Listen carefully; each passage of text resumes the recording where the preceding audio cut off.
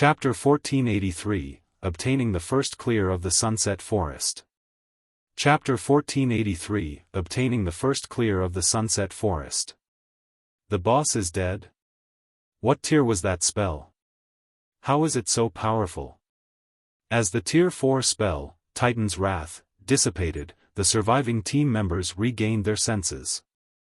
Even then, they couldn't bring themselves to believe that the King of Trees was dead.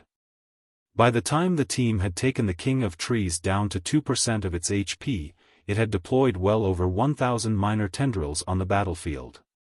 With the remaining 100+ members on the team, it would have been impossible to wipe out the boss's remaining HP before the mythic monster annihilated the rest of the team.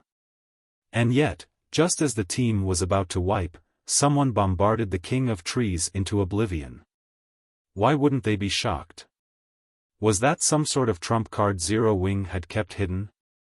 Phoenix Rain stared at the empty plot before her in shock. She had never expected Zero Wing to have a Tier 4, large-scale destruction magic scroll. At this stage of the game, Tier 3 magic scrolls were extremely precious. With just one of these scrolls, an ordinary player could make a fortune overnight with enough funds to purchase a powerful set of equipment. Among the various magic scrolls available, large-scale destruction spells and summoning spells were the most valuable and highly sought after by the various large guilds. Both types of magic scrolls were powerful enough to turn the tide in battle. But Feng had actually used a Tier 4, large-scale destruction magic scroll. Not even the Dragon Phoenix Pavilion had gotten their hands on such a scroll. The King of Trees' death contributed a tremendous amount of EXP to the surviving players. Phoenix Rain had even risen from level 48 to level 49. They had obtained more EXP than anyone had expected. Meanwhile, after the King of Trees' death, the barrier enveloping the Sunset Shrine gradually disappeared. System, congratulations. You are the first team to raid the Sunset Forest successfully. Rewards in the Sunset Shrine doubled. You will be teleported out of the Sunset Forest after 1 hour automatically. Healers, resurrect the dead. Everyone else, rest up, Feng commanded before entering the Sunset Shrine with Phoenix Rain to inspect the treasures inside. The other players couldn't help their envy, curious about what treasures the shrine held, but they knew that they'd have to wait. Historical sites typically offered far more treasure than dungeons, some of which could be used as guilds' trump cards. Naturally, these guilds would have more of an advantage if fewer people knew about these items. As for Feng, not only was he Phoenix Rain's ally, but he had also signed a contract with the Phoenix Pavilion Master. He had also contributed the most during the raid. Thus, he qualified to enter the shrine alongside the guild leader. Zero Wing and the Azura Adventurer team, Quiet Melody could not help but watch Feng's departing back before glancing at Azura's resting members, curiosity and intrigue dominating her thoughts. It seems that I really will need to report to the guild leader. Despite all of the effort the Sacred Temple had spent raiding various historical sites, the guild had failed to raid a single Grade 2 ruin, yet Phoenix Rain's temporary team had secured the first clear of a Grade 1 historical site. If other guilds discovered this, it would cause a commotion. On the journey here, Quiet Melody had carefully observed everything that had happened. Based on what she had seen, she was absolutely certain that without Zero Wing and Azura's help, Phoenix Rain's team would have failed. In fact, they would have been lucky to reach the Sunset Forest's core within the allotted time, much less kill the mythic-ranked King of Trees. She had never imagined that a recently established guild like Zero Wing could become so powerful in such a short amount of time. While historical sites were very rare in God's domain, super guilds like the Sacred Temple had discovered quite a few already. The only thing preventing them from harvesting these ruins' treasure was their lack of strength. Although she did not know what the conditions of Phoenix Rain and Zero Wing's agreement, the Sacred Temple was capable of any price she could afford. Elsewhere, with the magic barrier gone, Feng and Phoenix Rain easily entered the Sunset Shrine. The interior was luxurious. It looked more like a palace than a shrine. Meanwhile, the two found a large pile of items in the center of this palace. This is the Sunset Forest's first clear reward? Even Phoenix Rain, who had seen plenty of treasure before and had her own significant wealth, was surprised to see the mound before her. Among the small mountain of items, she easily counted more treasure chests than what they had looted from the 3 dryad nests they raided earlier. She even saw a few epic treasure chests among them.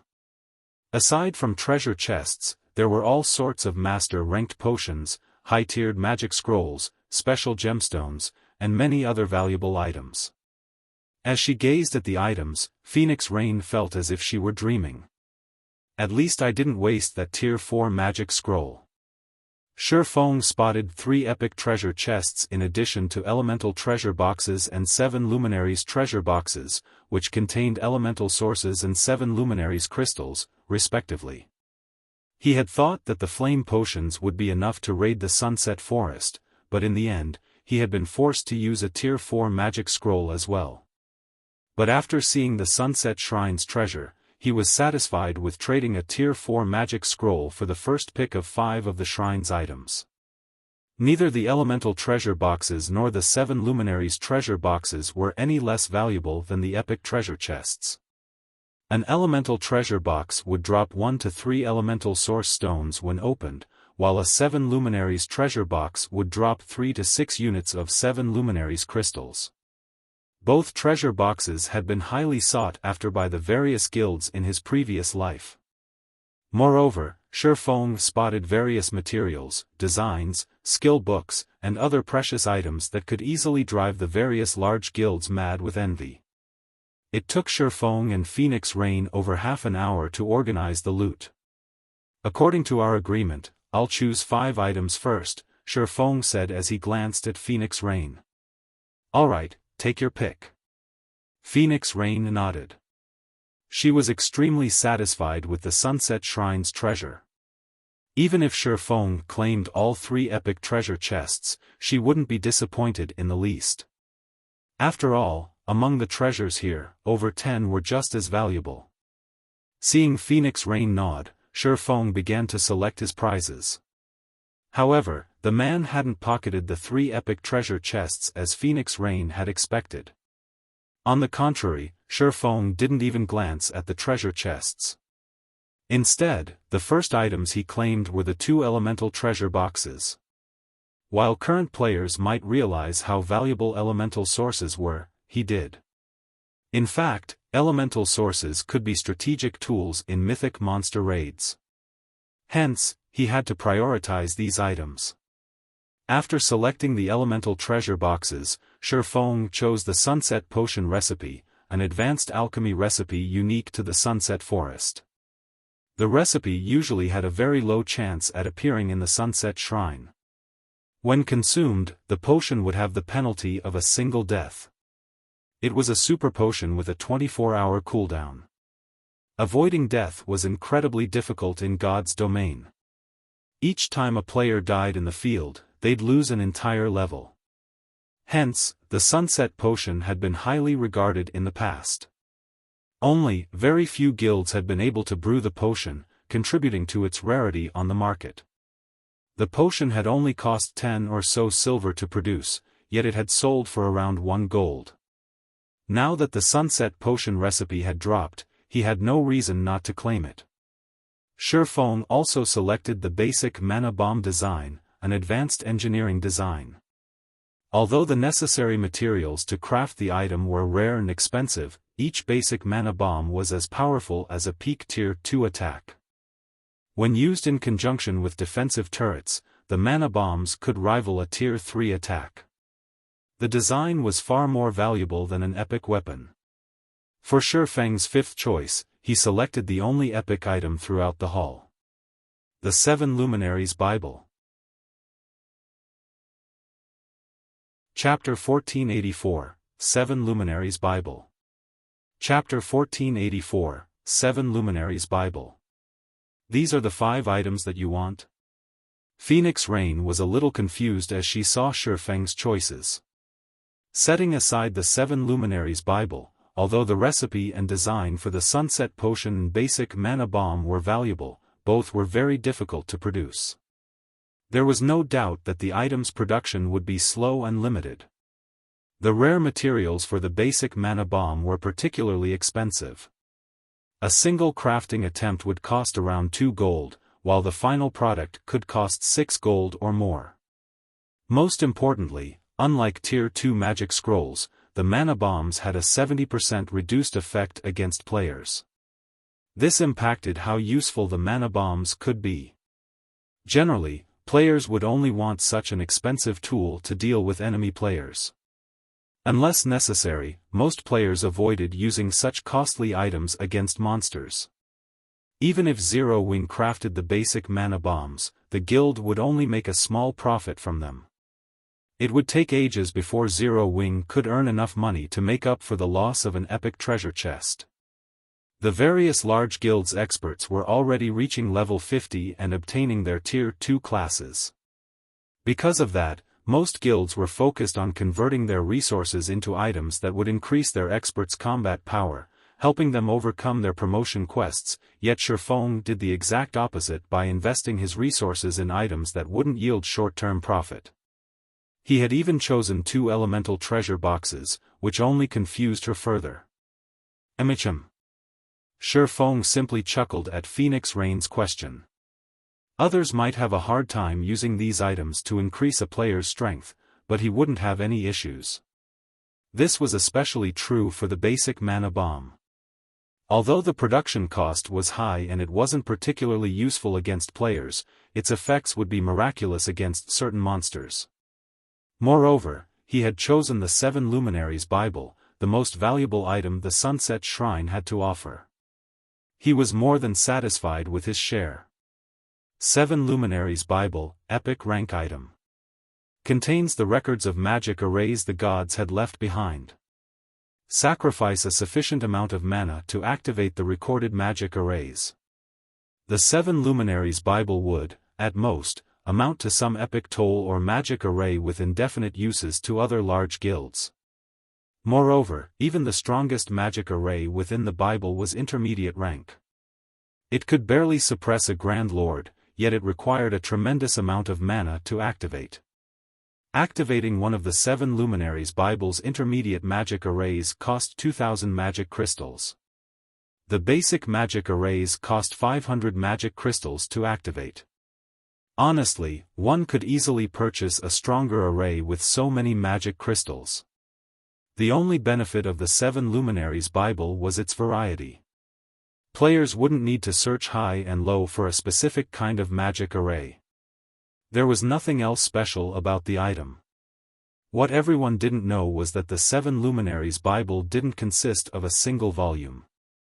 Rather, there were a total of 7 books. Only after gathering all 7 volumes could one display the 7 Luminaries Bible's true power. The various superpowers had clashed often to obtain more of the Bible's volumes in the past. They had discovered that one could use advanced magic arrays once they had collected 2 volumes. While intermediate magic arrays were rare, players could find them if they put in a little effort. However, the same could not be said for advanced magic arrays and above. In addition, the materials needed to craft advanced magic array scrolls were exceedingly expensive. Meanwhile, these arrays could even suppress mythic monsters, which would, in turn, increase players' chance of obtaining precious items. One could just imagine how valuable an advanced magic array could be if they could use it indefinitely for the cost of magic crystals. God's Domain's current superpowers hadn't discovered this secret yet. Otherwise, Phoenix Rain would have mourned the item's loss. Once Feng had chosen his 5 items, Phoenix Rain organized her harvest. They had obtained far more than she had expected. After opening the 3 epic treasure chests, she had gained 3 epic items and 1 epic ranked, growth-type shield.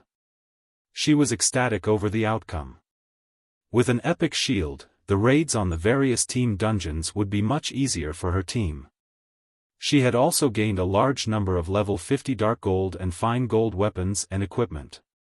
Since level 50 was a major turning point in the game, level 50 equipment attributes were 2 ranks higher than that of level 45 equipment. Level 50 secret silver equipment could rival level 45 dark gold equipment. She now had enough level 50 secret silver, fine gold, and dark gold equipment to fully arm a 100-man team. As long as she gave these pieces to players who had items that reduced level requirements, they could improve their equipment right away. The shrine had also contained a large number of rare gemstones, all of which could visibly improve players' combat power. Meanwhile, the contest on Thunder Island prohibited the use of magical tools. This included items like the Bible of Darkness. Players had to rely on their own strength during the contest. This was also why Nine Dragons Emperor had spent so much money to gain Bloody Paradise's help in the Sunset Forest. When Phoenix Rain tried to hand 20% of the harvest to Xiaofan refused the items. Instead, he requested Ancient Origin wood as his share of the bounty, which was the equivalent of every log they had found during the raid. With the Ancient Origin wood, Zero Wing could begin producing advanced speedboats. Since Phoenix Rain needed the weapons and equipment, she saw no reason to refuse him.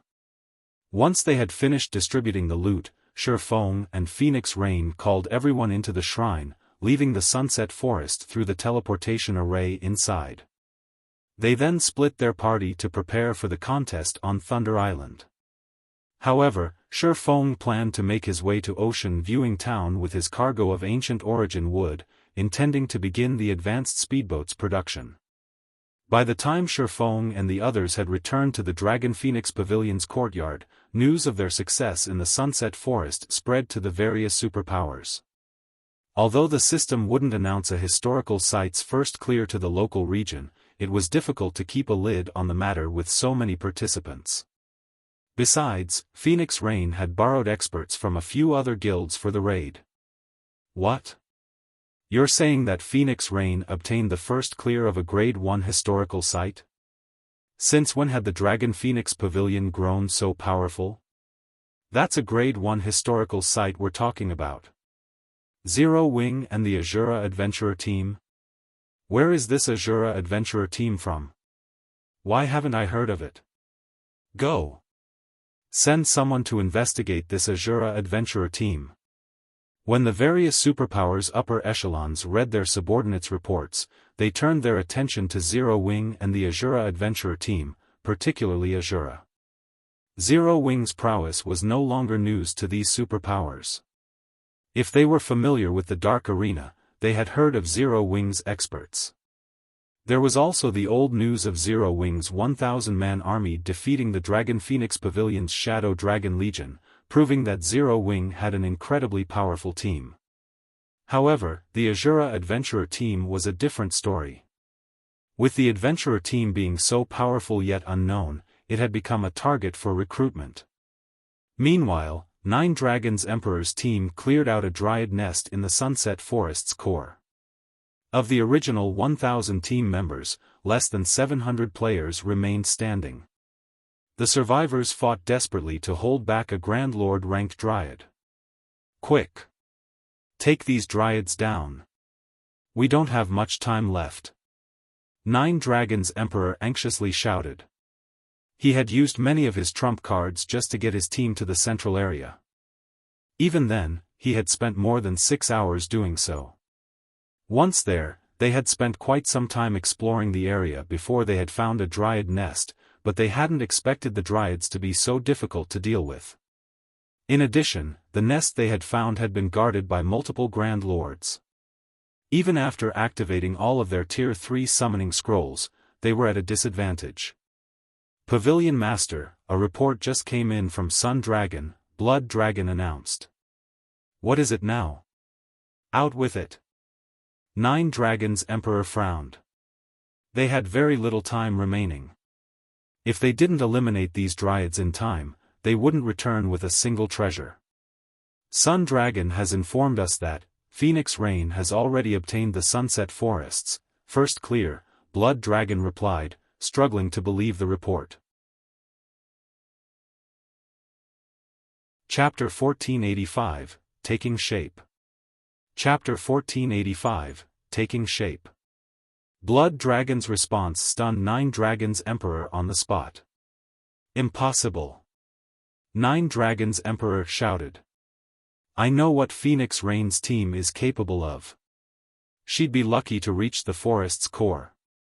How could she possibly obtain the Sunset Forest's first clear? They were from the same guild, so he knew practically everything about Phoenix Rain's capabilities. Even if she had some unknown trump card, she could never defeat the historical site's final boss. He was only confident in doing so because he had an advanced magic array and the aid of Bloody Paradise. As far as he knew, Phoenix Rain didn't have an advanced magic array. Sun doubted the information as well, so she used multiple sources to verify the claim. She even obtained a video recording of the raid, so there is no mistaking the information, Blood Dragon explained. One of the reasons for her success was a tool called the Flame Potion, which significantly reduced the boss's attributes. In addition, the Azura Adventurer team has a super powerful MT that tanked the weakened boss by himself. In the end, Zero Wing used a Tier 4 magic scroll to finish it off. Lucky bastards. They actually found a way to weaken the boss. Nine Dragons Emperor fumed when he saw the video Blood Dragon had sent him. A trace of envy flashed in his eyes. However, he sneered and growled, just you wait. You may have secured the Sunset Forest's first clear, but I'll teach you that your struggles are futile soon. Blood, notify Sun and tell her that she proceed with the plan. Contact Beast Emperor as well and tell that old bastard that I'm running out of patience. I don't want to see Zero Wing prance about any longer. Understood. Blood Dragon shuddered when he heard the cold determination in Nine Dragons Emperor's voice. Elsewhere, Feng arrived in Ocean Viewing Town via a teleportation array. The town's player population had increased significantly since his first visit. He saw countless players forming teams and parties as they prepared to set sail for the islands to grind and level. He also spotted a few merchant fleet representatives conducting their maritime transportation business. Transport from Ocean Viewing Town to Sandy Bay Town. Special price right now. Only charging 15 silver per person. Less than 1,000 slots of bag space free of charge. 5 silver for every additional 1,000 slots. 3 silver for each non-bag space item. Transport from Ocean Viewing Town to Coral Harbor. Only charging 20 silver per person. Less than 1,000 slots of bag space free of charge. 7 silver for every additional 1,000 slots. 5 silver for each non-bag space item. Many independent merchant and adventuring players crowded around the merchant fleet representatives, trying to haggle down the prices. Players who preferred to use the merchant ships were generally trying to avoid exorbitant teleportation fees. Cross-national teleportation fees were particularly expensive. Even teleporting to a neighboring country cost more than 1 gold. It wasn't unusual to pay 2 or 3 gold when traveling farther. It was cheaper to hire a ship. This was especially true for players transporting non-bag space items. Although the maritime transportation system in Ocean Viewing Town wasn't yet perfect, it had begun to take shape. These people sure are taking action quickly. Glancing at the various merchant players, Feng easily spotted over 5 merchant fleets. It seems that I'll need to produce the new type of cargo ships as soon as possible. Maritime transportation had been very well developed in the past. It had also generated a frightening amount of wealth for players. Hence, the various large guilds had established their own merchant fleets and contested over territory at sea. Initially, Feng had been satisfied with the development of his naval forces, but there were plenty of capable players in God's domain. In the end, many players had quickly discovered this business opportunity. At the moment, these merchant fleets were renting ordinary cargo ships from NPCs. Each ordinary cargo ship could only carry 35 people, and the cargo ship's item space was limited. Each ship could only carry 30 non-bag space items at a time. He had previously spent 30,000 gold to purchase a special medium shipyard. As long as he had sufficient materials and engineers, he could begin constructing the new cargo ships immediately. Not only were the new cargo ships 15% faster than ordinary cargo ships, but they could also carry up to 40 people at a time. Meanwhile, Feng had both engineers and materials available to him. He could start producing the ships as soon as he desired. Once these new cargo ships were built, he'd make a fortune off of them whether he rented them out or used them himself. Following which, Feng contacted Melancholic Smile and had her dispatch a large number of engineers to Ocean Viewing Town. Previously, the Candlelight trading firm had lacked both quantity and quality of engineers, but now they had become a holy land for lifestyle players in Star Moon Kingdom. Since the trading firm constantly recruited lifestyle players, they had a large collection of engineers. Right now, even if the trading firm only dispatched a small fraction of these players, they would be more than enough to operate a large shipyard, not to mention a medium shipyard. Guild leader, do you really intend to use such a precious material to construct the Flying Eagle speedboats and new cargo ships? Burning Abyss was astonished as he gazed at the ancient origin which Feng had placed before him. As a master engineer, he had researched the various materials available in God's domain. This was especially true for the materials useful to engineers. He knew that ancient origin wood was a top-tier material meant for ship construction. Using it to construct bronze speedboats would be a waste, much less constructing an advanced speedboat. The new cargo ship was even less valuable than an advanced speedboat. Just use it for now. I don't have any higher-ranked designs on me at the moment. Feng was just as reluctant to use the wood. After all, ancient origin wood was a precious material that could only be obtained from the Sunset Forest. When used to construct ships, not only would it increase the production success rate, but it also had a chance of strengthening the ship with the power of ancients, enhancing the ship's quality. It was incredibly extravagant to use it to construct a ship that wasn't even bronze rank. However, he couldn't care less at the moment. Ship designs were extremely rare. He had been fortunate enough to obtain the design for the Flying Eagle speedboat and the newly developed cargo ship. Following which, Feng handed Burning Abyss the basic mana bomb design and instructed him to produce the bombs. He was happy enough to let the advanced engineers take charge of producing the speedboats and the cargo ships. There wasn't a need to involve a master engineer like Burning Abyss in the project. The basic mana bomb was a different story. Despite only being basic rank, the design and advanced engineering design. If he left it to the advanced engineers, their success rate would at most reach 30%. If Burning Abyss crafted the bombs, however, his success rate would be at least 50%. Letting Burning Abyss produce the bombs would save on cost and materials. After all, the required materials were both rare and expensive. What an intricate design! I never knew magic arrays could be used in such a way. After glancing at the basic mana bomb design, Burning Abyss was captivated. I'll leave the shipyard's management to you. As for this design, you'll learn it. If you have time, try to produce as many of the bombs as you can. I have an important use for them, Feng said, chuckling at the engineer's starstruck expression. Guild leader? Burning Abyss was stunned when he heard Feng's instructions. However, he was instantly overjoyed and excited.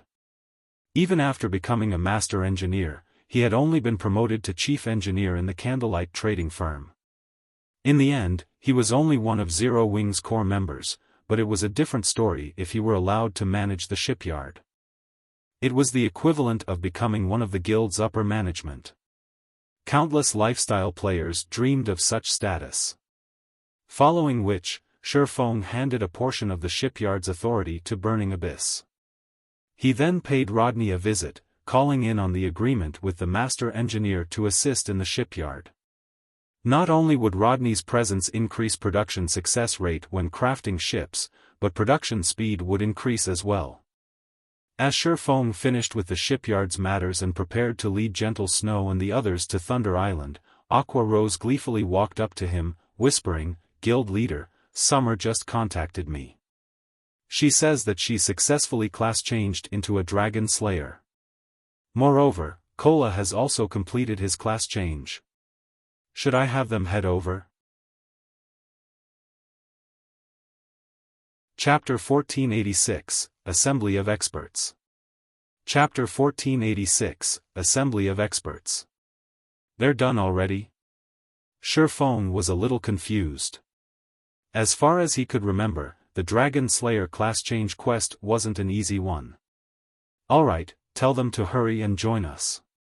Honestly, he had been somewhat worried about having sufficient strength for the contest on Thunder Island and had even considered recruiting Owl's help. However, it seemed that wouldn't be necessary. Kola's success in becoming a Tier 2 Dragon Slayer Knight alone would boost the team's overall strength, not to mention alluring Summer, who was now a Tier 2 Dragon Slayer Mage. Both basic attributes and skills would undergo a qualitative transformation when players reached Tier 2. Kola also had the epic-ranked Dragon Scale Shield. Had he been present during the King of Trees raid, the raid definitely would have been a lot easier. He wouldn't have needed to waste an incomparably precious Tier 4 magic scroll.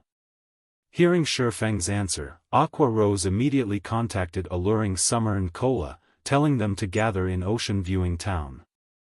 Guild leader, if we don't leave soon, I'm afraid we won't make it in time, Gentle Snow said worriedly as she looked at the time. It would take quite some time to travel from Star Moon Kingdom to the Apocalypse Empire. Thunder Island was located in the Sea of Death's inner region, very far away from the Apocalypse Empire. There weren't any teleportation arrays connected to the island, so players had to rely on other means to reach it. In fact, the various major powers participating in the contest for Thunder Island's authority had long since set out. Phoenix Rain and Nine Dragons Emperor had only delayed their departure to obtain the weapons and equipment from the Sunset Forest. As soon as Phoenix Rain had cleared the historical site, she and her subordinates rushed towards the island. Since Feng had wanted to begin producing advanced speedboats as soon as possible, he had made a trip to Ocean Viewing Town with the ancient Origin Wood.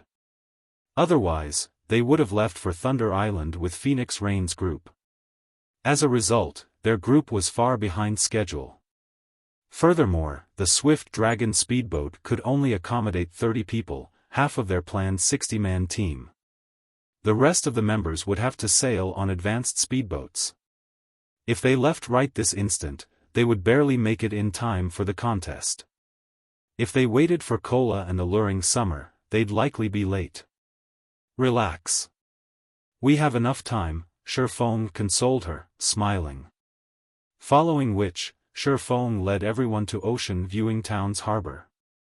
Half an hour later, Kola and alluring Summer finally reached the harbor atop two majestic thunder wolves. The moment Kola and alluring Summer arrived, they attracted a lot of attention from the players at the harbor. They were difficult to miss. Both of these players radiated intense auras from atop their mounts. Guild leader, we're sorry for the wait, Kola apologized as he stopped before Feng. It's fine. It's about time to set out, Feng said, nodding. He then invited Kola and alluring Summer to the team. When Lifeless Thorn and his companions from the Ice Crystal world saw Kola and alluring Summer, they were astounded. They had already been shocked by the Strength Zero Wings members displayed.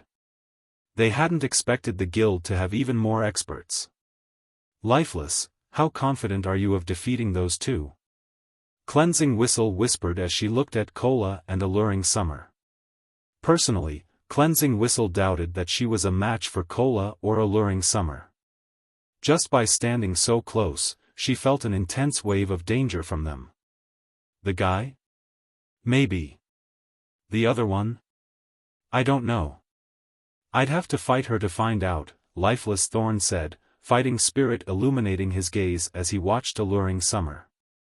He had struggled to find anyone who could offer a good fight back in Cold Wind City.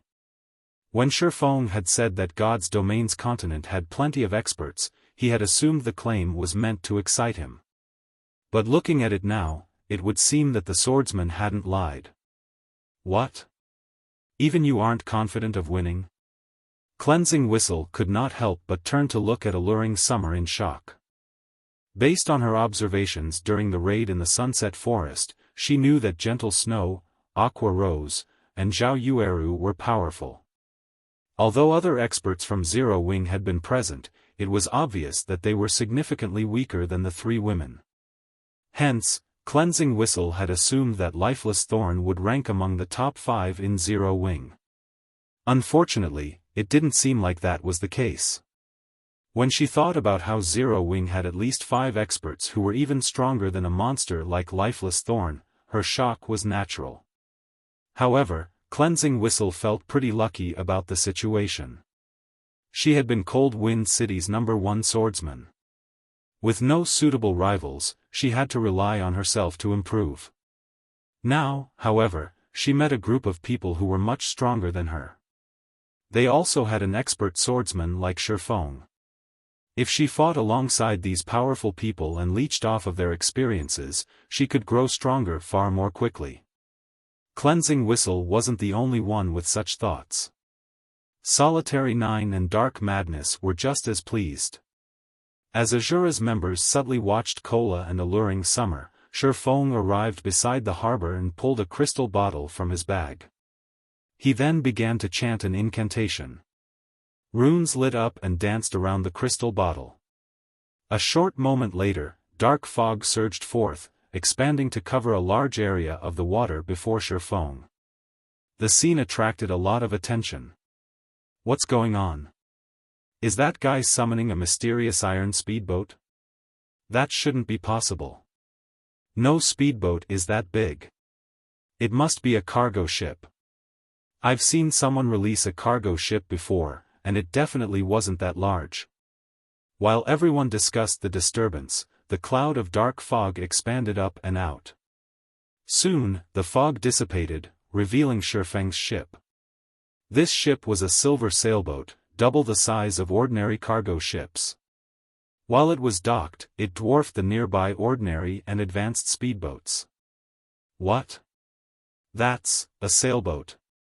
How is this possible? Everyone was stupefied when they saw the one-horned sailboat. As naval players, they had spent most of their gaming career in God's domain at sea. Although they weren't well-known experts, they understood ships just as well, if not better, than the various large guilds. A sailboat could send tremors throughout the Apocalypse Empire. It could definitely overturn the current hierarchy of the Empire's naval powers. Even a bronze speedboat was no more than a fly to be swatted in the face of a sailboat. Guild leader, since when do you have a sailboat? Could it be? Have you already repaired the sailboat we got from the Fallen Ark? Aqua Rose's eyes glowed as she stared at the monstrosity of a ship before her. Although Zero Wing had the Swift Dragon speedboat, at the end of the day, a speedboat was just a speedboat. Without a large number of support ships, it would be very difficult to exert the Swift Dragon speedboat's maximum potential. At most, Zero Wing would be a minor threat to the Apocalypse Empire's various naval powers. However, it was a different story if Zero Wing had a sailboat. A sailboat would allow Zero Wing to contest for the Empire's port cities. If they had their own port city, they wouldn't have to operate in the dark. They could simply steamroll over any opposing forces. Even Gentle Snow was speechless. Despite being one of the guild's vice-guild leaders, she still didn't have a clear idea of how many secrets Zero Wing had. It wasn't unlike the Azura Adventurer team's sudden appearance. I haven't repaired the Storm sailboat yet.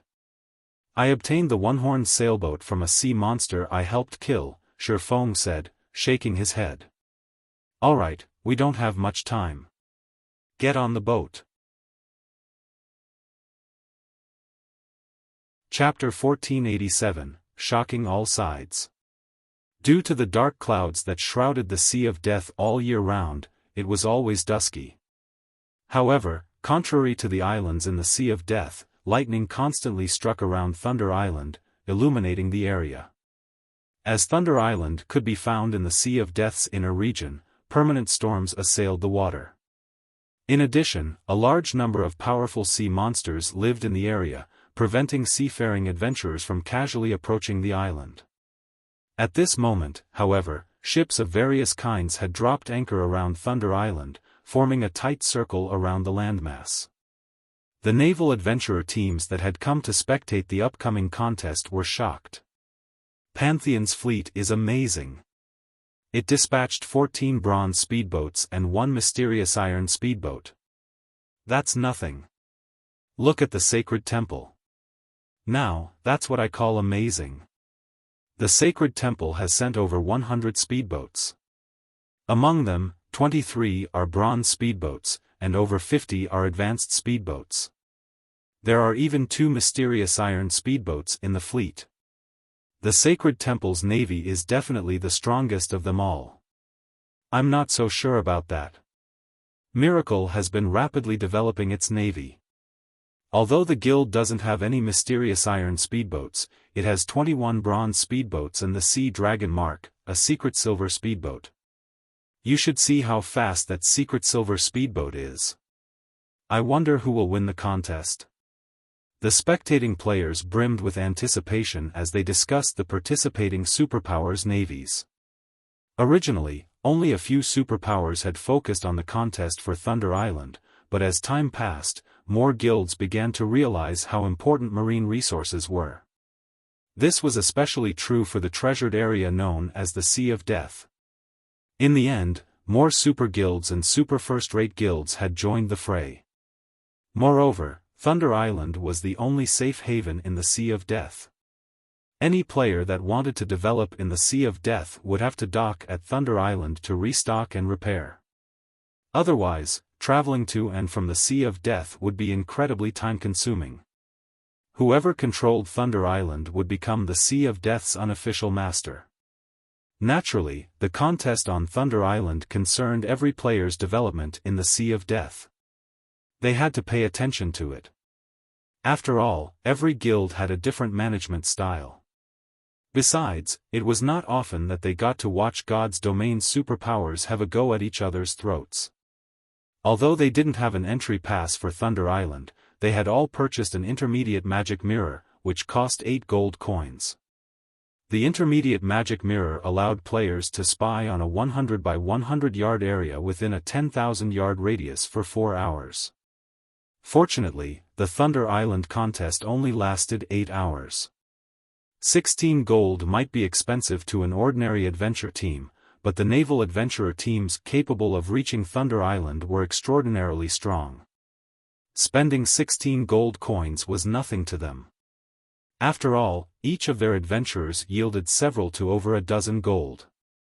They could easily earn back the spent coins by exploring dangerous areas. Players didn't get to see matches between the superpowers peak experts every day. Who knew when they would get another opportunity? Furthermore, the various large guilds highly valued Thunder Island. They would definitely go all out in the upcoming contest. While everyone waited for the barrier around the island to open, speedboats continued to arrive. Among these speedboats, some belonged to the various expert teams the superpowers had hired. Amazing! Isn't that the Shadow Knight Order, a top adventurer team in the Beast Empire? They're joining the contest as well? Look! That person looks like Undead, Bloody Paradise's commander. Many of the ships sailing towards Thunder Island belonged to well-known experts and adventurer teams in God's domain.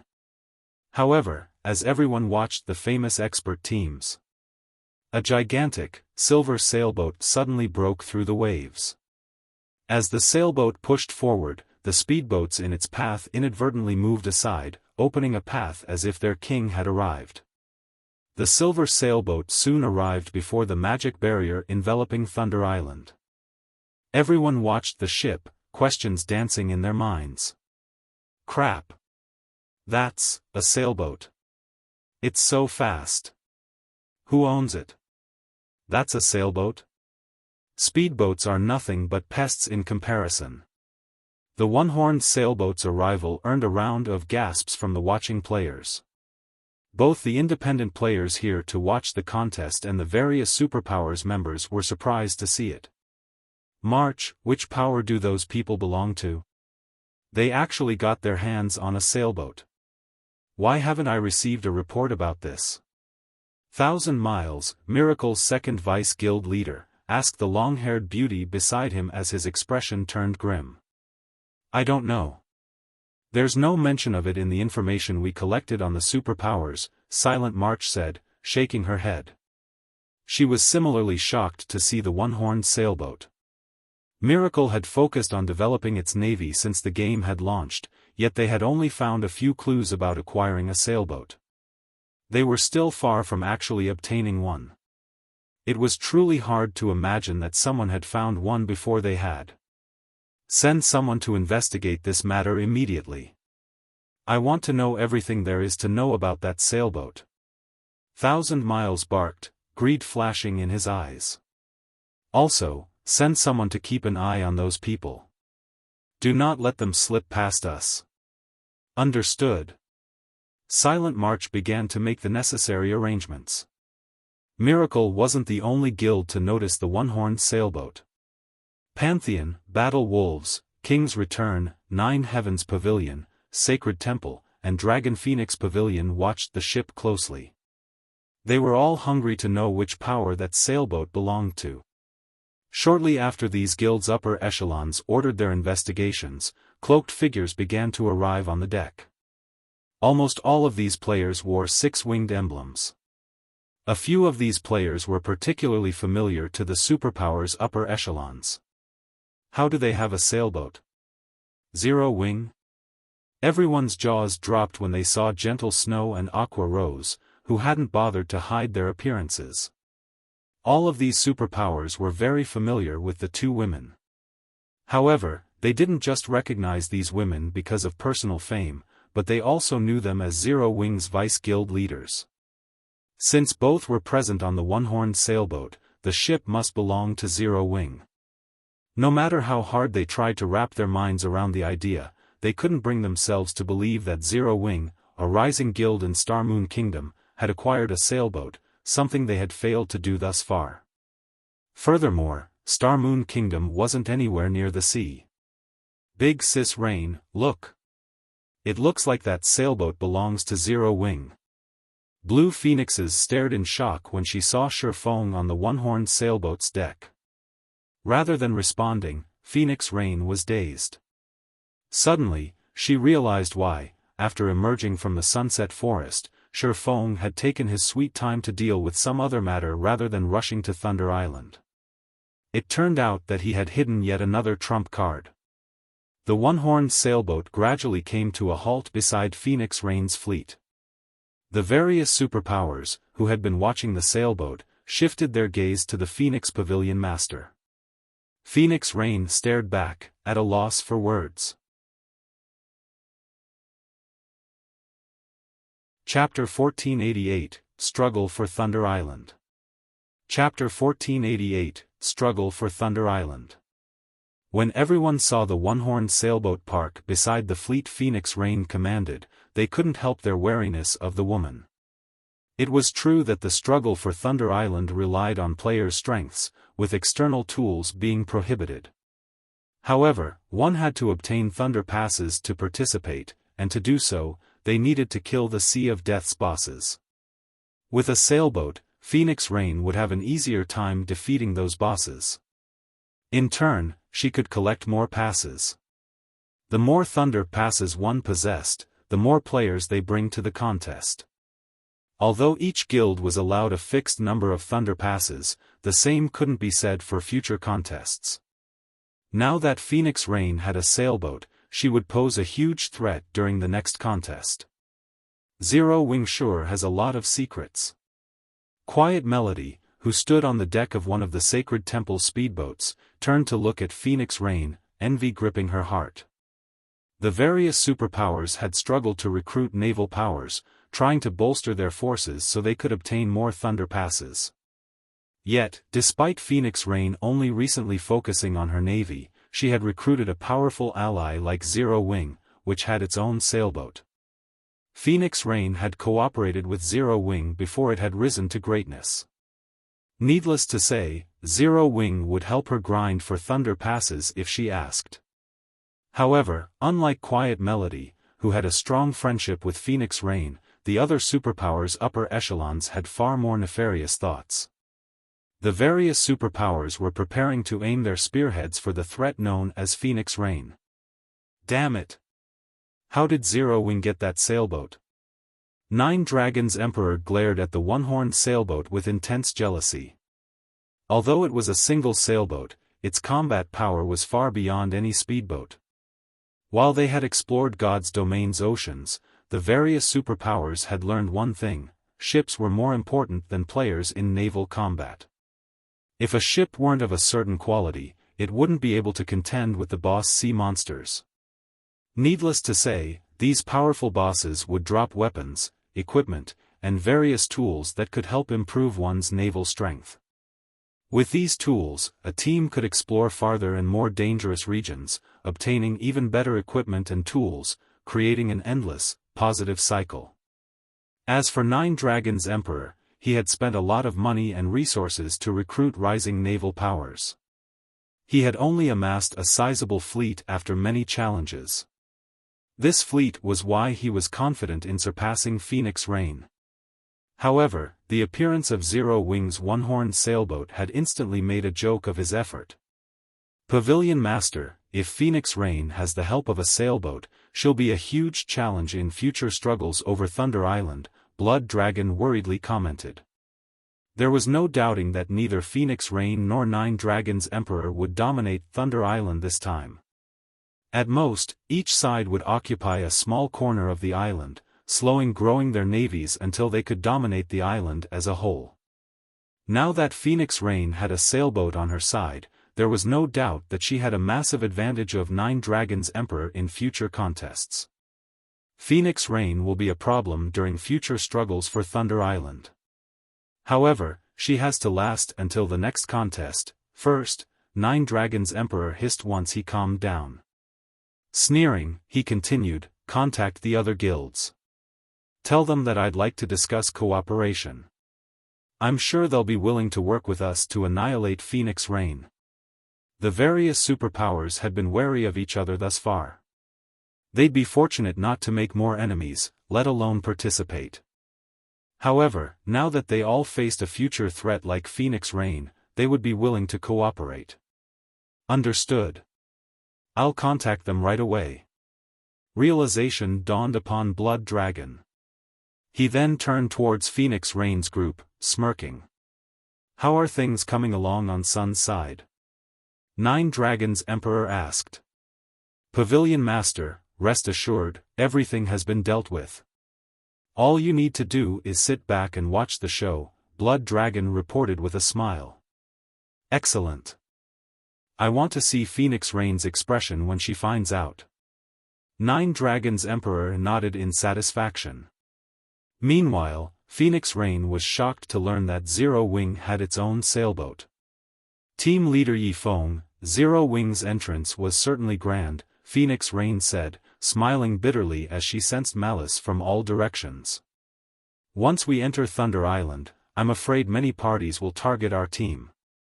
Phoenix Pavilion Master, don't you see the opportunity? Feng retorted, chuckling. While Zero Wing's frightening potential was a threat to their competitors, it also made the guild the best choice for an alliance. It was impossible for a single superpower to monopolize Thunder Island. Everyone understood this, and it was precisely why the various superpowers sought allies.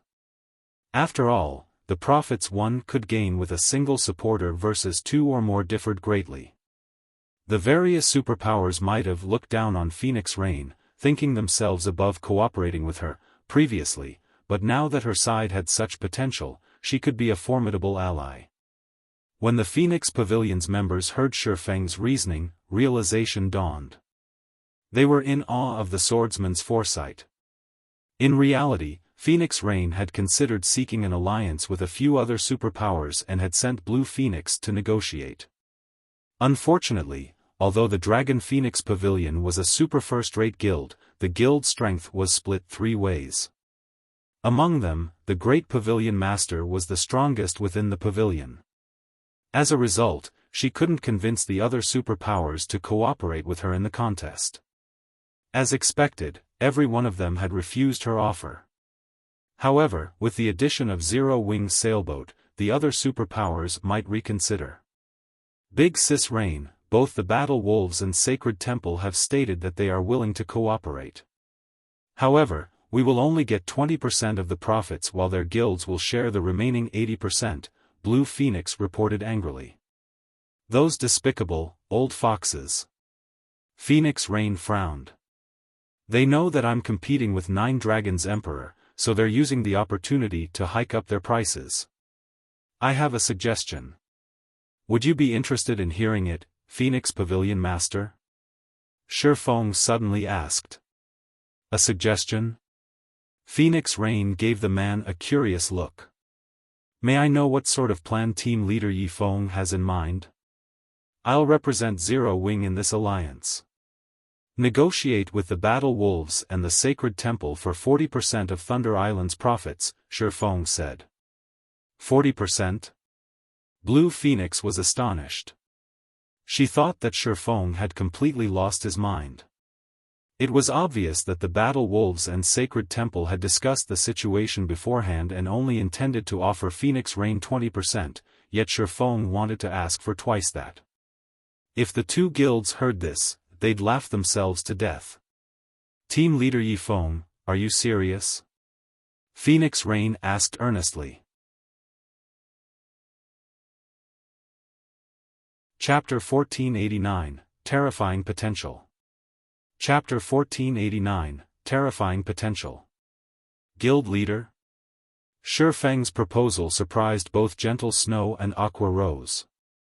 Both women thought the idea was ludicrous. The 20% the Battle Wolves and Sacred Temple had proposed included Zero-Wing's cut, yet he wanted to double the price. Neither guild would ever agree. After all, both were bona fide super guilds. Phoenix Pavilion Master, do you really think that our two guilds aren't worth 40% of Thunder Island's profits? Feng asked, smiling. This, for a time, Phoenix Rain did not know how to answer Feng's question. Her forces were, in no way, inferior to Battle Wolves and Sacred Temples. She just didn't have as many people. However, it was a different story if she included Zero-Wing's sailboat. Zero-Wing's sailboat could make up for the naval combat power the Phoenix Pavilion lacked. If both guilds worked together in the future, they'd be able to secure far more Thunder Passes than the Battle Wolves and Sacred Temple. Hence, asking for 40% of the profits was in no way excessive. Only, the Battle Wolves and Sacred Temple knew that other guilds would target her if she didn't cooperate with them. All sides might even turn against her as soon as they entered Thunder Island. If you don't feel that we're worth that much, then you should see this. Feng understood Phoenix Rain's concerns. He sent her a trade request, placing one of the crystal bottles from his bag into the trade window. This is a small sailboat. How? Phoenix Rain shot Feng an astounded look when she saw the item. In God's domain, items currently in use couldn't be placed in a trade window. The fact that she was staring at a small sailboat proved that Zero-Wing had more than one. She found it truly hard to believe that, while the various superpowers frantically searched for sailboats, Zero-Wing had acquired at least two without anyone noticing.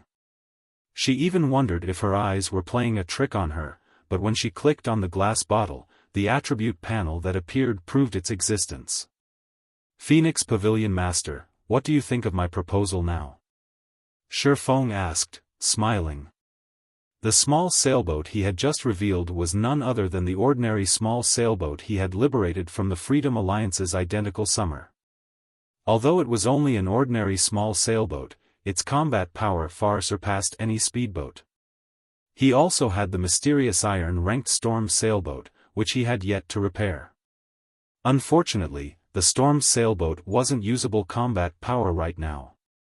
Hence, he had only decided to reveal the ordinary small sailboat. I understand. I'll notify the Battle Wolves and Sacred Temple about your proposal, Phoenix Rain said after taking a deep breath.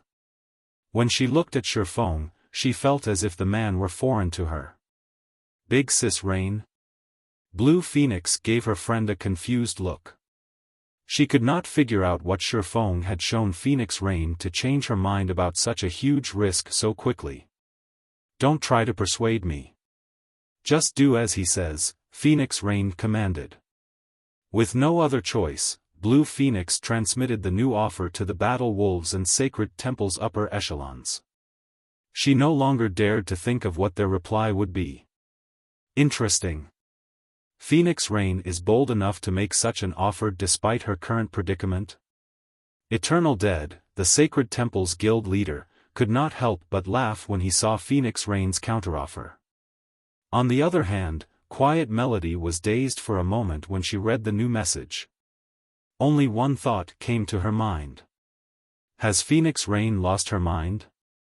If Phoenix Rain had the authority to mobilize all of the Dragon Phoenix Pavilion's forces and Zero-Wing sailboat, she might have a chance of convincing the Battle Wolves and Sacred Pavilion to agree with her conditions. Unfortunately, with her current strength, the super guilds would never agree. Based on Quiet Melody's knowledge, Phoenix Rain had only obtained 270 slots for the contest. That was barely on par with 9 Dragon's Emperor's slots, but the Sacred Temple had 710. Ignoring the standards of the guild's experts, the severe difference in numbers put Phoenix Rain at an overwhelming disadvantage. Melody, tell Phoenix Rain that her condition lacks sincerity, and the Sacred Temple will need time to consider her offer properly, Eternal Dead said, smiling. Understood. Quiet Melody nodded. Elsewhere, the Battle Wolves' upper echelons prepared a similar answer. Big Sis Rain, both guilds gave the same reply. They have said that they need more time to consider, Blue Phoenix helplessly reported. Obviously, the Battle Wolves and the Sacred Temple wanted to watch them make a fool of themselves and take advantage when the other superpowers targeted their forces on Thunder Island. If they went crawling to the two guilds then, they'd be lucky to get 20%, much less 40% of the island's profits. As expected. It seems that we can only take this one step at a time. The outcome didn't surprise Phoenix Rain whatsoever. All she could do was try her best in the contest. As long as she could occupy a spot on the island, nothing could stop her in the future. While the various superpowers had negotiated alliances, the magic barrier around Thunder Island turned from blue to crimson. Furious roars echoed from the island, and despite being so far away, everyone heard them clearly. Has the contest begun? As more of the island's monsters voiced their rage, the spectating adventurer teams took out their intermediate magic mirrors and began to observe the landmass. Move out. In response, the various superpowers stored their ships and retrieved their thunder passes. They used the passes to leave a thunder mark on their members, each pass imparting 10 marks. Any player with a thunder mark could teleport to Thunder Island at any time. Shortly after, the various superpowers members disappeared almost simultaneously as they teleported to Thunder Island to contest for the Ancient Towers. During the contest, players were prohibited from using any tools. They could only rely on their own power to compete. In addition, all of the island's monsters had frighteningly high magic resistance and defense. Players had to occupy as many ancient towers as they could, reducing these monsters' magic resistance and defense, or raiding the encampments would be very difficult. Meanwhile, teleportation to Thunder Island wasn't completely random. Generally, players who were close to each other would teleport to the same location. As long as they gathered before teleporting to the island, they could take action as a team as soon as they arrived.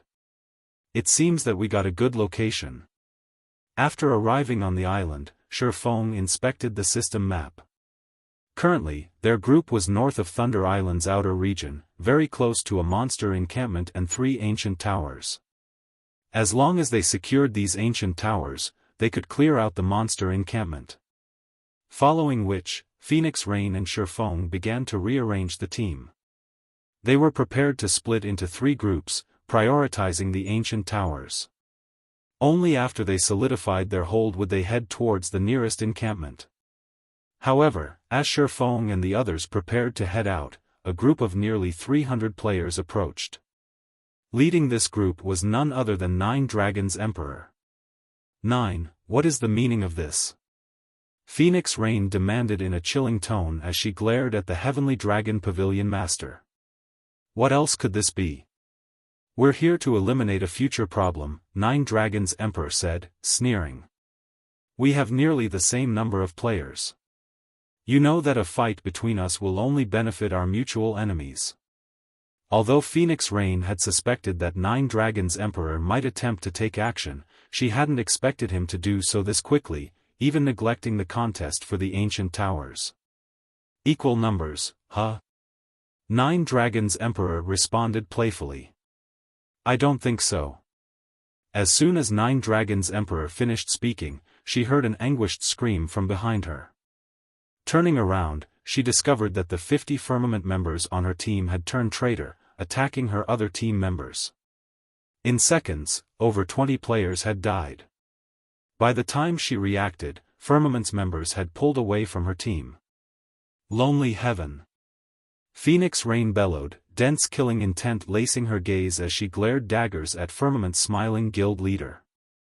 Phoenix Pavilion Master, if you have to blame someone, blame yourself for making the wrong decision.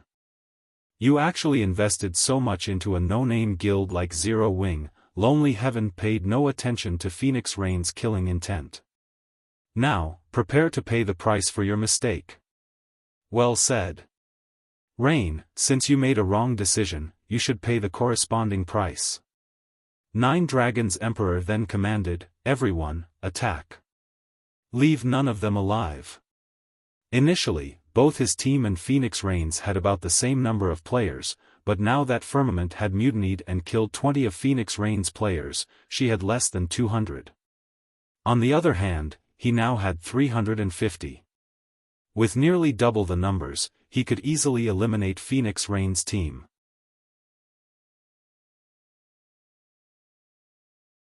Chapter 1490, Bloodhand Yama. Chapter 1490, Bloodhand Yama. As soon as 9 Dragons Emperor gave the command, his experts marched forward in formation. With Martial Dragon and Blood Dragon on the front line, the melee players charged at Phoenix Rain's team.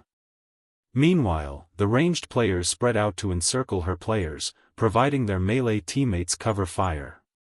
The healers in the back began their incantations immediately. With Firmament's members behind them, Phoenix Rain's team had nowhere to go. Everyone, concentrate your attacks on Firmament's members. We're breaking through. Avoid prolonged fights. Although Phoenix Rain was furious about Lonely Heaven's betrayal, wanting nothing more than to murder the bastard herself, she quickly recovered her calm and decided to save as much of her team's strength as possible. After all, the contest for Thunder Island had just begun. Both sides had plenty of Refinement Realm and above experts. If Refinement Realm experts worked together, their overall combat power would increase tremendously. When fighting foes of the same level, even at a numerical disadvantage, they'd be impossible to annihilate quickly. Unfortunately, defeating 9 Dragons Emperor's team was impossible. Although she had Feng and Zero Wing's other peak experts, 9 Dragons Emperor had his own. The Shadow Dragon Legion's Shadow Tooth and Martial Dragon were the best examples. Both were Domain Realm experts and more than capable of posing a problem for her team. In addition, 9 Dragons Emperor had other experts under his command and the help of Bloody Paradise. Although the Phoenix Pavilion and Heavenly Dragon Pavilion on part in overall strength, the trump card legions under each banner weren't under the full control of their respective pavilion master. Rather, these trump card legions prioritized the Great Pavilion Master's commands. Meanwhile, Phoenix Rain had only been the Phoenix Pavilion's master for a short time, and as a result, the Phoenix Pavilion's trump card legions still maintained their loyalty to the previous master. Like Shadowtooth's case, she wasn't allowed to order them around and had to resort to persuasion. This was why her power base was significantly weaker than 9 Dragons Emperor's. Now that he had persuaded Shadowtooth to fight for him, and Martial Dragon, whom Nine Dragons Emperor had nurtured, had become a domain realm expert. The gap between them had widened. With fewer players on her team, she had no chance of victory. She could only avoid a clash with Nine Dragons Emperor. Like in other maps, players that died on Thunder Island would lose a level and drop a piece of equipment.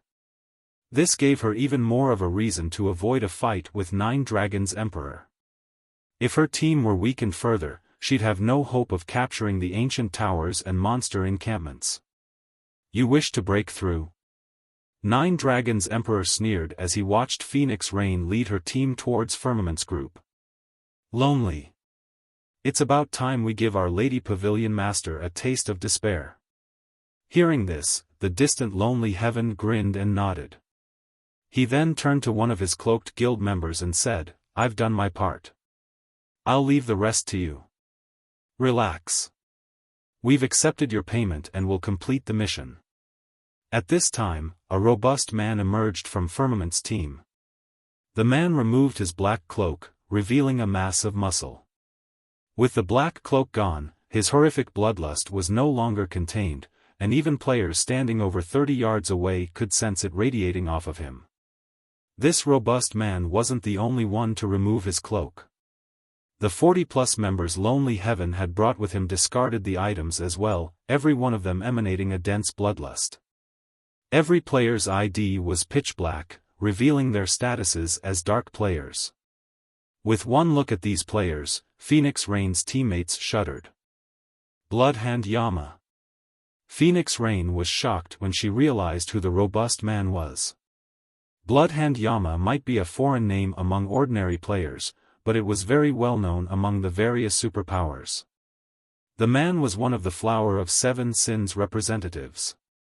He had killed numerous superpowers upper echelons in the past. "Phoenix Pavilion Master, your life is mine." Saying so, Bloodhand Yama gestured with a hand. Immediately, the Flower of Seven Sins members around him split into multiple parties and dashed towards Phoenix Rain and the others. He then raised his gray, diamond shield and tightened his grip on his double-headed, one-handed axe before charging like a berserk beast. Although Bloodhand Yama's team had very few members, the majority of them were shield warriors and berserkers. His team only had 5 healers. Because of the narrow canyon they occupied, the Flower of Seven Sins members easily formed a human wall that prevented anyone from passing. Meanwhile, the spectators watched the battle from the waters around Thunder Island. As a result, news of the battle spread quickly to the various superpowers on the island. Nine Dragons Emperor really is ruthless. Despite being from the same guild, he is trying to annihilate Phoenix Rain's forces. Eternal Dead, who currently commanded the Sacred Temple's members as they captured an ancient tower, couldn't help but chuckle when he saw the video. Fortunately, after this battle, Phoenix Rain should realize that without our help, she won't accomplish anything on Thunder Island. How rich! In addition to Bloody Paradise, he invited the Flower of Seven Sins to help him. He'll likely put Phoenix Rain down for good this time. When the battle wolf Sirius watched the video his subordinate had transmitted, he could not help his rueful sigh. In the virtual gaming world, both the Flower of Seven Sins and Bloody Paradise were organizations that were moved by money. The Flower of Seven Sins, in particular, was famous for its high prices. Even super guilds would lament the cost of assassinating a Vice Guild leader-level player. However, Sirius had to admit that the Flower of Seven Sins services were worth every penny. As long as one could afford their prices, the organization would guarantee any player's death. Meanwhile, back on the battlefield, the Flower of Seven Sins members slammed into Phoenix Rain's group. Bloodhand Yama easily made his way through the blockade of Phoenix Pavilion members. As if he could predict the future, he dodged or blocked every attack sent his way. When his double-headed axe descended, it always found its mark. As a result, Bloodhand Yama slaughtered the Phoenix Pavilion's refinement realm experts and slowly, but surely made his way towards Phoenix Rain. So strong.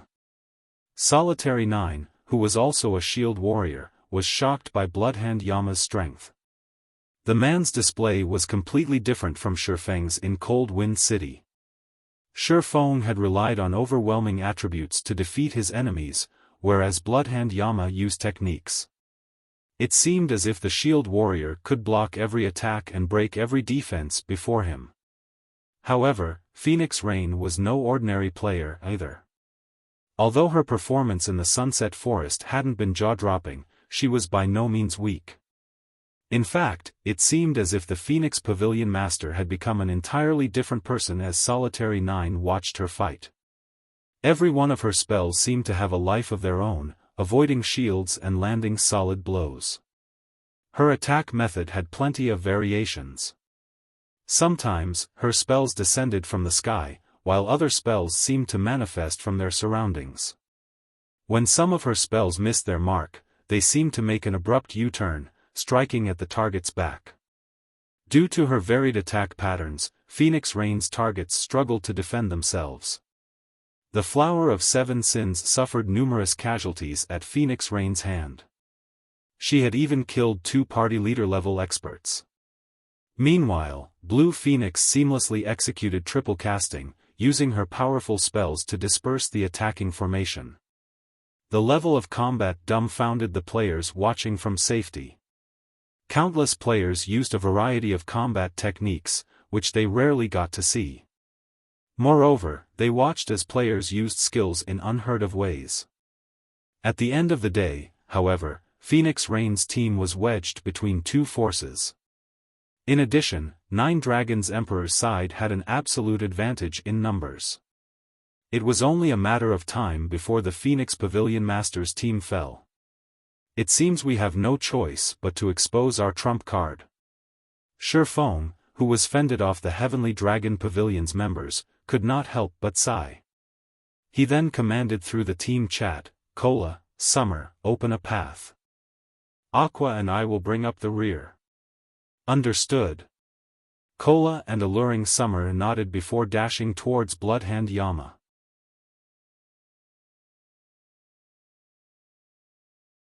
Chapter 1491, Experts Clashing.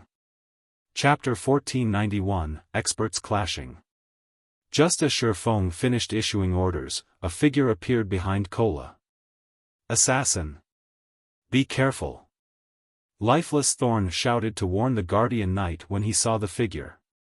He stood only 5 yards away from Cola, and at that distance, he could even sense movement in the grace, yet despite pushing his senses to their limits, he failed to detect the approaching figure. Only after this figure had revealed himself had he noticed the enemy assassin. He had never heard of such a high-level concealment technique. Although Lifeless Thorn tried to stop the assassin's attack, the latter was simply too fast. A split second after the assassin had appeared, a stake of black light sliced across Cola's back. "Do you really think you have any hope of leaving this place alive?" Shadowtooth, who wore a black mask, hissed after appearing behind Cola. "Assassinate!" Pung! When the black light descended, nearby players heard the sound of shattering glass. Before anyone had noticed, a transparent barrier had manifested behind Cola. Shadowtooth's attack sliced the barrier in half, but Cola remained unharmed. "Someone blocked my attack?" Shadowtooth was caught off guard. He turned to search his surroundings, intent on finding the player that had blocked his blade. The assassin's gaze soon found Alluring Summer, who wore pitch-black mage robes and wielded a blue, wooden staff. She actually stopped Shadowtooth's ambush? Just who is that female elementalist? 9 Dragons Emperor, who commanded the battle from afar, shot Alluring Summer a glance. Shadowtooth was the Dragon Phoenix Pavilion's #1 expert. Both his skills and items ranked among the best in the guild. Even Martial Dragon, who had grasped a domain, could not always fend off Shadowtooth's ambushes. 9 Dragons Emperor wouldn't have been terribly surprised to see a melee player with fast reactions fend off Shadowtooth's strike, but it had been an elementalist's. It was unbelievable. "Young lady, your reaction speed is quite impressive. But all you've done is called death upon yourself." Shadowtooth said in a chilling tone, narrowing his eyes at alluring summer. He then transformed into a shadow, dashing towards the elementalist as he ignored Cola. Once an assassin failed an ambush, they'd have a very difficult time killing an MT of the same level.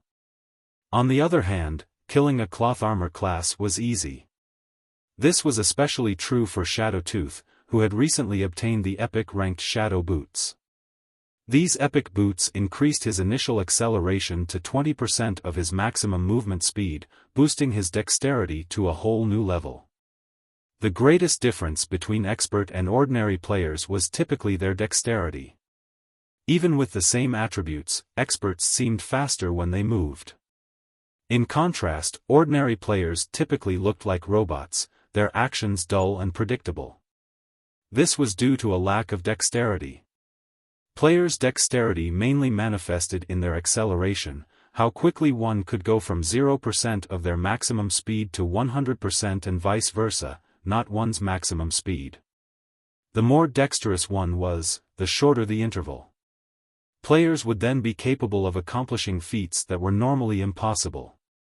If a player could begin accelerating at 20% of their maximum movement speed, the change would undoubtedly increase their dexterity by a large margin. Shadowtooth dodged one spell after another. Even when numerous melee experts blocked his path, he easily maneuvered his way through the gaps without getting caught. Lifeless Thorn even executed a perfect split spear, but the combat technique was utterly useless against the assassin. Not only had Lifeless Thorn failed to hit Shadowtooth, but he had even been struck by the man's counterattack. Despite Shadowtooth countering with an ordinary attack, the impact threw Lifeless Thorn over a dozen yards away, his HP instantly falling by 1/6 of its maximum. How is that guy so fast? The outcome stunned Cleansing Whistle and the other Azura members. They never thought that Lifeless Thorn could be repelled so easily. Fortunately, all of the players on Thunder Island were prohibited from using Berserk skills. The consequences would have been unimaginable if Lifeless Thorn had been struck by an empowered Shadowtooth. After removing the Berserker from his path, Shadowtooth quickly reached Alluring Summer, slashing Magic Breaker at the Elementalist's throat. Die! Shadowtooth activated the Tier 1 skill, Dark Blade, without hesitation. Not only was this skill impossible to block, but it also ignored the target's defense. Most importantly, the skill would silence the target for 5 seconds when struck. Even an ordinary expert could easily defeat a magical class player who couldn't cast spells for 5 seconds. However, just before the assassin's blade bit into Alluring Summer, several arcs of golden electricity wrapped around him and sealed his movements. What accurate judgment! Shadowtooth was slightly surprised to see the arcs binding him.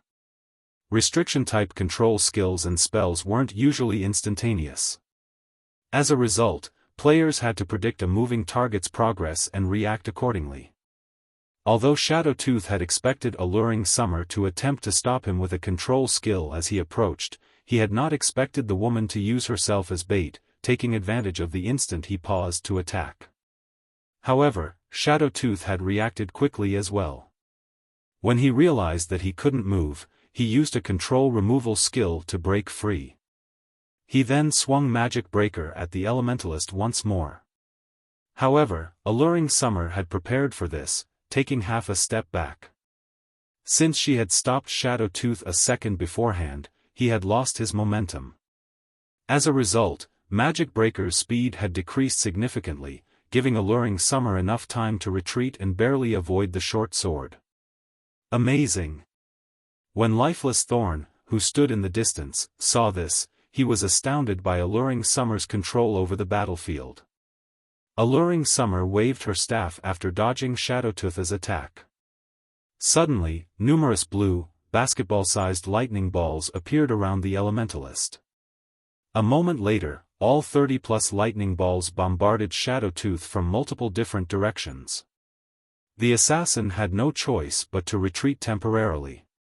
But as if the lightning balls had locked onto him, they moved towards his blind spots.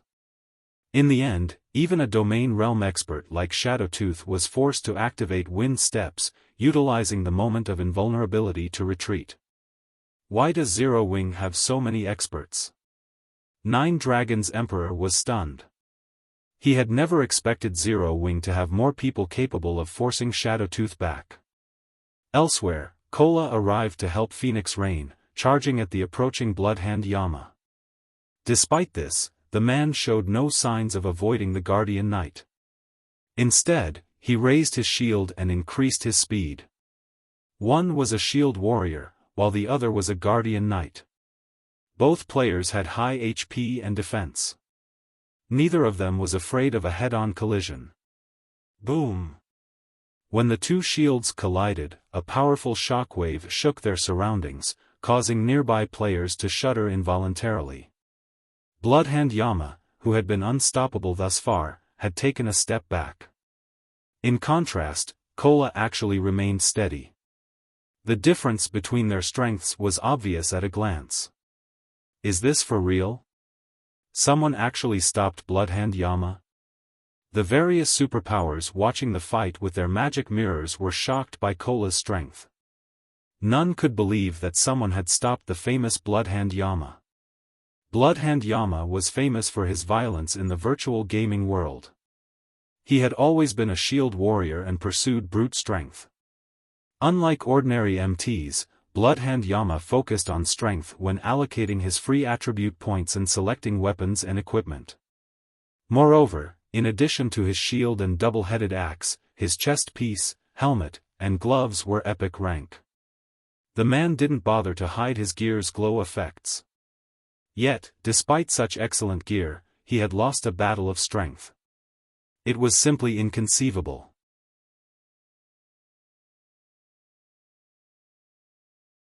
Chapter 1492, Dragon Slayer's Power. Chapter 1492, Dragon Slayer's Power. After getting repulsed by Kola, Bloodhand Yama did not evince even the slightest bit of anger or frustration. On the contrary, he licked his lips and revealed an excited expression. Immediately after, he raised his shield and charged at Kola again. This time, however, he did not go for a frontal assault. Instead, just when Bloodhand Yama was about to clash with Kola, he suddenly changed his footwork, generating an afterimage in his original location as he circled around and avoided Kola's charge, leaving the Guardian Knight to hit only air. Immediate after, Bloodhand Yama appeared on Kola's right, the double-headed axe in his hand striking down at Kola's side abdomen, which was not protected by the Guardian Knight's shield, with lightning speed. Dang! Following which, a crisp clang resounded in the surroundings. Dazzling sparks flew as well.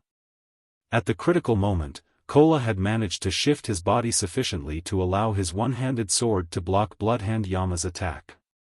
Meanwhile, as a result of this clash, Bloodhand Yama staggered back a step. Bloodhand Yama's doppelganger actually got blocked? Phoenix Rain, who had initially been preparing to help Kola, could not help but be surprised by this scene. Just how much strength is Zero Wing hiding? She originally thought she had a very clear understanding of Kola's strength. Meanwhile, as far as she knew, Kola was definitely not strong enough to go up against Bloodhand Yama, even though he was the lead MT of Zero Wing's main force and possessed quite respectable basic attributes. However, with the facts placed before her, she had no choice but to admit that her understanding was inadequate. In reality, Phoenix Rain wasn't the only person surprised by this outcome. The Flower of Seven Sins members and Nine Dragons Emperor were similarly shocked. Right now, two of their most powerful members were actually stopped. Moreover, Bloodhand Yama's distraction gave Phoenix Rain and the others an opportunity to focus on dealing with the other members of the Flower of Seven Sins. Only Feng found this outcome to be natural. After all, Kola and Alluring Summer had both obtained the Dragon Slayer legacy.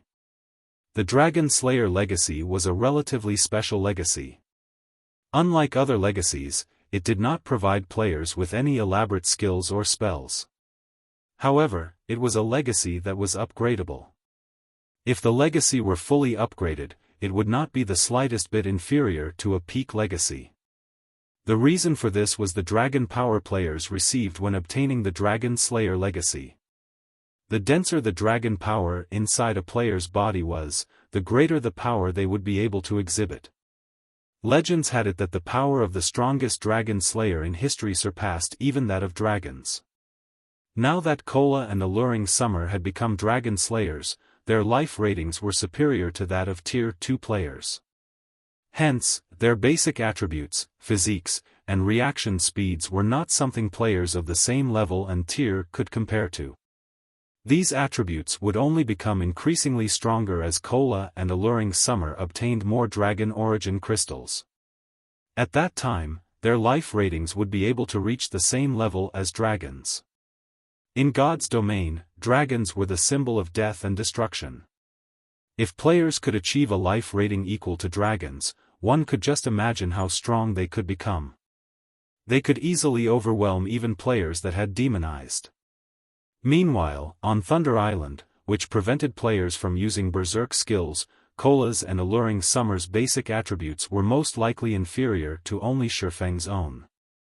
As for their physiques, theirs were even slightly superior to his own. This was the reason Xiaofan had tasked the two of them with opening up a path for the team. In terms of techniques, Bloodhand Yama and Shadowtooth indeed possessed an overwhelming advantage over Kola and Alluring Summer. However, the difference in tiers and the power of the Dragon Slayer class were more than enough to offset the difference in techniques and allow Kola and Alluring Summer to just barely surpass the two domain realm experts. With Bloodhand Yama tied down, Phoenix Rain and Blue Phoenix were able to coordinate their attacks with each other and relentlessly reduce the member count of the Flower of Seven Sins. At this rate, it was only a matter of time before Phoenix Rain's team broke out of the encirclement. Dragon Pavilion Master, Zero Wing has really hidden a lot of its power. With Phoenix Rain's capabilities, I'm afraid it'll take only another minute or two for her team to escape the encirclement, Undead said, chuckling as he looked at the distant Flower of Seven Sins members fighting. Are you really sure you don't need my help? Hearing Undead's words, Nine Dragons Emperor gritted his teeth and said, Fine. As long as you can pin down Phoenix Rain's team here, I'll give that item to you. Although he had managed to invite Bloody Paradise to aid him, getting Undead to personally take action was a whole other story. However, with the situation having reached this point, he couldn't care less about paying the additional cost right now. If he failed to get rid of Phoenix Rain in this favorable terrain, doing so would become much more difficult afterwards. Thanks a lot, Undead said, smiling faintly. He then started pacing slowly towards the battlefield. Upon Undead's entry into the battlefield, the Bloody Paradise members suddenly underwent a change. As if they had entered into a frenzy, they disregarded all costs to open up a path for Undead. As for Undead himself, he chanted an incantation as he walked forward. Suddenly, a pitch-black magic array appeared in the sky, enveloping half of the battlefield. The ambient mana then began surging towards the magic array, forming numerous pitch-black spears. Tier 1 Curse, Dark Feathers. Disappear. Undead swung down his staff.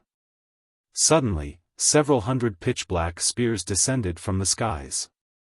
As if they possessed a life of their own, these pitch-black spears all struck at the defensive blind spots of the enemy players. Each spear carried the power of a Tier 1 peak attack. Even MTs with high defense and magic resistance lost over 6,000 HP when struck. As for the other classes, they received over -10,000 damage from each spear. In the blink of an eye, the pitch-black spears killed over a dozen players, who failed to defend themselves properly. Even Solitary 9, who possessed the Titan Guard, could not repulse every spear sent at him and ended up getting struck 8 times. If not for him activating Titan's Heart, his HP would have long since ended up at a critical level. Who is that man? Cleansing Whistle's expression darkened considerably when she stared at Undead. She felt that Undead was simply too terrifying. After all, the man had actually managed to control hundreds of pitch-black spears simultaneously, making the spears move as if they were alive. Fortunately, she stood quite a distance from Undead and got struck by only 3 spears. Had she been any closer to the elementalist, she might have lost her life already. So this is the 11th ranking expert on the God's Domain experts list? Gentle Snow's expression turned grim as she looked at Undead moving slowly in her direction. With her basic attributes and combat standards, she would be able to handle a dozen or so of those pitch-black spears simultaneously at most. If she had to go up against more than 100 of those spears, however, she would most likely have to activate the 7 Luminaries battle armor's active skill, Sky God's Glory, in order to survive. Not to mention, Undead had only used 1 spell thus far, yet he had already wreaked so much devastation. If they allowed the elementalist to continue casting spells freely, the consequences would definitely be unimaginable. Phoenix Rain, who was currently fending off the Flower of 7 Sins members, also wore a grim expression when she saw Undead entering the battlefield. Undead was nicknamed the Devil's Hand. The man was capable of exhibiting any spell or skill to its fullest potential. Moreover, his ability to control the situation of a battlefield was peerless. He was most suited to group battles. Individually, he was also much stronger than old monsters like Bloodhand, Yama and Shadowtooth. It was precisely because of Undead that even Ku Rong, the great pavilion master of the Dragon Phoenix Pavilion, feared Bloody Paradise greatly. Rain, stop your futile resistance and just obediently accept your fate. Nine Dragons Emperor said mockingly when he saw the tides of the battle turning in his favor. He was fully aware of just how powerful Undead was. Even Martial Dragon, who had grasped a domain, could survive against Undead for only a short time. Moreover, both sides were currently intermingled, making it impossible for anyone to use large-scale destruction spells without resulting in friendly fire. In such a situation, Undead, an elementalist capable of freely controlling his spells, was practically a godlike existence. Guild leader, should I head over there? Aqua Rose suggested. At the moment, she was going up against more than 3 refinement realm experts simultaneously. However, seeing Undead and Bloody Paradise's members getting out of control, she decided it was more important to deal with them first. No need. Your spells have too much AoE. They're not suitable for this narrow and chaotic battlefield. I'll deal with him, Feng said, shaking his head before dashing towards Undead.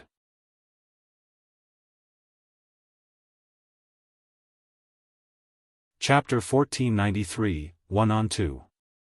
Chapter 1493, 1-on-2. On the chaotic battlefield, although Bloody Paradise's members numbered only around 60, the presence of Undead elevated the overall strength of the team by a significant margin. The reason for this was Undead's ability to aid his allies during their time of need. At the same time, he was also capable of creating gaps for these allies to strike at their opponents. He was like the overlord of the battlefield, and even Feng could not help but feel admiration for Undead's capabilities. Undead could not only achieve absolute control over the battlefield with his spells but also freely manipulate his enemies on the battlefield. It was precisely because of this talent of his that the secret pavilion had nicknamed him the Devil's Hand. When Feng entered within 60 yards of Undead, over 20 fireballs and ice spears suddenly flew at him. To Feng, however, attacks of this degree did not even warrant him blocking them. Making a slight change to his footwork, he easily maneuvered his way out of the attack trajectory of these spells. While he was swiftly making his way towards Undead, 3 sword lights suddenly cut at him. Not only were these 3 slashes angled so that they sealed off Feng's path of advancement, but they also prevented him from evading them, leaving him with no choice but to receive them with his swords. Dang! Dang! Dang! Feng promptly blocked the 3 slashes before they could even get within 5 yards of him. Immediately after, the shadow of a figure descended from the sky. At the same time, a towering pillar of flames also descended directly toward Feng. Flame slash. However, Feng, who was capable of pushing his five senses to their very limits, had long since noticed this attack. Twisting his body, he executed an upward chop, sending 3 black arcs of light to counter the descending flame slash. Boom! When the intense flames collided with the 3 converging slashes of Feng's chop, a powerful shockwave spread to the surroundings. As the shockwave spread, it also repulsed the descending figure, which landed roughly 6 yards away from Feng.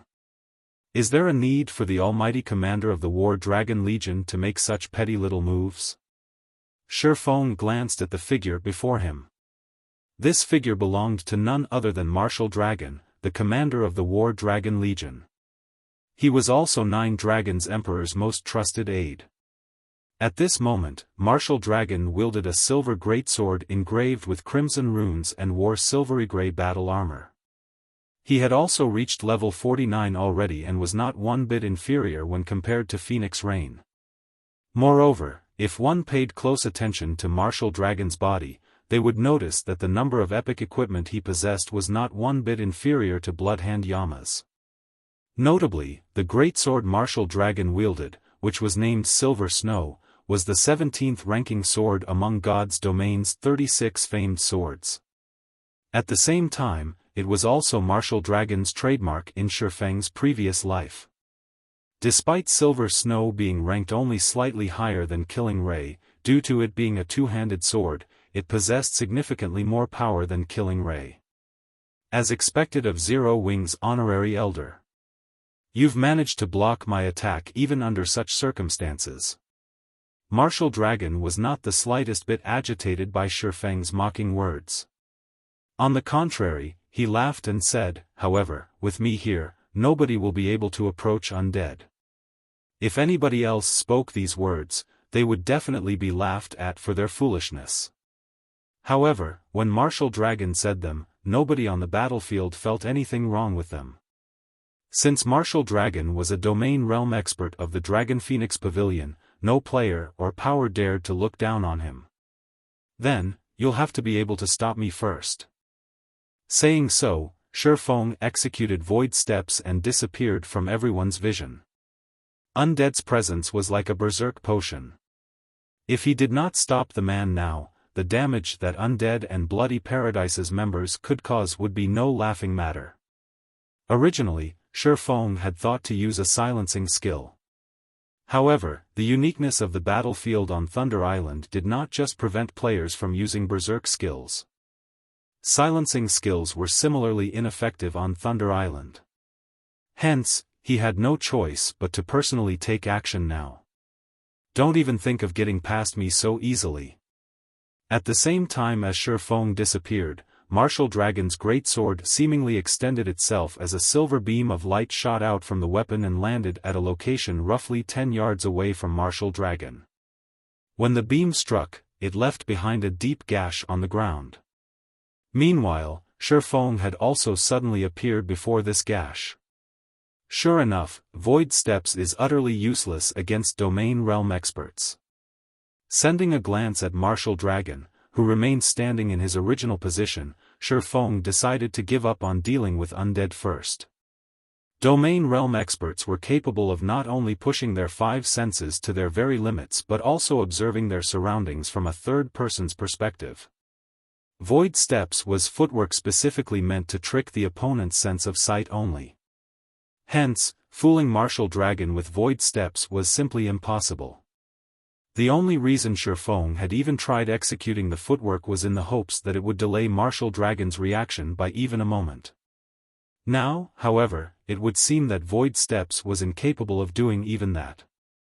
What? Giving up already? Martial Dragon chuckled as he looked at his motionless opponent.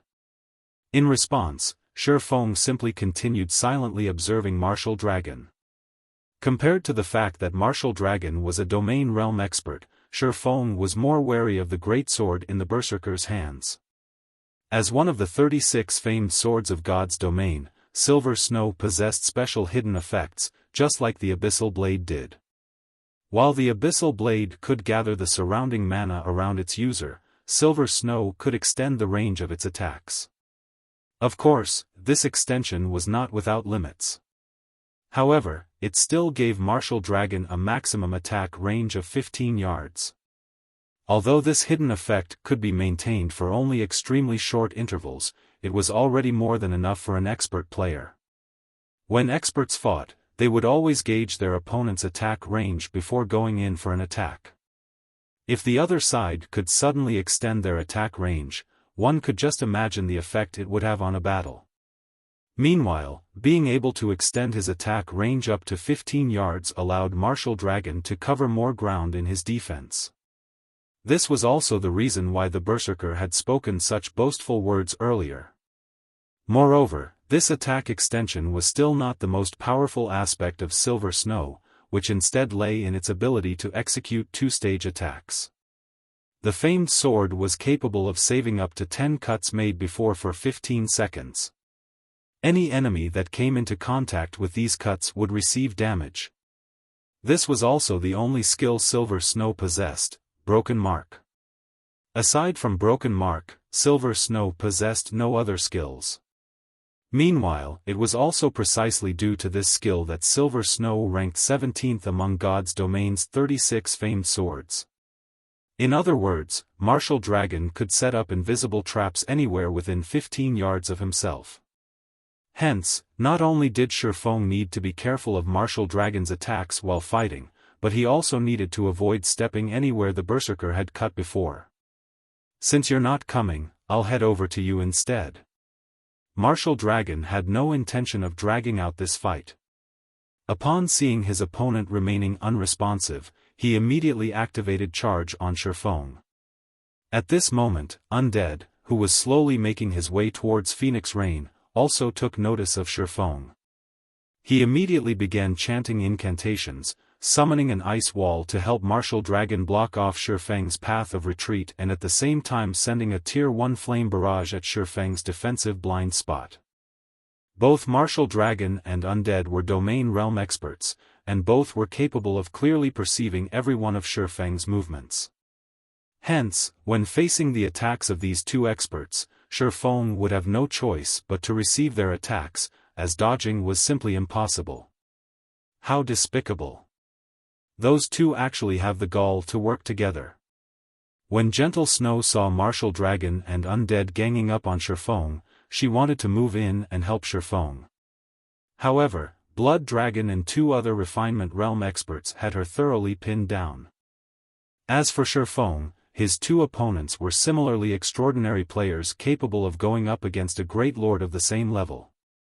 Despite Feng having the advantage in basic attributes, if he was not careful when dealing with their attacks, they would kill him very easily. Just when Martial Dragon Silver Snow and Undead's barrage of fireballs were about to descend on Feng tightened his grip on his two swords and executed Sword's Orbit. Suddenly, the ice wall behind him and the sword lights and fireballs before him were all shattered by Sword's Orbit. What powerful attributes! Undead was slightly surprised when he saw his ice wall shattered. Very quickly, however, he switched his attack method and executed triple casting. Smiling faintly, he said, "Let's see how you deal with this move." Suddenly, several magic arrays appeared around Feng. From the ground, an earthen spike emerged. From the sky, a lightning strike descended. From his surroundings, numerous ice spears stabbed at Feng simultaneously.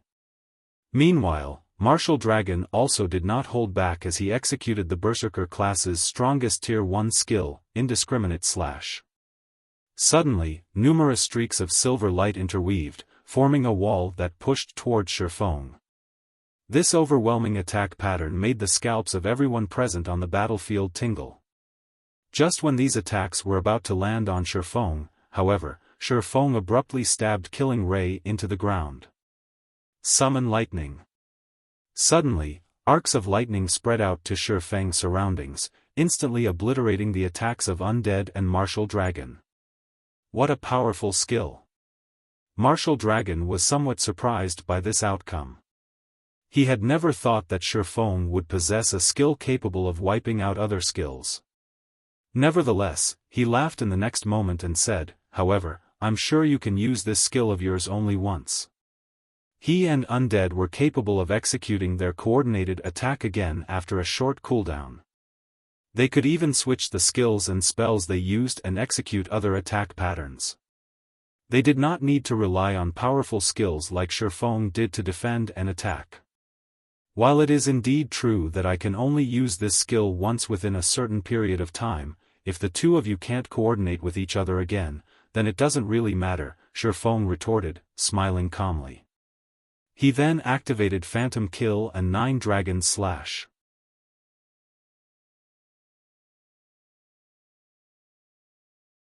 Chapter 1494, One-Hit Kill. Chapter 1494, One-Hit Kill. The instant Xiaofan activated his skills, the doppelganger created from Phantom Kill immediately activated Wind Blade and made its way towards Undead, while the 16 Abyssal Blade Phantoms summoned by 9 Dragon Slash shot towards Martial Dragon, giving the two no opportunities to react at all.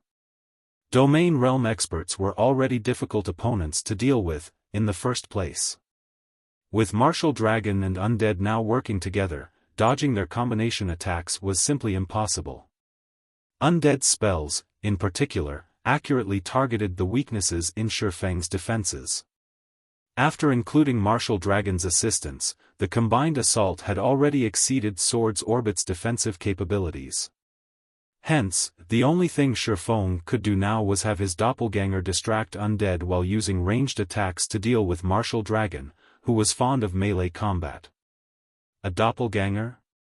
Undead simply smiled when he saw Xiaofang's doppelganger moving towards him.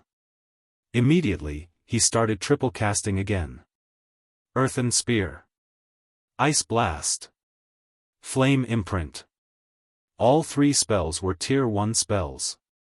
Earthen Spear was meant to limit the target's movements, Ice Blast served as a frontal attack and inflicted a movement speed debuff, and Flame Imprint was an aerial attack aimed at the target's defensive blind spot. Under Undead's control, the combination of the 3 spells became an ultimate move that would kill Undead's target with almost absolute certainty. Meanwhile, players usually needed to personally control their doppelgangers. If the player did not devote full concentration to controlling their doppelgangers, said doppelgangers would not exhibit their full potential. Moreover, doppelgangers normally had weaker basic attributes than the main body. Hence, in Undead's opinion, it was simply a joke for Xiaofan to send his doppelganger at him. Elsewhere, the 16 Abyssal Blade Phantoms were like non-existent when going up against Martial Dragon. Despite Xiaofan executing Sword's Orbit with the Sword Phantoms, Martial Dragon managed to evade the attack sent at him while maintaining a fixed distance from Xiaofan, keeping Xiaofan within the attack range of his Silver Snow. Do you really think you can kill Undead with just a doppelganger? You'll just get yourself killed even quicker by splitting your attention. Noticing Xiaofang's attention wavering slightly, Martial Dragon took advantage of this opportunity to advance abruptly. Suddenly, Martial Dragon disappeared from where he stood, the ground at the Berserker had been standing on shattering from the thrust of his feet. In the next moment, 12 doppelgangers of Martial Dragon formed around Xiaofan, all 12 of them stabbing their great swords at the surrounded swordsman. Tier 1 Taboo Skill, Dragon Tooth. If Xiaofan were currently going up against an ordinary expert, even if he split his attention between himself and his doppelganger, he would not have any problems dealing with the said expert. However, his opponent right now was Martial Dragon. Splitting his attention right now resulted in him exposing even more weak points. Dragon Tooth? Xiaofan was surprised. He never thought that Martial Dragon had actually learned the Berserker class's Dragon Tooth skill. Dragon Tooth was the fastest Tier 1 skill for Berserkers. Moreover, every attack dealt by the skill carried double the strength of the user. If this skill struck Xiaofan, the consequences would be unimaginable. Die! Martial Dragon shouted. If Xiaofan had been going all out, with his superior attributes, he could easily dodge the majority of Martial Dragon's attacks. However, doing so was much more difficult now that he was splitting his attention between himself and his doppelganger. Just when the 12 attacks were about to land on him, Feng instinctively activated Defensive Blade. In the next moment, the 12 streaks of silver light rapidly approaching Feng stopped abruptly an inch away from his body. However, Martial Dragon had long since anticipated this move. He promptly leaped high up into the air before slamming his greatsword downwards, his entire person seemingly having transformed into a meteor as he plunged toward Feng. Tier 1 Taboo Skill, Falling Star. This move was the sole Tier 1 AoE skill available to Berserkers. Although the skill had a modest radius of only 10 yards, any enemy within that 10-yard radius would be dealt a devastating blow. Moreover, all players struck would have their movement speed reduced by 80% and reaction speed by 50%. After Falling Star descended, the ground Feng stood on immediately cratered. The surrounding players shuddered involuntarily as they looked at the fiery and smoky pit. So strong. Lifeless Thorn, who was fighting a short distance away, was indescribably shocked when he saw this scene. Martial Dragon had completed his two-pronged attack so quickly and smoothly that it looked as if it was just one big attack to Lifeless Thorn. There was no lag in between the two attacks whatsoever. Rain, now that Zero Wings Feng has been killed, I want to see just how long you will continue struggling. Nine Dragons Emperor sneered when he saw Feng disappearing completely. In Phoenix Rain's team, Feng was undoubtedly the strongest player. He was also one of the few players capable of going up against Martial Dragon. Now that Feng had already been killed, Phoenix Rain's team would have a hard time stopping Martial Dragon. However, as soon as Nine Dragons Emperor was done speaking, Feng's doppelganger, whose HP had previously fallen to a critical level from Undead's relentless attacks, suddenly recovered back to full HP. How is this possible? Did he switch places with his doppelganger? Undead was slightly confused when he saw Feng's doppelganger recovering back to full HP. However, he very quickly realized what had happened. He immediately swung his staff and summoned an ice wall to block Feng, then smiled and said, "Although you managed to find your way over, you are simply throwing your life away. Without your life-saving skill, how are you going to block this move of mine?" As Undead said so, a pitch-black magic array formed beneath Feng's feet. Pitch-black barriers then emerged from it. In the next moment, these barriers began twisting and constricting the space Feng was in. This move was not a spell Undead had learned. Rather, it was an additional skill, Dark Illumination, of Hell King's Eye, the staff he wielded. When activated, the skill would freeze the space around the targeted area, preventing players caught within its range from moving. Afterwards, the frozen space would be obliterated. Although the skill's AoE was not particularly large, it was much stronger than ordinary large-scale destruction spells. Turn to dust. Undead tapped the butt of his staff on the ground. Boom! Suddenly, the space Feng was shattered like a mirror. Why bother? Martial Dragon sighed when he looked at the shattered space. Although he had not sensed Feng switching positions with his doppelganger, a frontal confrontation with an elementalist like Undead was pure suicide. Even Martial Dragon himself did not dare to approach Undead in a fight. The reason for this was because the closer the range, the shorter the distance Undead's spells needed to travel. With Undead's perfect control over his spells, even Martial Dragon would find himself overwhelmed if he stood within 10 yards of the elementalist. After the space around Feng was utterly obliterated, just as Undead turned his focus towards Aqua Rose and Alluring Summer, a playful voice suddenly entered his ears. "That's it?" Undead whirled back to look at Feng's original location, a grim expression suddenly appearing on his face. At this moment, Feng could still be seen actually standing in the shattered space. Moreover, he was entirely unscathed. Even his HP remained at 100%. How is this possible? Is it invulnerability? Undead's gaze turned serious as he studied the faint, golden barrier enveloping Feng's body. Invulnerability skills with long durations were exceedingly rare in God's domain. Even the various super guilds had only a few people with such skills. He had never thought that Xiaofan would actually have one. "That's right," Xiaofan said, laughing. He then moved straight towards Undead. Although Undead tried to cast a spell to stop Xiaofan, the latter had already disappeared from where he stood. Then, Xiaofan popped up right in front of Undead. Tier 2 Taboo Skill, Instant Strike. Although Undead reacted rapidly and had immediately used Blink to distance himself from Xiaofan, the moment before he disappeared, a blue flash cut across his body. In the next moment, Undead's body appeared at a location 15 yards away. At this time, however, a flower of blood had already bloomed on Undead's chest. As for Undead himself, he was like a puppet that had its strings cut, his body collapsing powerlessly to the ground. So fast. Commander? How is this possible? The members of Bloody Paradise were stupefied when they saw Undead's HP bottoming out.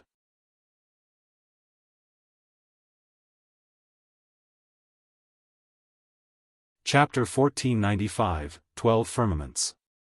Chapter 1495, 12 Firmaments. Without Instant Strike, Xiaofan would definitely have a hard time killing Domain Realm experts. This was especially true on a chaotic battlefield where he couldn't use any of his berserk skills. With the support of expert healers, his enemy could easily retreat and recover if he didn't finish the enemy off quickly enough. In the end, they would fight an endless battle of attrition. This wasn't the outcome Xiaofan wanted. His team lost members with each passing second. In a drawn-out battle, he would lose. Meanwhile, Instant Strike had a limited range and a very long cooldown. With how far apart Martial Dragon and Undead stood from each other, Xiaofan could only use the skill to finish one of them off. Between the two Domain Realm experts, Xiaofan had decided to deal with Undead, who posed the greatest threat to his team. In fact, he had sent his doppelganger to harass Undead precisely to set up an opportunity to use Instant Strike against the Elementalist. However, Undead was quite intelligent. The Elementalist had maintained a certain distance from his doppelganger, attacking from his maximum range. However, when Undead had assumed Xiaofan had died, he had relaxed, giving Xiaofan the opportunity he needed. Even so, he had nearly allowed Undead to get away. Fortunately, he had triggered Killing Ray's lightning effect, increasing his initial attack speed to 50% of the maximum. When Undead collapsed, Bloody Paradise's members were dumbfounded. Undead was the adventurer team's pillar of strength. Now that this pillar had fallen, the remaining members had lost their will to fight. All that was left was horror. They were especially afraid of that swordsman's frightening strike. Before they had realized what was happening, their commander had lost his life. Although Undead was only an elementalist, he had more than 30,000 HP. Yet, Xiaofan had devoured every hit point in one hit. In other words, this swordsman could instant-kill any cloth armor class on the battlefield. He could even take out MTs with high HP and defense in 2 or 3 hits. How is he so fast? Nine Dragons Emperor, who watched proudly from a distance, wore a grim expression as he watched Xiaofan. Most of the experts on the battlefield might not have understood what had just happened, but he had caught a glimpse. The instant Xiaofan had appeared before Undead, the latter had activated Blink to escape, yet not even the skill's instantaneous activation could take full effect before Xiaofan completed his slash. This godlike attack speed was simply unheard of. If he allowed Xiaofan to get close to him, Nine Dragons Emperor felt a chill crawl down his spine. This is the commander's true strength? How strong is he? Not even such a powerful elementalist could escape the commander after activating Blink. Solitary 9 and the other Azura members were shocked and they saw Xiaofang's enemies afraid, keeping their distance from the swordsman. Azura's members dreamed of achieving such a feat. However, while everyone watched Xiaofan in shock, Nine Dragons Emperor finally made his move. A dark gray longbow, engraved with magical patterns, appeared in his left hand. The mana around Nine Dragons Emperor surged towards the weapon. At the same time, Nine Dragons Emperor retrieved an arrow covered in magical, crimson patterns from his bag. The magic patterns on the longbow and arrow seemed similar. It was obvious that they were a part of a set. Pavilion Master? Martial Dragon was surprised as he watched his Pavilion Master pull out the weapon and ammo. The longbow in Nine Dragons Emperor's hand was called Star Shatterer, a very special magic weapon. When used with its paired arrow, the longbow would gain the additional skill, 12 Firmaments. When activated, the skill would launch 12 attacks simultaneously, each of which had enough power to wound a Grand Lord of the same level. Moreover, the 12 attacks were impossible to dodge. The attacks would even break through invulnerability. It was an ultimate move that could only be used once every 10 hours. Not even the great Pavilion Master knew about Nine Dragons Emperor's Star Shatterer. He had initially planned to save this trump card for Thunder Island's powerful guardian bosses. Martial Dragon had never expected the Heavenly Dragon Pavilion Master to use the longbow against Feng. Die. Nine Dragons Emperor pulled back Star Shatterer's bowstring, stretching the weapon into a full circle. He aimed for Feng, who stood nearly 100 yards away, before activating 12 Firmaments. The Ranger class already had the longest attack range of all of the various ranged classes. However, even after reaching Tier 1, Rangers only had a maximum attack range of 52 yards, yet 12 Firmaments could double that range, locking onto targets up to 104 yards away. Xiao! Xiao! Xiao! Suddenly, the Crimson Arrow Nine Dragons Emperor had knocked split into 12 streaks of dark blue light that flew towards Feng. As these arrows moved, they tore through space as if tearing through paper, leaving one spatial rip after another in their wake.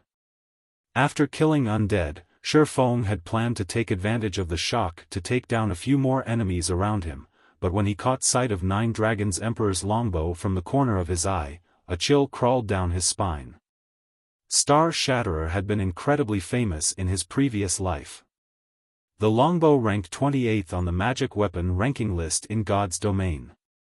In the hands of a Tier 2 player, the weapon would even injure a mythic monster of the same level. Only, Feng hadn't realized that Nine Dragons Emperor had obtained Star Shatterer so early in the game. Upon seeing the 12 arrows flying from Nine Dragons Emperor's longbow, Feng instinctively activated Void Shield, a protective barrier capable of absorbing damage equal to 10 times his maximum HP. He then executed Sword's Orbit to deflect the incoming arrows. Once the attack had locked on, 12 Firmaments would follow him wherever he went. He had no choice but to take the attacks head-on.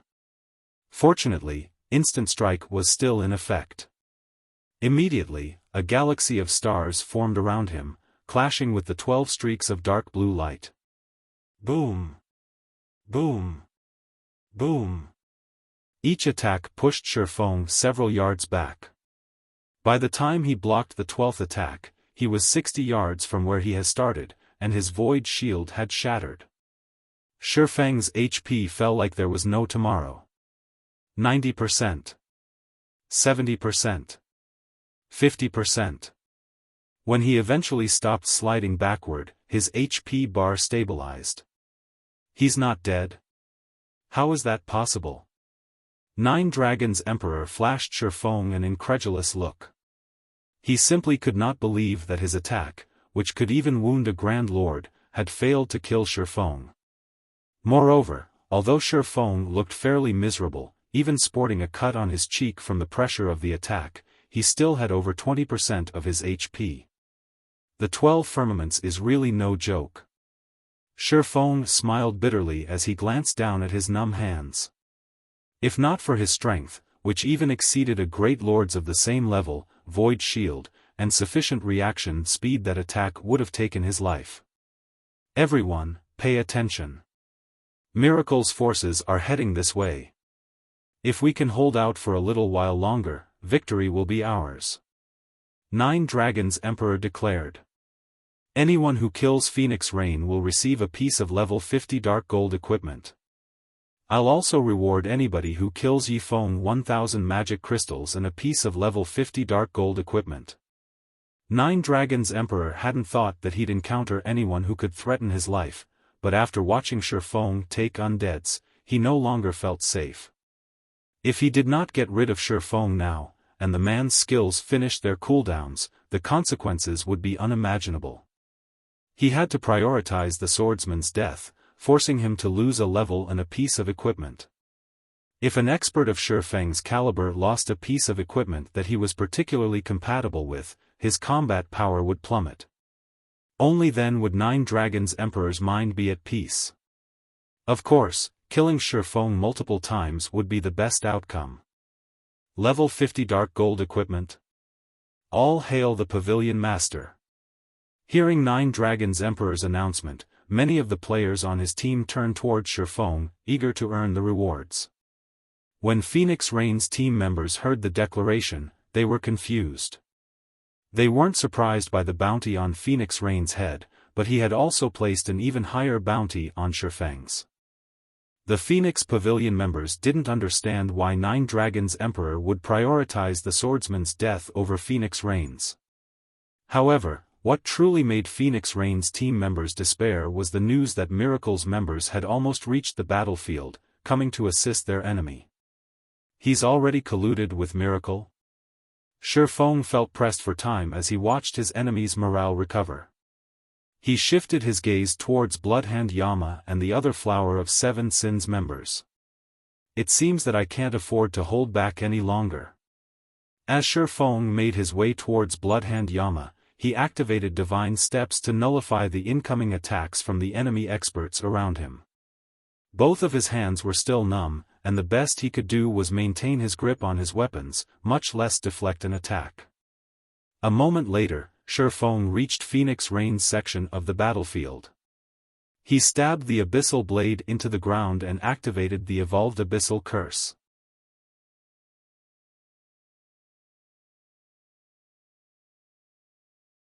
Chapter 1496, One Move, One Kill.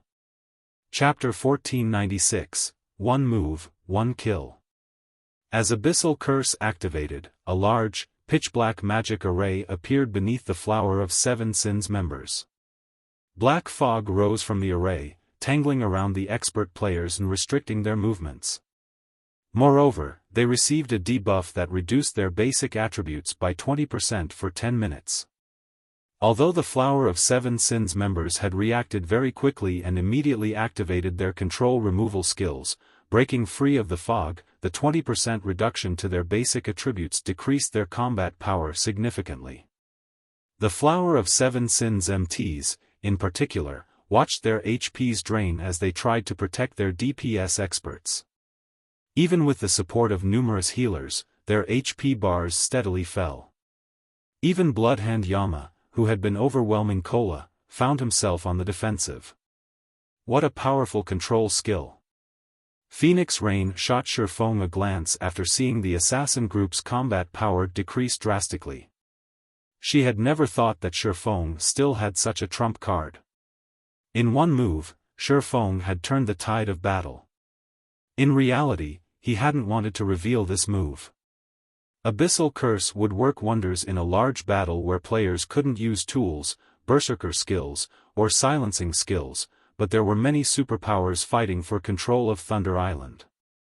The designated contest area wasn't particularly large, so it was easy for the different powers to encounter each other. Meanwhile, Abyssal Curse had a 20-minute cooldown. If his team met another superpower during the cooldown, he'd have one less trump card.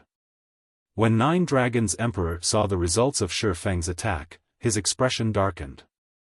The Flower of Seven Sins members already had a numerical disadvantage against the Phoenix Pavilion's team.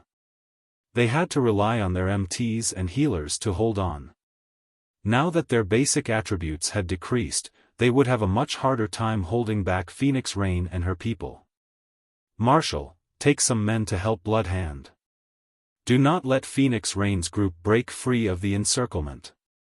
Nine Dragons Emperor commanded.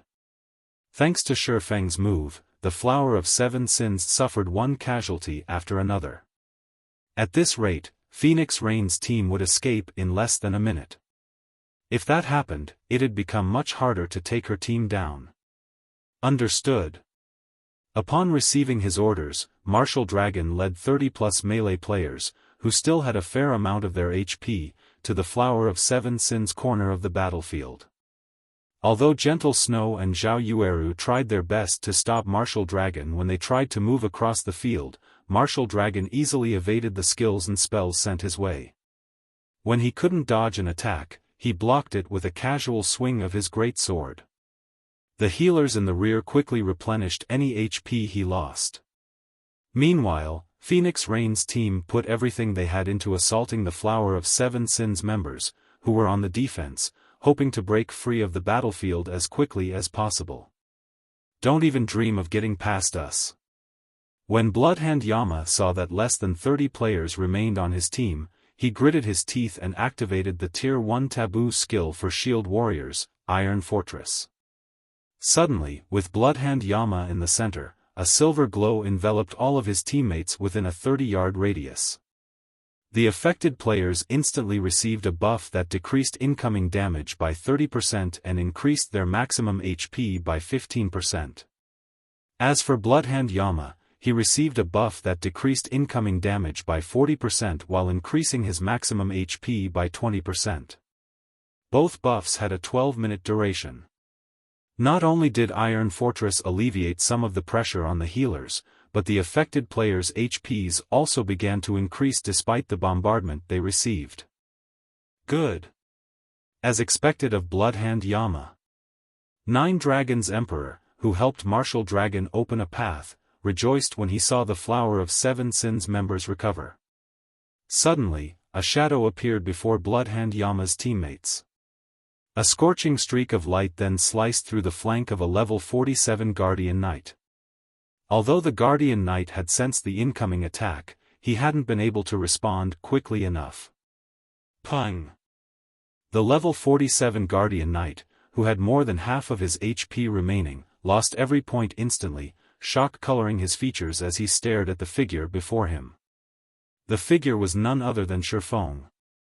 After a few seconds of rest, his hands had recovered, and the allied healers had restored his HP. Before the Guardian Knight had hit the ground, Feng appeared before a level 48 Berserker. Although the Berserker tried to hack at the swordsman with his battle axe, Feng easily blocked the weapon with the Abyssal Blade.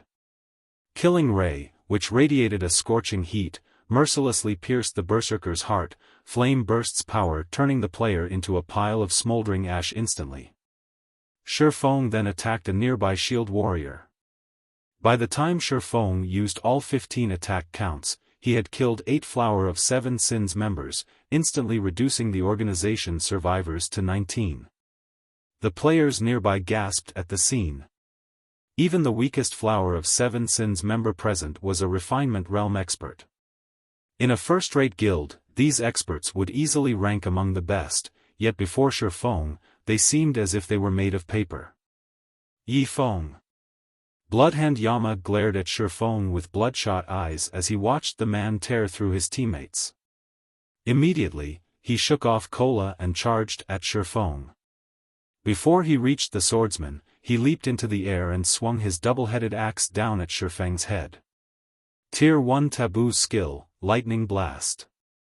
In the next moment, a lightning bolt descended from the sky and struck Bloodhand Yama's one-handed axe, enhancing its power and speed tremendously.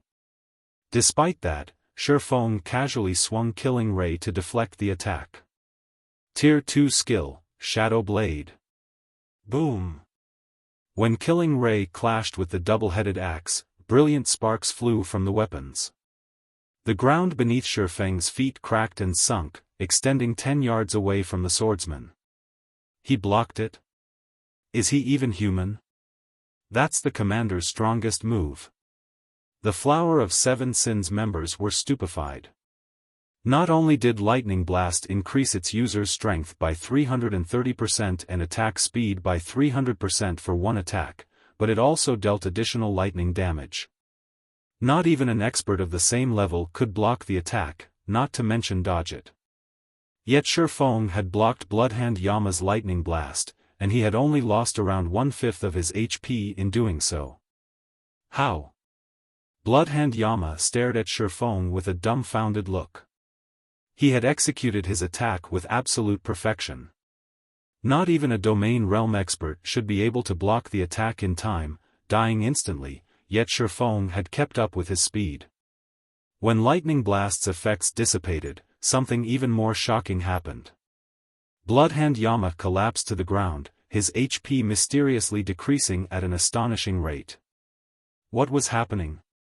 Everyone was stupefied. Bloodhand Yama had attacked Feng, but he had died instead of the swordsman? What just happened? The nearby crowd was confused. Big Sis Rain, did you see what Feng did just now? Why did Bloodhand Yama die instead of him? Blue Phoenix asked. Bloodhand Yama had focused on killing Feng, but he failed to realize that Feng aimed for his life as well.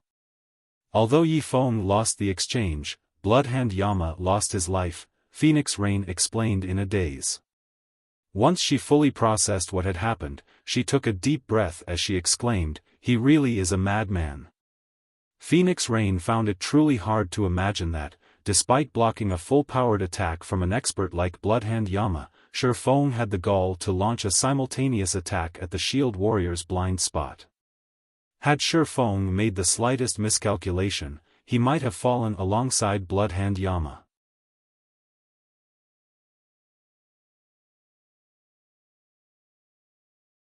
Chapter 1497, Heroic Stand. Chapter 1497, Heroic Stand. When Bloodhand Yama had died, silence had blanketed the battlefield. The Flower of Seven Sins members had nothing but fear in their eyes as they looked at Feng. Suddenly, the Flower of Seven Sins members scattered, fleeing from Feng in all directions as none of them dared to stand in the swordsman's way. What amazing reaction speed! Bloodhand Yama died, just like that? Just what did Feng do? Meanwhile, the various spectating superpowers were stunned. Their peak experts, in particular, watched Feng with grim expressions. Bloodhand Yama had been incredibly fast, yet not only had Feng kept up with the man despite swinging his blade a moment after Bloodhand Yama began his attack, but he had also had the attention to spare while defending himself to use shadow blades against the Shield Warrior, catching him off guard. It would have been fine if the counterattack had simply caught Bloodhand Yama off guard. What truly shocked the various peak experts was that Feng had killed Bloodhand Yama instantly, despite the Shield Warrior having activated Iron Fortress and having 2/3 of his HP remaining. Iron Fortress reduced the damage that Bloodhand Yama took by 40% and increased his maximum HP by 20%. In addition, the Shield Warrior class had other passive skills that reduced incoming damage by a large margin. With Bloodhand Yama's remaining 30,000 plus HP, not even a berserker of the same level should be able to kill him instantly, yet Feng had done just that. The watching experts wondered what would have happened if they had stood in Bloodhand Yama's place. Would they be able to survive? Or Feng's blades claim their lives as well? What everyone didn't know was that, although the counterattack seemed reckless, Feng had calculated the whole encounter. Tier 2 players had a much stronger physique than Tier 1 players. Furthermore, Feng had multiple fragmented legendary items. There was also the fact that he had reduced Bloodhand Yama's basic attributes with Abyssal Curse. Moreover, Bloodhand Yama was a strength-focused shield warrior. To Feng, who had the strength and speed of a great lord of the same level, defending against and killing Bloodhand Yama was no trouble. Feng didn't bother to chase after the fleeing Flower of Seven Sins members. Instead, he picked up the plate armor quizzes Bloodhand Yama had dropped. Although the quizzes weren't epic rank, they were level 45 dark gold equipment. The piece could easily fetch a few hundred gold on the market. After collecting up his loot, Feng turned and dashed towards Martial Dragon. Although no one stood in their path of retreat now, they'd still sustain heavy casualties if they allowed Martial Dragon and his people to pursue and attack. As the battle drug on, Phoenix Rain's team had less than half of its original 200 or so members. In contrast, Nine Dragons Emperor's team still had over 200 players. The gap in both sides' strength continued to grow. If they did not stop Martial Dragon, he'd cripple their team, even if they escaped in the end. Don't even think of getting away so easily. At this point, Nine Dragons Emperor knew that he couldn't stop Phoenix Rain's team from retreating. Immediately, he moved to work alongside Martial Dragon, slaughtering the fleeing players. However, rather than dealing with the moderately skilled players, Martial Dragon and Nine Dragons Emperor targeted Gentle Snow and Zhao Yueru. Suddenly, numerous arrows rained down on Gentle Snow, cutting off her path of retreat. At the same time, Martial Dragon leaped into the air, arriving beside the female berserker. He then ruthlessly brandished his great sword at the Snow Goddess. Tier 1 skill, Flaming Cross Slash. As the raging flames approached Gentle Snow, several blue lightning bolts surged towards her from a short distance away, striking down Martial Dragon's Flaming Cross Slash. Feng. As his attack was nullified, Martial Dragon turned towards the lightning's origin. He had previously thought that he could easily take on Xiaofan, but he had learned that he'd have to keep his guard up against the swordsman. The man had already proven his strength when he had killed Undead and Bloodhand Yama. If he wasn't careful, the swordsman might take his life as well. When Gentle Snow noticed that Martial Dragon had been distracted, she breathed a sigh of relief and promptly retreated.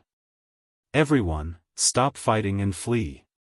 Feng shouted when he saw his allies fighting desperately. "I'll bring up the rear." "How bold! Do you really think you can stop us all by yourself?" A cold gleam flashed in Nine Dragons Emperor's eyes as he glared at Feng. Although he acknowledged that Feng was quite powerful, the man would be fooling himself if he thought he could stop more than 200 experts by himself. Nine Dragons Emperor and his teammates stopped holding back as they bombarded Phoenix Rain's team with their strongest attacks. However, when the spells and skills were midway through their course, a powerful ripple radiated from the center of the battlefield. Chilling Field. When the ripple collided with the enemy's spells and skills, they shattered instantly. In addition, Nine Dragons Emperor and his people, who stood within Chilling Field's range, grew cold as their attributes and movement speeds swiftly decreased. Suddenly, icicles bombarded the melee players chasing after Phoenix Rain's team. Although these melee players tried to defend themselves, the icicles were far more powerful than they had imagined. Each icicle carried as much strength as a great lord. Tier 1 players had no way of blocking the attacks. Nine Dragons Emperor's people were forced out of Chilling Field's effective area. Suddenly, Phoenix Rain's team stood on one side of a massive divide, while Nine Dragons Emperor's people stood on the other. Even an expert like Martial Dragon could only stand within Chilling Field's range for a short moment before he, too, was forced out. This is a domain skill? How does he have one? Nine Dragons Emperors watched the frost-covered battlefield with a dark expression.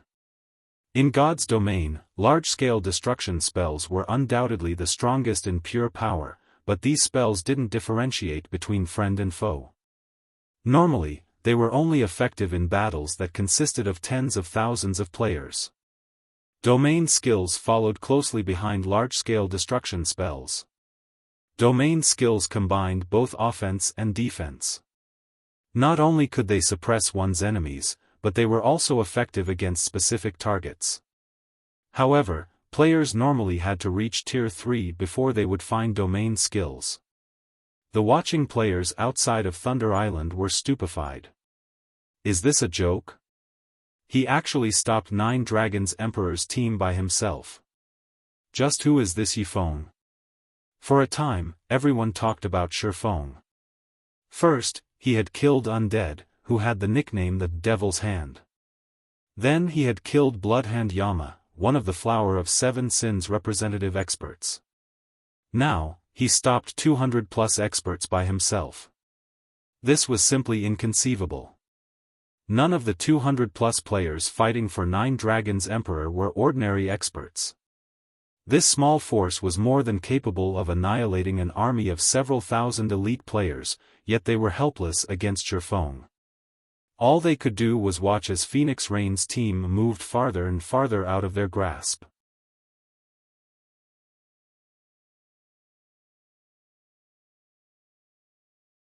Chapter 1498, Capturing Ancient Towers. Chapter 1498, Capturing Ancient Towers. Damn it! Nine Dragons Emperor's glare was frosty as he watched Phoenix Rain's team pull away from his own. Arranging this ambush to eliminate Phoenix Rain had taken a lot of effort, yet Xiaofan had ruined his plans. With Xiaofan maintaining chilling field in the narrow valley center, his team couldn't pursue Phoenix Rain. Even if they launched ranged attacks, Xiaofan would have no trouble dodging them with his speed and techniques. He didn't have the option of using a large-scale destruction spell either. Xiaofan could easily pull away from the caster while the spell activated. In addition, Nine Dragons Emperor had already used 12 Firmaments, his strongest trump card. He would not be able to use it again for the next 10 hours. After time passed, Xiaofan took a look at his system map. When he noticed that Phoenix Rain and the others were far enough away, he turned and sped away from the battlefield, no longer worried about distracting Nine Dragons Emperor and his people. Pavilion Master, should we give chase? Martial Dragon asked after watching Xiaofan depart. Although Phoenix Rain's team had escaped, Shadowtooth had placed a marker on Alluring Summer during their previous fight. Hence, it was entirely possible to chase after Phoenix Rain's team. No need. They've gotten lucky this time. You and Shadowtooth will go and occupy the ancient tower. Once we group up with Miracle's team, we'll have plenty of opportunities to deal with Phoenix Rain, Nine Dragons Emperor calmly stated as he shifted his gaze to the nearby ancient tower. The main goal in this contest was to occupy Thunder Island's various monster encampments. However, there were a limited number of encampments on the island. With so many superpowers participating in the contest, he'd be putting the cart before the horse if he chased after Phoenix Rain. Moreover, not only had Phoenix Rain lost the chance to capture the ancient towers as a result of this battle, but her team had sustained heavy damages. After such a painful setback, Phoenix Rain would have a very difficult time turning things around. Although this outcome wasn't what he had planned, he had achieved part of his goal. Understood. Martial Dragon took one last look at Xiaofang's retreating figure before containing his killing intent. He then led a 20-man team towards the ancient tower on the side of a nearby hill. Meanwhile, the various watching superpowers had gained a new understanding of Phoenix Rain's team. This was especially true for Zero Wings Yifeng. Although it had only been a moment, Xiaofan had held back over 200 experts by himself. Even the superpowers domain realm experts would struggle to replicate the feat. Yifeng is really unlucky. Had he joined a superpower instead of a small guild like Zero Wing, his future would have been limitless.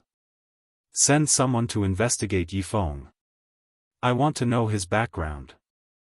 Nine Dragons Emperor is ruthless. Although Phoenix Rain still has her core combatants, over 70% of the island's ancient towers have already been captured. She'll have no choice but to wait until the next contest. After the battle between Phoenix Rain and Nine Dragons Emperor's teams, the various superpowers returned their attention to capturing ancient towers and raiding monster encampments. While some teams pitted the Phoenix Pavilion Master, some celebrated her misfortune. The first few minutes were the most important in the contest. Thunder Island's ancient towers were easily defensible. Once players captured an ancient tower, other players would have a challenging time trying to steal it. Without dispatching a force that was several times stronger than the defenders, the ancient towers were impossible to take. Hence, the participating superpowers' final achievements were usually decided during the first few minutes.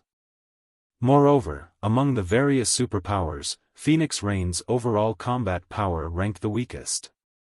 After all, unlike the other superpowers, the Dragon Phoenix Pavilion had split its forces. After Phoenix Rain and her companions escaped, they searched for an unoccupied ancient tower while waiting for their dead teammates to resurrect. Finally, after 10 minutes or so of searching, one of the scouting assassins found an unclaimed tower at the edge of a bay.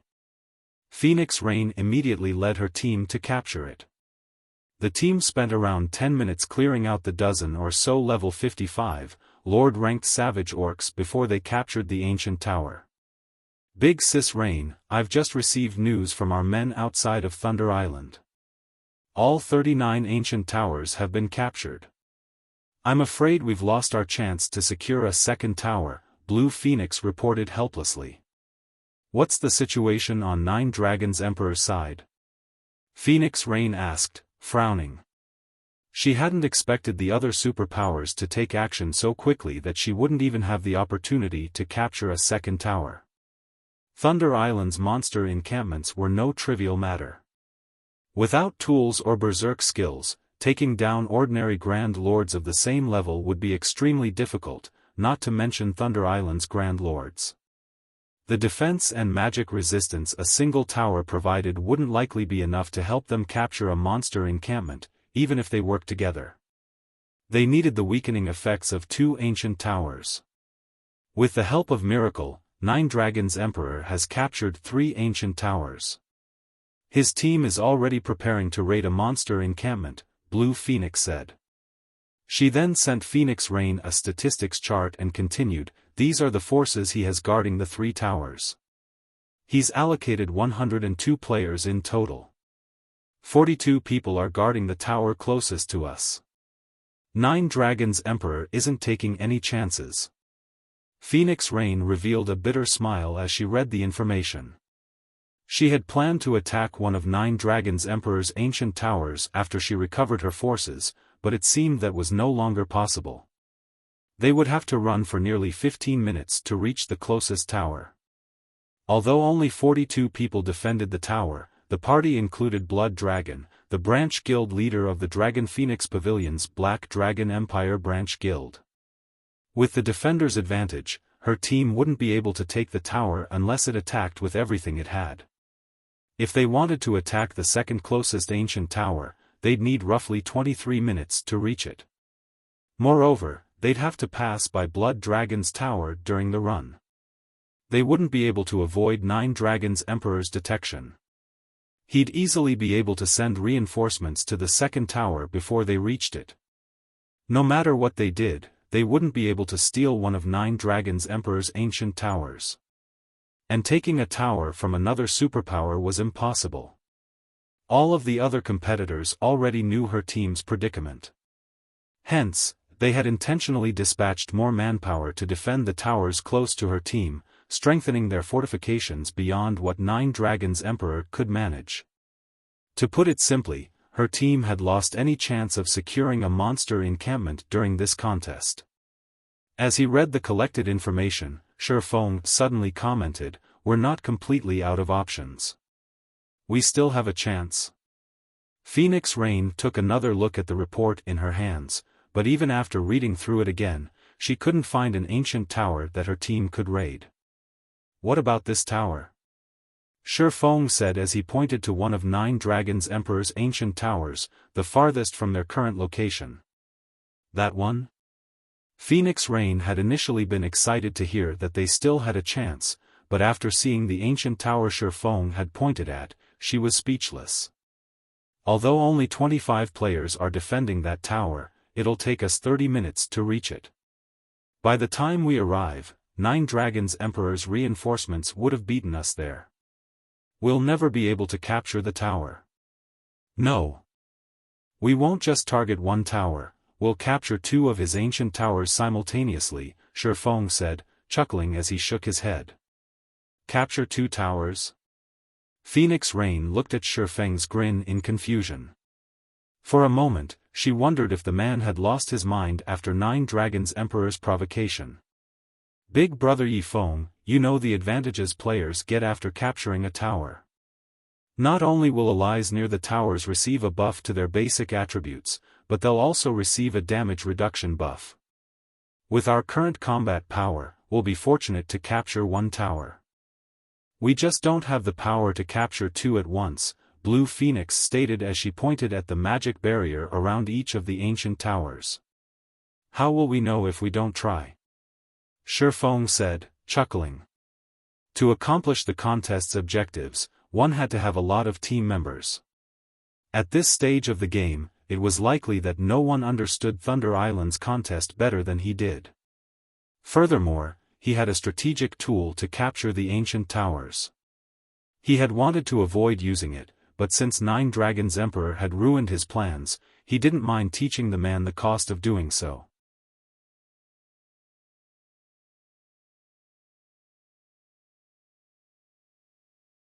Chapter 1499, Siege Tactic. Chapter 1499, Siege Tactic. After listening to Feng's proposal, Phoenix Rain fell silent for some time. Trying to capture two ancient towers simultaneously was pushing the envelope with their current team. If they failed, their team's overall combat power would decrease once again, and capturing a tower later would become even more difficult. However, without three ancient towers, they had no guarantee of capturing a monster encampment. For a moment, Phoenix Rain was wrought with indecision. If we don't make a move soon, it'll be even more difficult to capture an encampment, Feng reminded her when he saw the hesitation in Phoenix Rain's eyes. Like the ancient towers, there were a limited number of monster encampments on Thunder Island. There were only 17 encampments in this contest. Now that the various superpowers had occupied the ancient towers, the encampments would be their next target. If they remained idle, doing nothing and allowing the other superpowers to capture and occupy the encampments, they'd lose any chance they currently had. Once a team captured a monster encampment, NPCs would manifest to help the players defend it, making it many times more difficult to raid than an ancient tower. Alright. I'll pass you the team's leadership. I'll do everything I can to assist you, Phoenix Rain said, gritting her teeth. In the end, she decided to gamble on her fate. Moreover, she was curious about how Feng planned to wrestle control of two ancient towers from Nine Dragons Emperor. When Phoenix Rain agreed, Feng began to prepare. Any team that secured an ancient tower on Thunder Island would receive a stackable buff that decreased monsters' defense and magic resistance in the encampments when attacked. At the same time, allies within 100 yards of the captured tower would receive an extra buff that increased their basic attributes and reduced incoming damage by 30%. Hence, defending players were very difficult to deal with. In addition, every team in the contest had allies outside the island to help them keep track of enemies' movements. If an enemy team showed any intention of attacking a particular tower, the team would bolster its defense and dispatch reinforcements. This made it even more difficult to steal an occupied ancient tower. Fortunately, these hurdles were nothing to Feng. Phoenix Pavilion Master, you'll lead 80 players to assault Nine Dragon Emperor's nearest ancient tower. Try to avoid fighting within 100 yards of the tower. You just need to keep the defenders busy. I'll lead a team of 100 to circle the tower and ambush the tower in the forest. The remaining 40 players will stay here and defend this area. If you're alright with this plan, we'll move out right away, Feng said. His teammates were speechless when they heard Feng's plan. They had assumed that he'd reveal some heaven-defying idea that would allow them to capture both towers at once. But his plan seemed overly simple. Big Brother Feng, I'm afraid that Nine Dragons Emperor will discover our members too quickly. He'll almost certainly dispatch reinforcements to the forest tower. Capturing the tower will likely, Blue Phoenix said worriedly. Relax. Since Nine Dragons Emperor is busy capturing an encampment, he won't have many players to send if he sends any at all. Stealing the towers won't be an issue, Feng said. But, everyone fell silent. The tower's terrain advantage was no laughing matter. They couldn't overcome the hurdle with a small numerical advantage. Alright, since no one else has any arguments, let's move out. Time waits for no man. Feng then formed a 100-man team and made his way towards his target. Big Sis Rain, if we go along with this plan, I'm afraid that, Blue Phoenix said anxiously as she watched Feng depart. Let's see what he has in mind for now. If it isn't possible, we can always join up with his team and concentrate on a single location, Phoenix Rain said, sighing. She had handed Feng authority over the team. She couldn't reject his plan without trying it. I understand, Blue Phoenix said after giving the matter some more thought. At this point, they had no choice. Following which, Phoenix Rain led a team of 80 players towards the nearest ancient tower under Nine Dragons Emperor's control, hoping that her team could cause enough commotion to distract the man and luring as many players as possible. This way, Feng's side would have a greater chance of succeeding. After Phoenix Rain and Feng's teams moved out, Nine Dragons Emperor, who was busy raiding a monster encampment, received news of their movements from his scouts outside of Thunder Island. Phoenix Rain is finally making a move? Nine Dragons Emperor muttered when he received the report. After reading it, however, he was confused. What is she trying to do? She dares to split her forces? Does she really think that I won't notice? Nine Dragons Emperor wasn't surprised in the least to learn that Phoenix Rain aimed to capture the ancient towers under his control. After all, among the nearby towers, his were the least fortified. He had done that on purpose. He had 350 players on his team.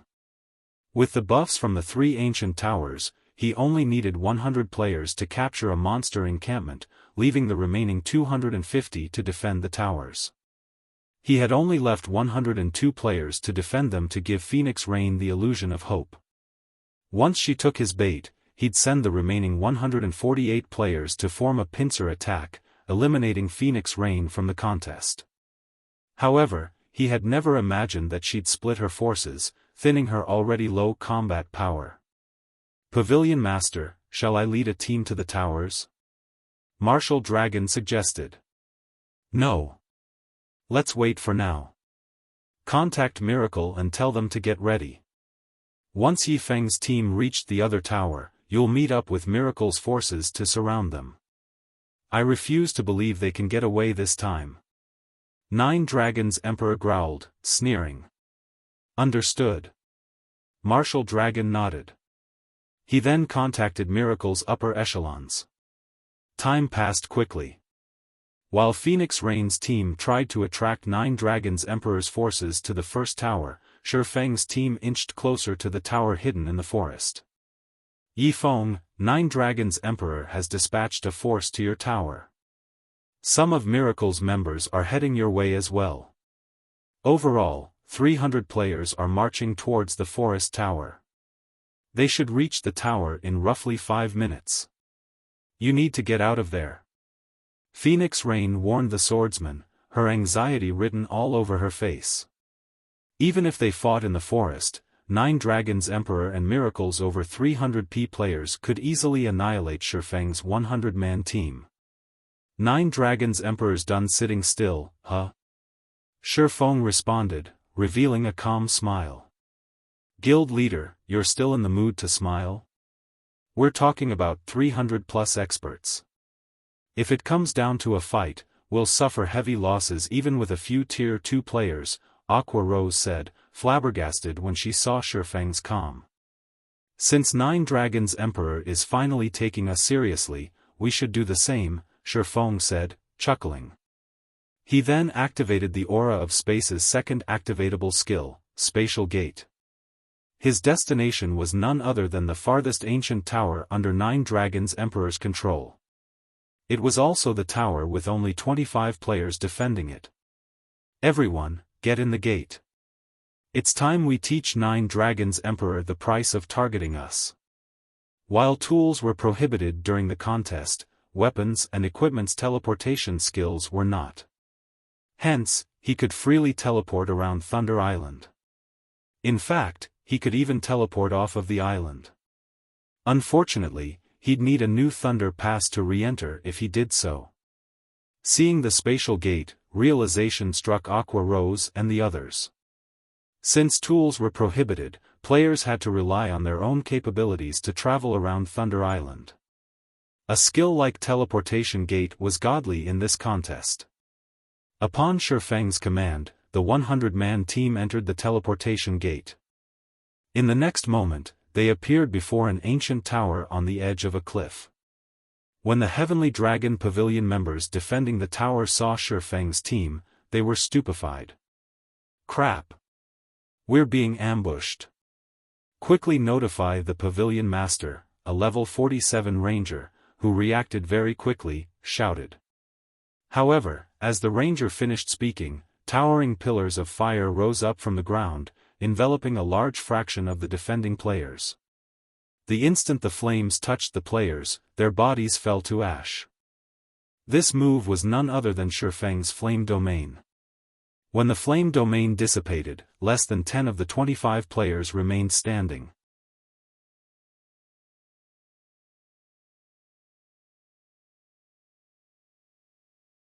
Chapter 1500, Unstoppable Yifeng. Chapter 1500, Unstoppable Yifeng. In one of the monster encampments on Thunder Island, the Team 9 Dragons Emperor led cleared out the savage orcs in the encampment's outer region. There were far more orcs in the monster encampments than in the ancient towers. The encampment 9 Dragons Emperor raided easily had over 2,000 savage orcs, and they all wore armor and carried both a spear and bow. Walls of stone and wood protected the encampment, and dozens of watchtowers with ballistas were stationed at regular intervals along the walls. Moreover, all of the orcs were level 55 and above, and the weakest among them was chieftain rank. A level 60 specialized Grand Lord even stood in the center of the encampment. The quantity and quality of the monsters even forced 9 Dragons Emperor's expert team to move carefully lest they attract too many monsters at a time.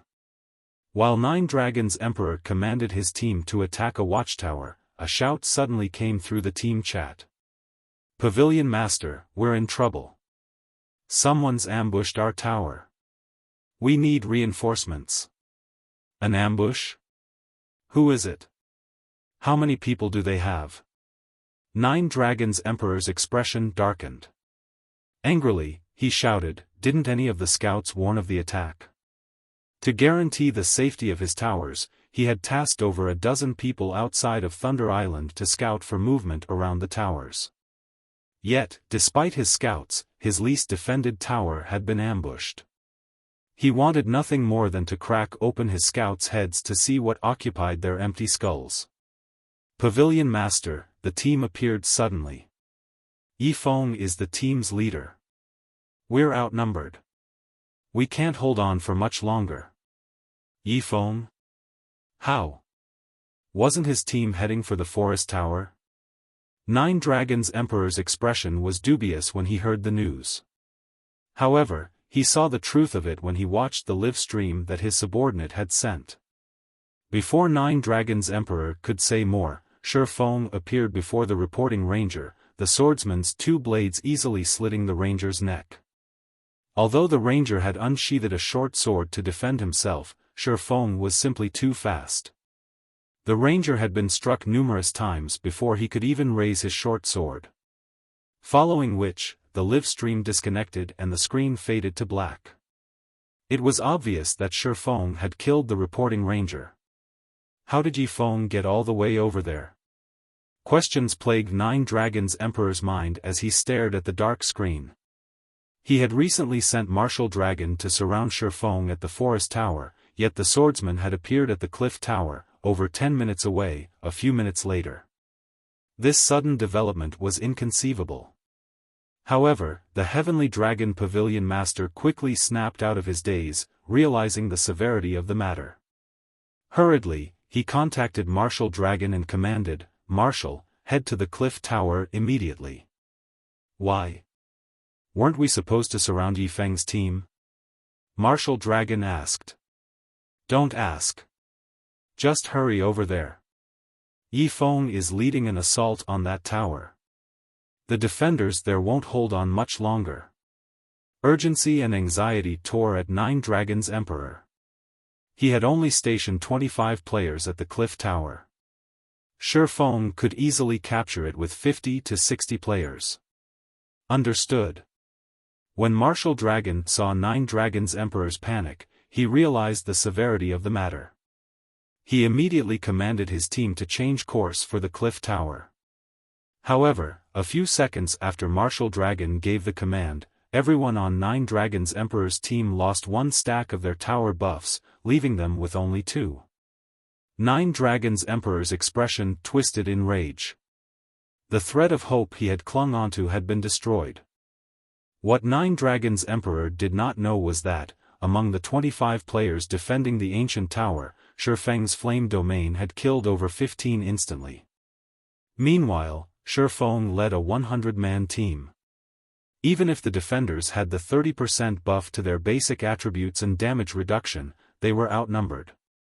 Furthermore, Feng had multiple Tier 2 players on his side. Even with the buff, the tower defenders' basic attributes were nothing compared to Feng and his companions. Feng. Nine Dragons' Emperor bellowed as the live stream replayed in his mind. He knew every trump card Phoenix Rain possessed, and none of those trump cards allowed players to cross such a large distance in such a short amount of time. The sudden arrival of Feng's team had to be the swordsman's doing. Without the team's 3 tower buffs, it would become extremely difficult to capture a monster encampment. It might even be impossible. Aside from the specialized Grand Lord in the heart of the encampment, they also had to deal with 4 ordinary Grand Lords beside it. Without the 3 stacks of defense and magic resistance weakening, his team couldn't deal enough damage to the bosses with their attributes. Everyone, listen up. Aside from the players defending the ancient towers, all of you will follow me to the cliff tower. Nine Dragons' Emperor announced after taking in a deep breath. Marshal, notify Miracle's members and have them gather there as well.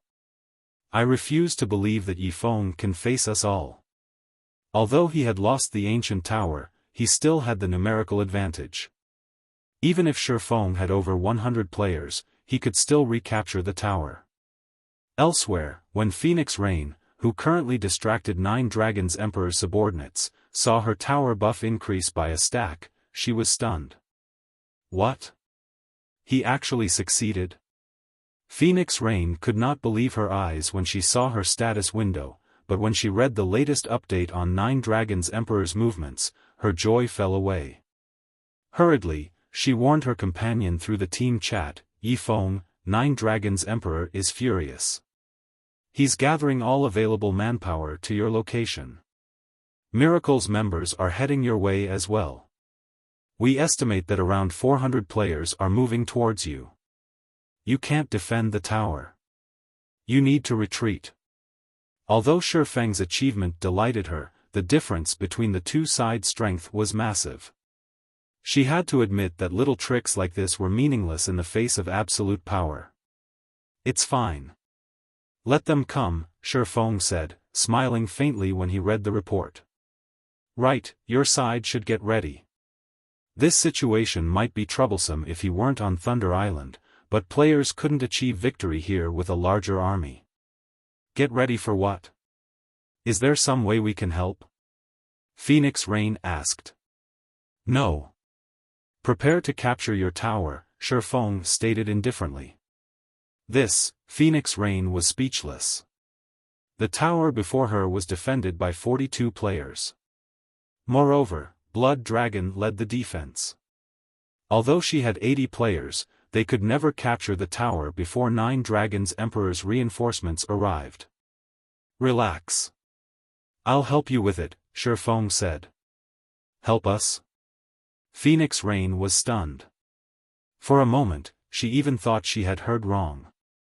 Feng had enough issues on his side. How could he help her? Although she found Feng's words hard to believe, a part of her couldn't just dismiss them. Of the man's multiple insane declarations thus far, he had never once failed to carry them out. When I tell you to attack, strike with everything you've got.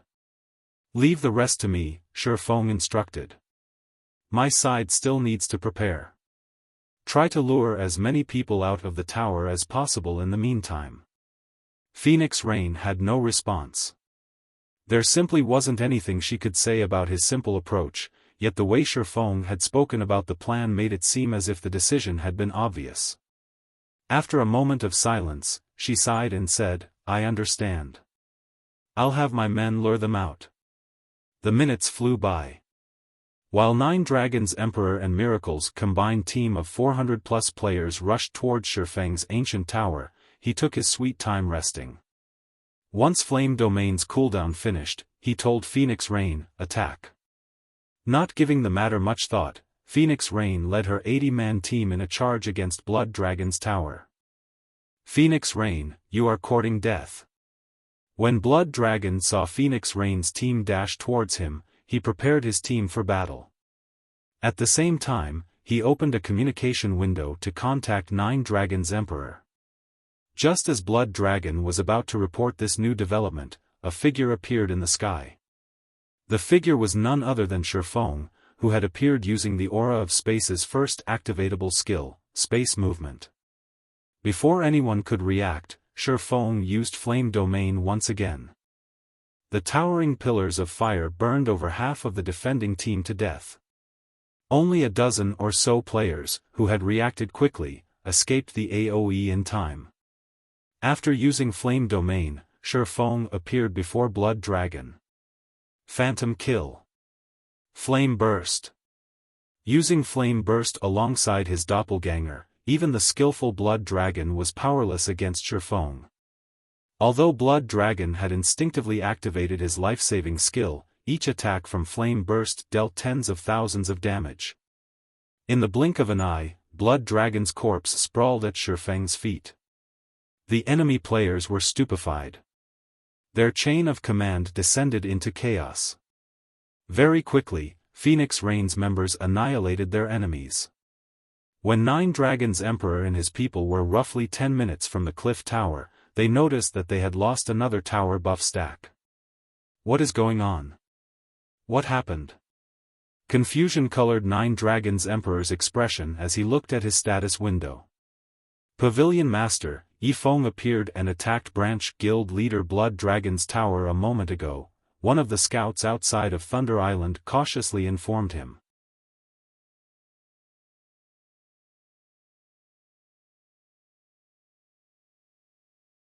Chapter 1501, Reversal.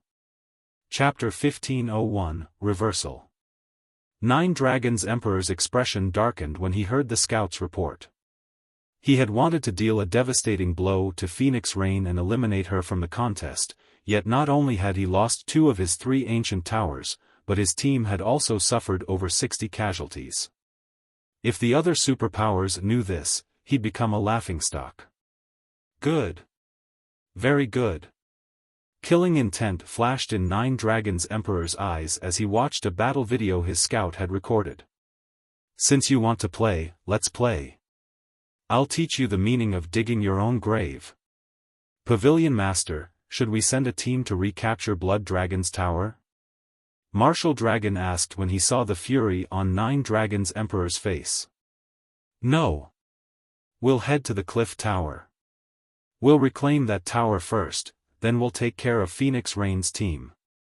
Tell our resurrected members to gather at the forest tower. I won't let Feng steal another. 9 Dragons Emperor commanded. He had to admit that Feng's teleportation skill was heaven-defying on Thunder Island, and the fact that he had a large-scale destruction spell only complemented his ability to teleport. At the end of the day, however, there was still a massive difference between their team's strength. As long as he approached the situation slowly and steadily, Feng wouldn't have an opportunity to steal another tower. Meanwhile, the various superpowers on Thunder Island were shocked to hear that 9 Dragons Emperor had lost 2 ancient towers in a row. What? 9 Dragons Emperor actually lost 2 of his towers? Could this be a ploy to lure Phoenix Rain into a trap? The contest for Thunder Island had many restrictions. There were also the tower buffs and the scouts outside of the island to consider. Stealing one occupied tower was incredibly difficult, yet Phoenix Rain's team had stolen 2 of 9 Dragons Emperor's towers in a row. When the various superpowers received this news, they wondered about the information's validity. Guild leader, Phoenix Rain and Zero Wing have obtained 3 ancient towers. They should have no problem securing a monster encampment.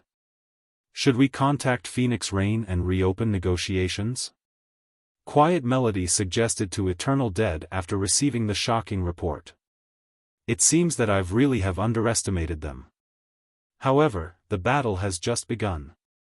9 Dragons Emperor is no easy opponent, and Miracle's been poking its nose into the matter. They'll only qualify to negotiate with us if they can hold a monster encampment until the contest ends, Eternal Dead said, showing his lack of interest with a wave of his hand. Phoenix Rain only controlled a portion of the Dragon Phoenix Pavilion's combat power, and even the guild's combined strength was no match for the Sacred Temple. There was no need to mention Zero Wing. It was merely a guild that occupied a single kingdom. To the Sacred Temple, Zero Wing was no different than ordinary large guilds. They still don't qualify?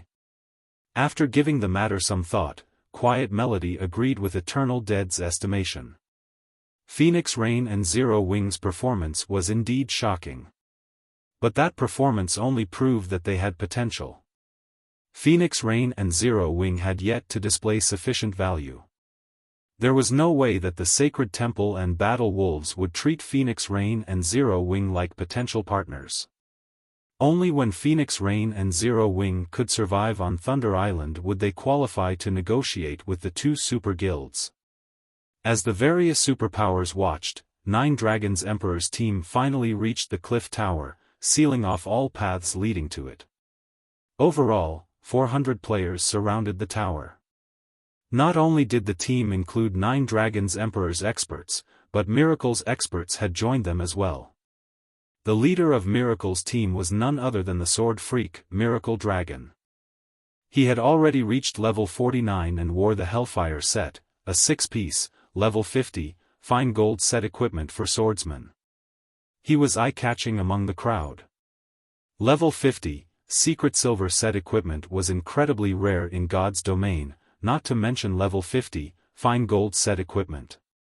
Even Martial Dragon and Shadowtooth gazed at Miracle Dragon's Hellfire set in envy. The Dragon Phoenix Pavilion had yet to secure a complete level 50 fine gold set equipment. Miracle's prowess was obvious. Upon these players' arrival, Gentle Snow and the other who had stayed behind to defend the cliff tower felt a significant pressure.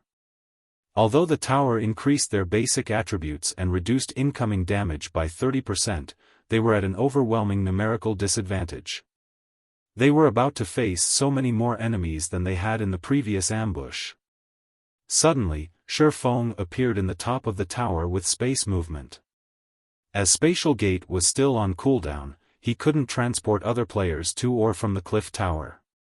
Not only had his return calmed Zero Wing's nervous members, but it had also caused a stir among 9 Dragons Emperor's troops. Yi Feng. You dare to stand before me again? You might have gotten away last time, but you won't be so lucky again. 9 Dragons Emperor bellowed when he saw Feng in the top of the tower. He then commanded, "Everyone, attack."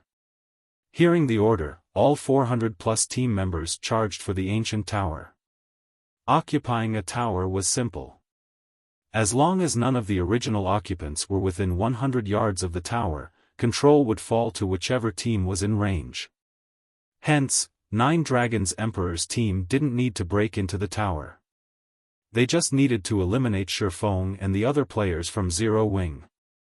In the seconds before both sides clashed, Feng switched the aura of space to the aura of illusion. He also equipped the Thunder Emblem. Suddenly, 9 Dragons Emperor and the others felt an indescribable pressure weigh down on them before their basic attributes began to decrease rapidly. Very quickly, their attributes fell from 100% to 85%. The abrupt change confused 9 Dragons Emperor and his people. Kill them. Annihilate them all. Feng commanded as the enemy's attributes fell. As long as the aura of illusion was active, the ability would reduce all enemies' basic attributes by 40% within a 200-yard radius. However, since players had some resistances to the effect, the decrease was limited. Fortunately, the Thunder Emblem also reduced nearby enemies' basic attributes. Only after combining the abilities was he able to reduce his enemies' basic attributes by 15%. Normally, this 15% reduction might not offer much of an advantage, but his team also had the Ancient Towers buff. The new difference between the two sides' attributes was the equivalent of his players using Berserk skills against players without. Damn it! Everyone, move back, get 100 yards away from the tower. Nine Dragons Emperor urgently commanded through the team chat, his expression darkening when he realized the situation. This had effectively created a 50% difference between his team members' attributes and Zero Wings. To make matters worse, his enemy already had a few players with monstrously high basic attributes. However, Nine Dragons Emperor's warning was too late as the two sides had already slammed into each other on the battlefield. The difference between the two teams was immediately apparent. Aside from Martial Dragon, Shadowtooth, Undead, Bloodhand Yama, Nine Dragons Emperor, and Miracle Dragon, Zero Wing and Azura's experts quickly suppressed the enemy players. Even Cleansing Whistle, an expert who had yet to reach the Refinement Realm, could easily overwhelm a Refinement Realm expert of the same level. She could even hold her own against 3 Refinement Realm experts simultaneously.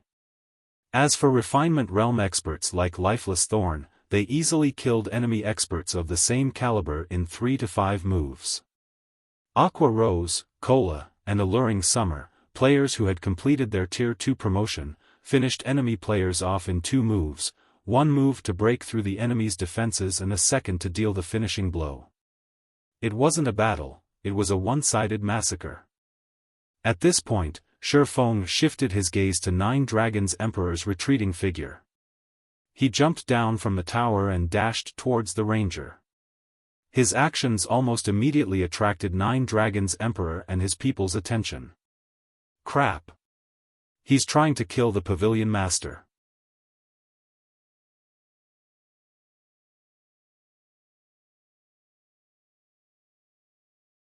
Chapter 1502, A Momentary Strike.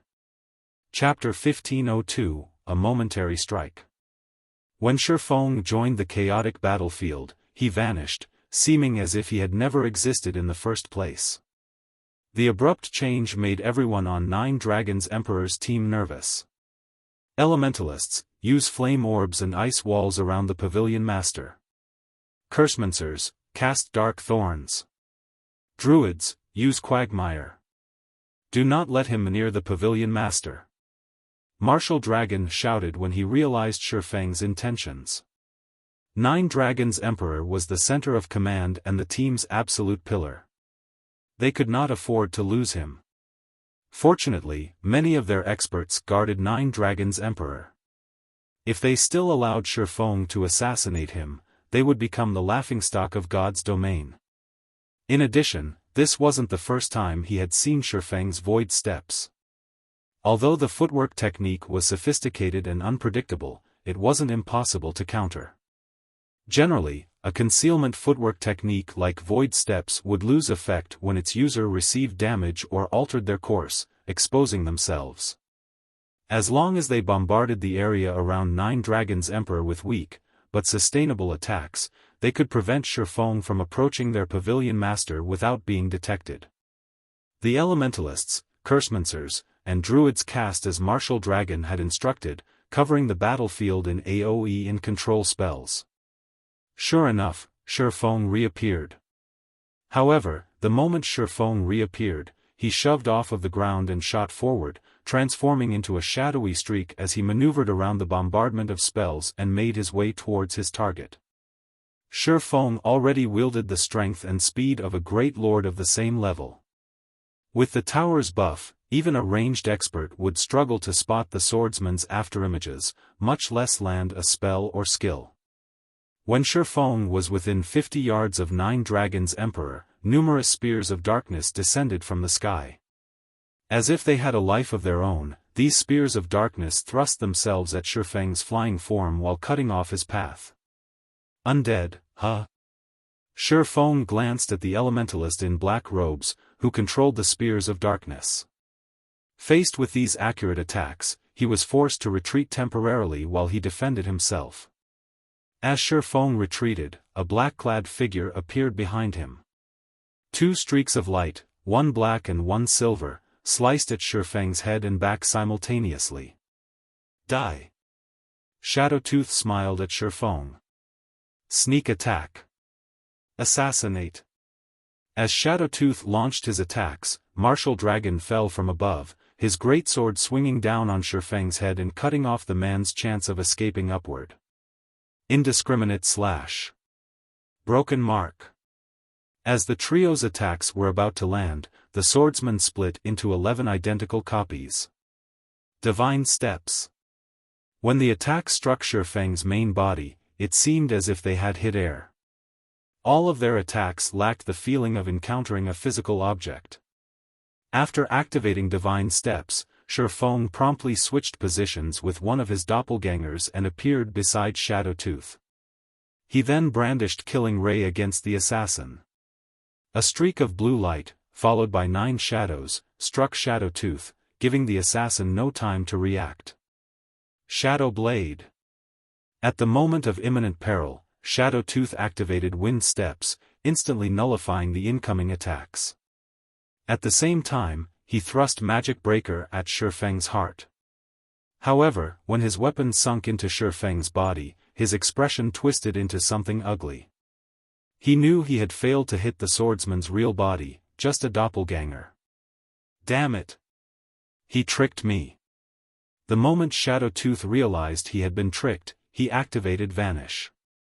Suddenly, a blue sword sliced across the assassin's previous position, but the only reaction Feng's attack had earned was a loud clang. Realizing his attack had failed, Feng tightened his grip on the abyssal blade and Killing Ray before brandishing his blades at his surroundings. One sword light after another cut the air around him, looking like a lotus flower in bloom. Tier 1 skill, Omni Slash. Before the sword lights could spread farther, Martial Dragon's great sword transformed into a pillar of fire as the berserker swung at Feng. Tier 1 skill, Flaming Cross Slash. Since Feng was in the midst of activating a skill, the swordsman had revealed plenty of holes in his defense. He had no way of blocking Martial Dragon's Flaming Cross Slash. Boom! When Martial Dragon's Flaming Cross Slash struck Feng, the ground beneath his feet cracked. Feng had forcefully stopped his Omni Slash, using his 2 swords to block Martial Dragon's attack. What kind of insane reaction speed does he have? Martial Dragon frowned at the unharmed swordsman before him. His coordination with Shadowtooth and Undead was seamless. While he and Shadowtooth attacked Feng's main body, Undead bombarded the swordsman's 10 doppelgangers, preventing Feng from switching positions with any of his clones. The only thing Feng could do was block his Flaming Cross Slash. However, since Feng had been in the midst of activating a skill, he shouldn't have been able to react in time. Normally, when players prematuring deactivated a skill, they'd freeze for a brief moment, yet Feng had protected himself successfully. This was simply inconceivable. Moreover, Flaming Cross Slash dealt both physical and fire-type damage. Even if one blocked the attack, they'd still receive a significant amount of damage. Yet, Feng had not taken any damage. What Martial Dragon didn't know was that Feng's fire resistance was even higher than an ordinary player's after consuming an advanced fire resistance potion. The additional burn effect when blocking the skill was useless against Feng. While Martial Dragon momentarily marveled at Feng's performance, the sacred sword in Feng's hand sliced at the berserker with lightning speed. Martial Dragon instinctively executed Whirlwind Slash to block the attack. Pung! However, when Martial Dragon's greatsword met Killing Ray, the resulting impact threw him over a dozen yards, the berserker's HP decreasing by a huge chunk. For a moment, Martial Dragon had nearly lost his grip on Silver Snow. Martial Dragon and his companions had realized that their prey possessed heaven-defying attributes during their prior clash, and they understood that they should avoid facing the swordsman head-on as much as possible. When they saw Martial Dragon in such a state after blocking one of Feng's attacks, both Bloodhand Yama and Miracle Dragon wore heavy expressions. By the time they recovered their wits, Feng had activated Wind Blade, dashing straight for Nine Dragons Emperor. Since his Tier 2 taboo skill, Instant Strike, was still on cooldown, the only way he could kill Nine Dragons Emperor was to deal the final blow face-to-face. Feng! Don't even think about getting near me! Nine Dragons Emperor bellowed. He then pulled several dark green arrows from his back and fired at Feng.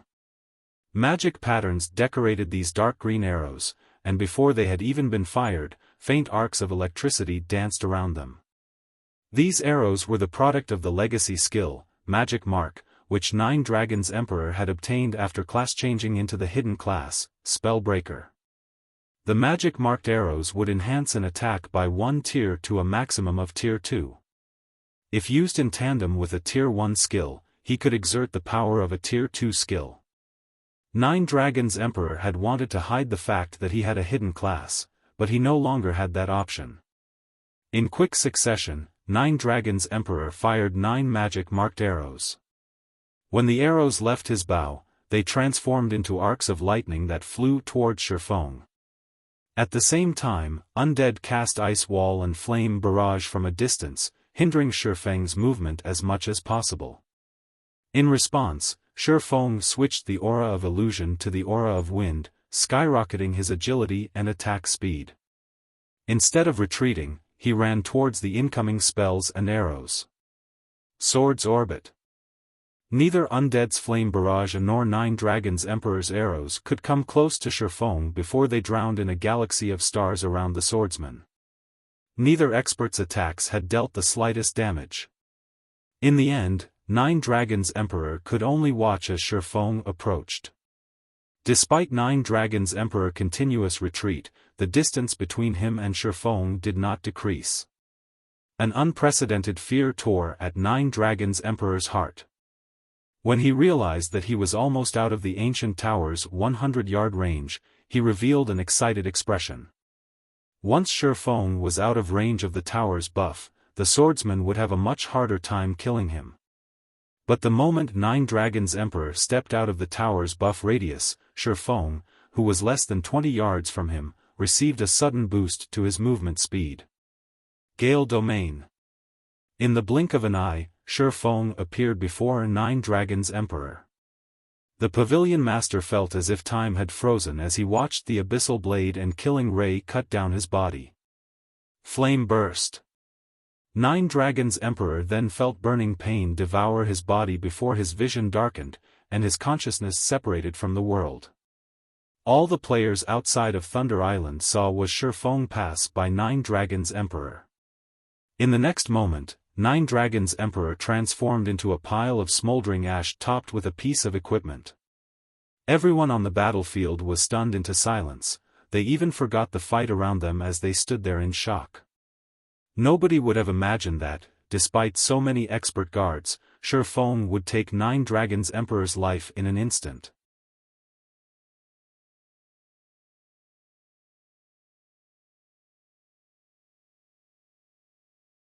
Chapter 1503, Shocking Thunder Island.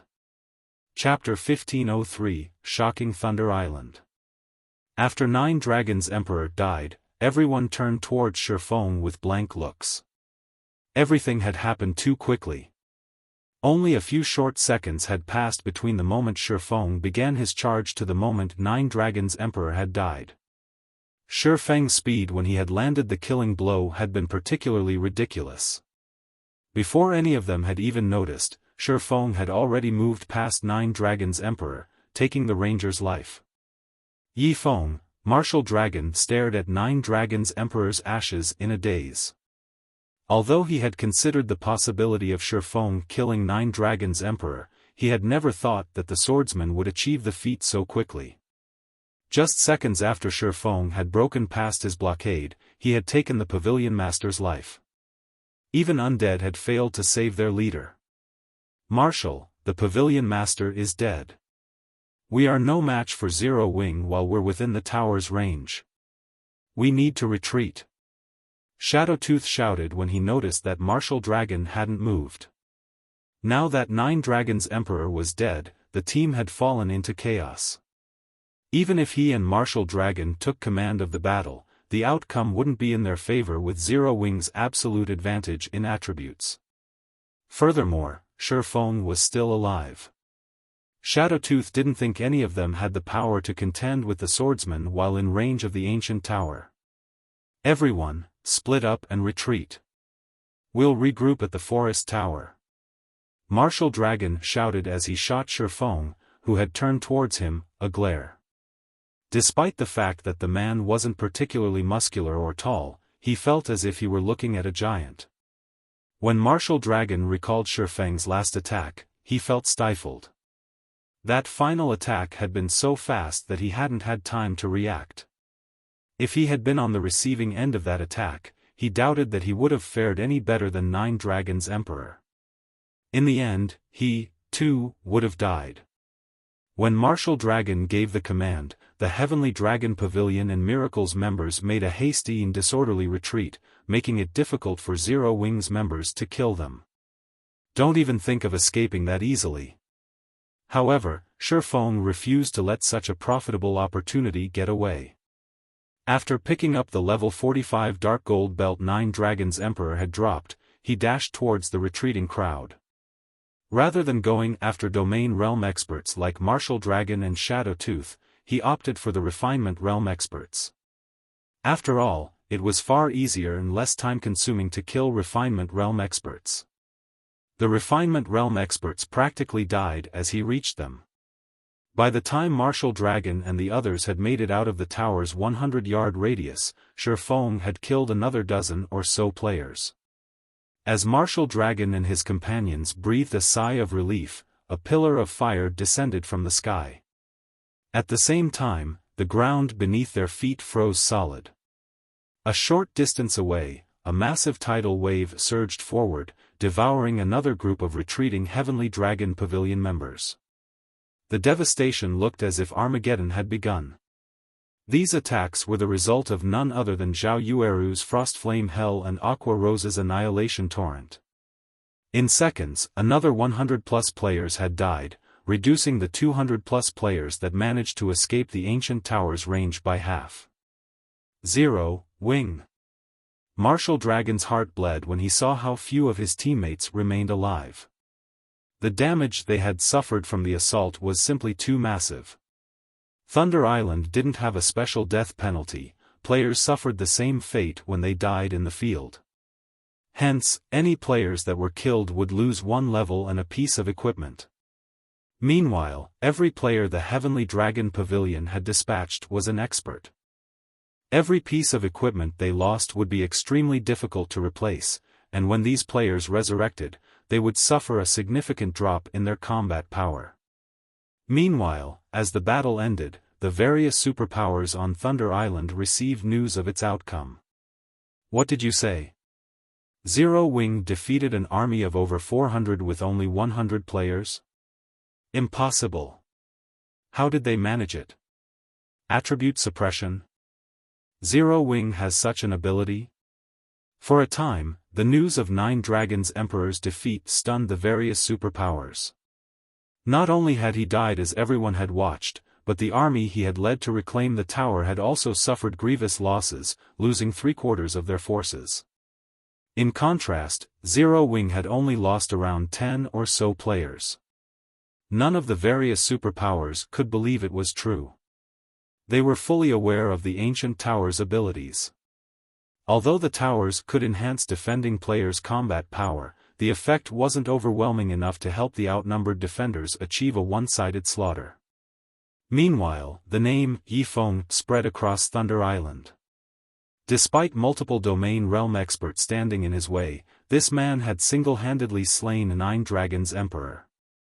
No one had ever achieved this kind of battle record before. Although the result was due to the Ancient Towers buff, that didn't make it any less terrifying.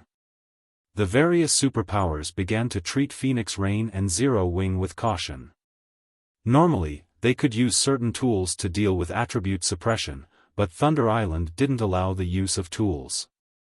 Although the suppression only reduced attributes by 15%, it was more than enough to make the various superpowers pay attention.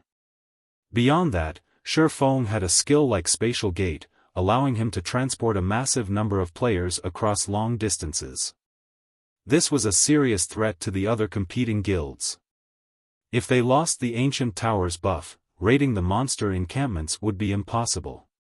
For a time, the various superpowers were forced to strengthen their towers' defenses due to Zero Wing's presence. Now, they stationed at least 60 to 70 players in each tower as a precaution. This turn of events dumbfounded the uninvolved spectators outside of Thunder Island. Nobody could have imagined that an inconspicuous guild like Zero Wing could make the various superpowers nervous. No one would ever believe this. Even Phoenix Rain, Zero Wing's collaborator, had mixed emotions over the matter. She had never thought that Feng's borderline insane plan would succeed. Damn it! Damn it! Zero Wing! I won't let you all get away with this. 9 Dragons Emperor, who had just resurrected, bellowed, his voice echoing throughout the forest he was currently in. The Heavenly Dragon Pavilion members were scared into silence. He had spent so much money and resources to hire both the Flower of Seven Sins and Blood Paradise to crush Phoenix Rain, yet all of his efforts were for nothing. At this point, even capturing another ancient tower would be incredibly difficult, not to mention capturing a monster encampment. This was the first time he had suffered so much humiliation. Good. Very good. Since you won't let me have my way, I won't let you claim a single encampment either. After 9 Dragons Emperor finished venting his rage, he growled, "Send someone to keep an eye on their 3 towers. If they try to raid an encampment, we'll attack their towers. I refuse to believe they can afford to keep so many people at the towers at all times." Understood. Martial Dragon's eyes shone with realization upon hearing 9 Dragons Emperor's order. If Phoenix Rain and Zero Wing wished to capture a monster encampment, they needed all 3 ancient towers under their control, and to capture a monster encampment, they'd have to dispatch at least 130 players. However, Phoenix Rain's team only had 220 players. If they dispatched 120 players to a monster encampment and left 100 players to defend the towers, 9 Dragons Emperor's team would have the opportunity it needed to steal back the towers. Even if Feng had a teleportation skill, his team could never defend all 3 towers against the full force of the Heavenly Dragon Pavilion's team unless they gave up on capturing an encampment. If Phoenix Rain and Zero Wing failed to capture an encampment, neither Phoenix Rain nor 9 Dragons Emperor would have an advantage for the Great Pavilion Master's position. Saying so, Martial Dragon sent his subordinates to survey the 3 towers under Phoenix Rain's control. At the same time, he had his team prepare to raid the towers at a moment's notice. Big Brother Feng must have angered 9 Dragons Emperor beyond reason. He actually has the nerve to do something so shameless. When Blue Phoenix read the report she received from her subordinates, she didn't know whether to laugh or cry. This was the first time she had seen anyone push 9 Dragons Emperor to this point. He had never even reacted so insanely when facing down other superpowers. Phoenix Rain, who stood beside Blue Phoenix, felt a headache brew over the matter. With 9 Dragons Emperor keeping a close eye on them, they didn't have the manpower to guard the towers and raid any encampments. She had to admit that, sometimes, having more manpower was a good thing. Even when one wasn't a match for their opponent, they could afford to employ such shameless tactics to limit their opponent's options. Guild leader, things will be troublesome if this continues.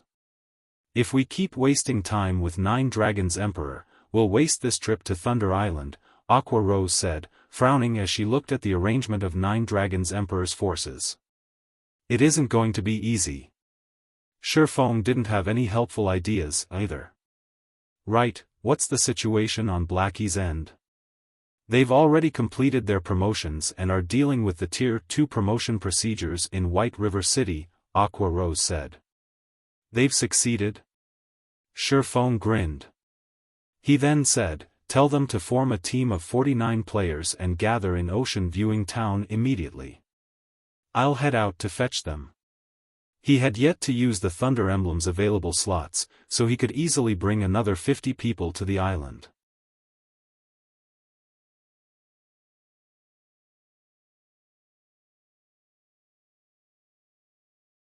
Chapter 1504, Unfathomable Zero Wing. Chapter 1504, Unfathomable Zero Wing. Have them come over? Feng's decision excited Aqua Rose. After all, Blackie and the others were now Tier 2 players. They'd be powerful reinforcements on Thunder Island. However, she quickly realized the problem and commented, Guild Leader, they'll need entry slots to enter Thunder Island. Moreover, with how much time we have left, I'm afraid it'll be too late to do anything by the time they arrive. Even if they had the available slots, it took a considerable amount of time to travel from Ocean Viewing Town to Thunder Island. Even if they used the one-horned sailboat, the contest would likely be over by the time Blackie and the other arrived. Relax. I still have a few available slots, and we can use the spatial gate to make the trip. Although it will take some time to get here, the contest has just begun. If we hurry, we should have enough time, Feng said, smiling. Wonderful. If Blackie and the others can make it, they'll definitely be a great help. We'll even surprise the other superpowers. Aqua Rose was ecstatic. She could already imagine what would happen once Blackie and the others arrived. Hurriedly, she contacted Blackie's group, telling them to set aside their registration at the Adventurers Association for now and make their way to Ocean Viewing Town. Meanwhile, Feng called up his system interface and chose to leave the island. As Thunder Island prevented the use of tools, he could only use a return scroll after he left. When Feng left the ancient tower, 9 Dragons Emperor subordinates, who kept an eye over the situation around Phoenix Rain's 3 ancient towers, noticed his disappearance. Pavilion Master, I just received a report stating that Feng suddenly vanished from the cliff tower, Blood Dragon reported. Vanished? Did you know where he went? 9 Dragons Emperor demanded as he thought about Feng's teleportation skill. Martial Dragon, Blood Dragon, and Shadow Tooth oversaw the 3 towers' surveillance. Among the 3 towers, Blood Dragon kept watch over the cliff tower, which Zero Wing occupied. It was also the tower 9 Dragons Emperor wanted back the most. 9 Dragons Emperor had to admit that Feng's teleportation skill was heaven-defying. The skill allowed him to transport reinforcements and ambush his enemies at a moment's notice. It was also how the man had forced him into such a passive state. If he moved recklessly, Feng could ambush and steal his final tower, at which point, he would lose all hope in this competition. No, Blood Dragon said, shaking his head. But from the reports we've received from our spies in Phoenix Rain's team, it doesn't seem like they are executing any sort of operation. Moreover, Phoenix Rain is struggling over her plan to capture a monster encampment. Since he is acting by himself, ignore him. We just need to keep track of their team's movements, 9 Dragons Emperor instructed. At the end of the day, they were on Thunder Island. Feng could never raid a monster encampment by himself. As long as they kept an eye on the 3 ancient towers, the swordsman's independent actions wouldn't change the result. Pavilion Master, we've just received a reply from Miracle. They've agreed to merge teams and share their tower buff, but they want half of the temporary teleportation arrays we get from the encampments, Blood Dragon reported. That greedy old fox. He dares to ask for such a high price? 9 Dragons Emperor frowned slightly. Each monster encampment on Thunder Island only provided 2 temporary teleportation arrays. He just wanted to borrow Miracle's tower buff, yet the other guild wanted half of the slots he obtained. Then, Dewey, Blood Dragon also felt powerless about the situation. However, it was Nine Dragons Emperor's decision to make. Had they known they would struggle this much, they would have prioritized capturing an encampment before picking a fight with Phoenix Rain. Fine. Agree to their conditions. As the Heavenly Dragon Pavilion Master gave the order, he felt as if he had aged by several years. With their team's current prowess, capturing another ancient tower was impossible. Unfortunately, capturing a monster encampment with only 1 tower was also impossible. They'd only have a chance in this contest if they could merge with Miracle's team. That way, they could dispatch some players to raid an encampment while maintaining their surveillance on Phoenix Rain's towers. Otherwise, he'd have to continue wasting time with the Phoenix Pavilion Master. Although doing so would earn him the same result as Phoenix Rain in this contest, she had Zero Wings' help. She could definitely obtain a large collection of Thunder Passes for the next contest. Competing with Phoenix Rain would become far more difficult. Hence, he needed to secure at least 1 encampment and gain as much advantage as he could over the other Pavilion Master, ensure that he'd have some options in the next contest for Thunder Island. Understood. I'll lead a team and integrate with theirs. Blood Dragon left the ancient tower and led his team to one of Miracle's towers. As time passed, the various superpowers began to raid their first monster encampment. There were far fewer encampments on Thunder Island than ancient towers. Only 17 monster encampments were available, yet there were more than 6 superpowers participating in the contest. Needless to say, every superpower was trying to capture as many monster encampments as possible to achieve a higher rank in the contest. The competition for these encampments was intense. Fortunately, the monster encampments were not that easy to raid, and not all of them were equal. The weaker encampments were only guarded by 1 specialized Grand Lord and a few ordinary Grand Lords. Meanwhile, archaic species guarded the stronger encampments. Although the tower buffs helped weaken the boss's defense and magic resistance, it did not do anything about their basic attributes and skills.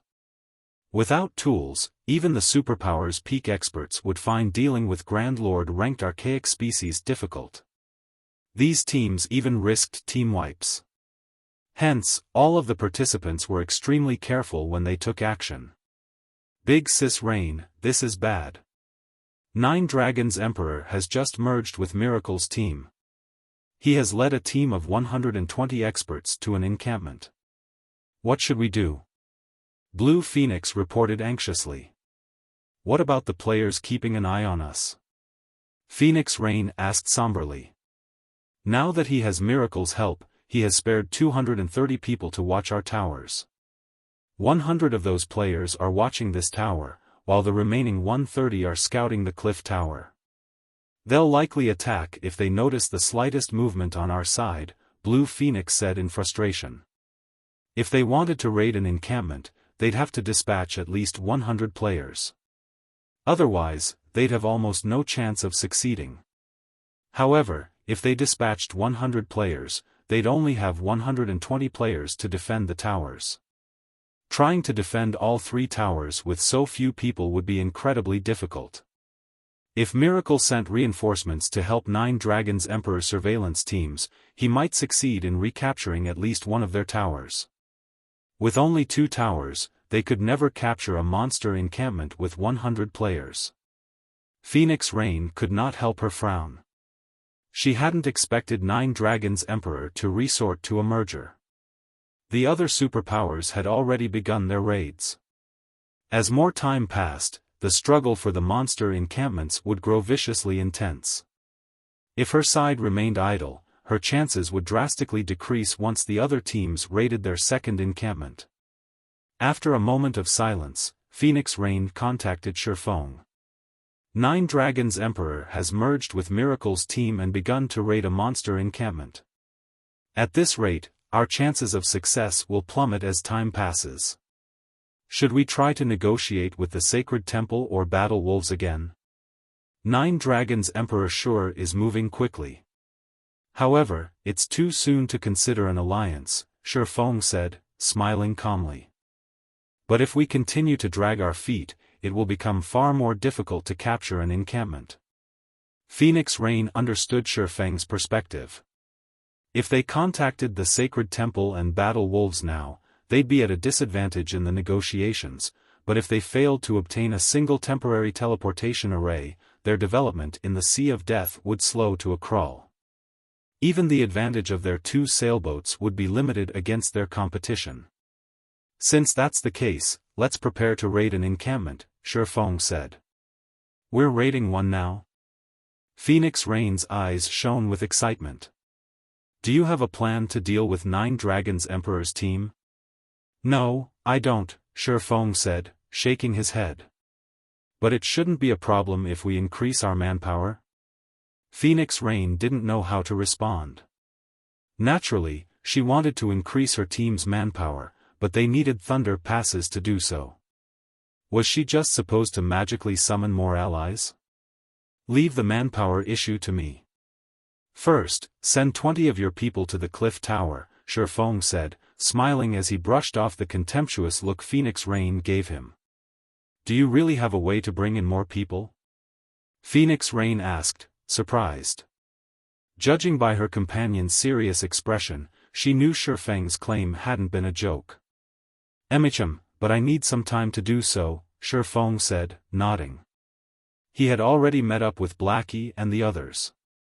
They just had to make their way to Thunder Island. Alright, I'll send them people to the tower right away. Although Phoenix Rain was excited, she felt as if she were looking at a stranger as she watched Feng on the screen, or rather, Zero Wing as a whole felt foreign. A few months ago, Zero Wing had been nothing more than a fledgling guild that had only begun to flourish, yet now the guild could accomplish feats that were even beyond her capabilities. It was incredible.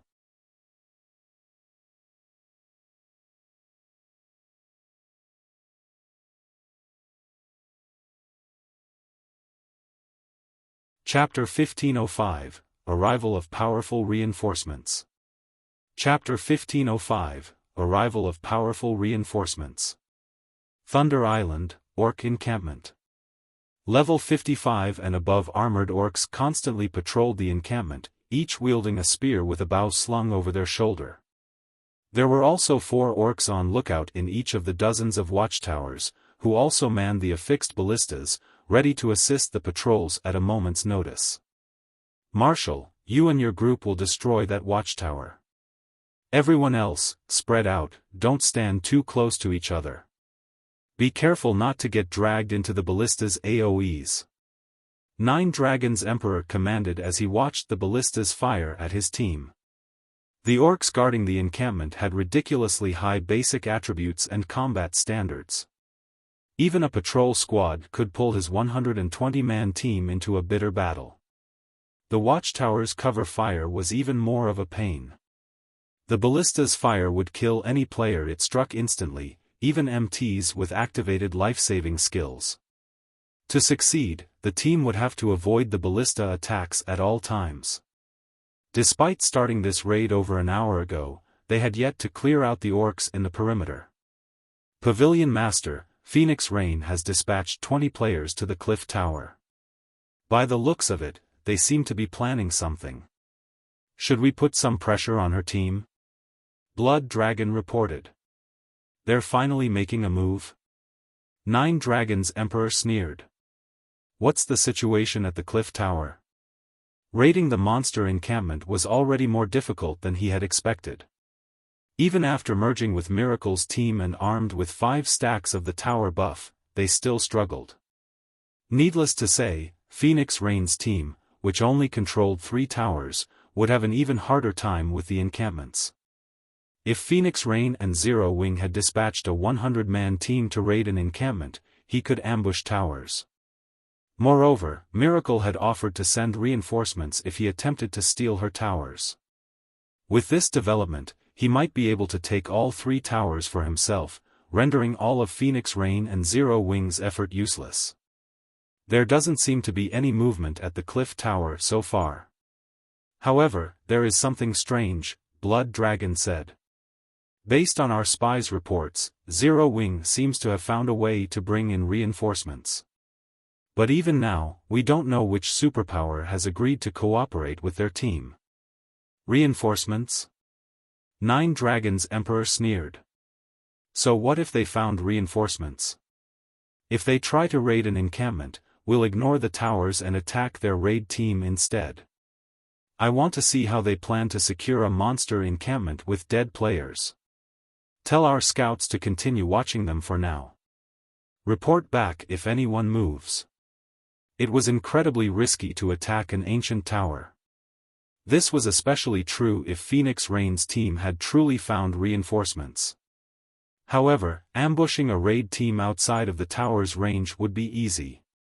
Without the tower's attribute buff, taking out Phoenix Rain's team would be a piece of cake. Even if he failed to annihilate Phoenix Rain's raid team, getting rid of a few dozen players would be more than enough to destroy Phoenix Rain's chances of securing a monster encampment. Understood.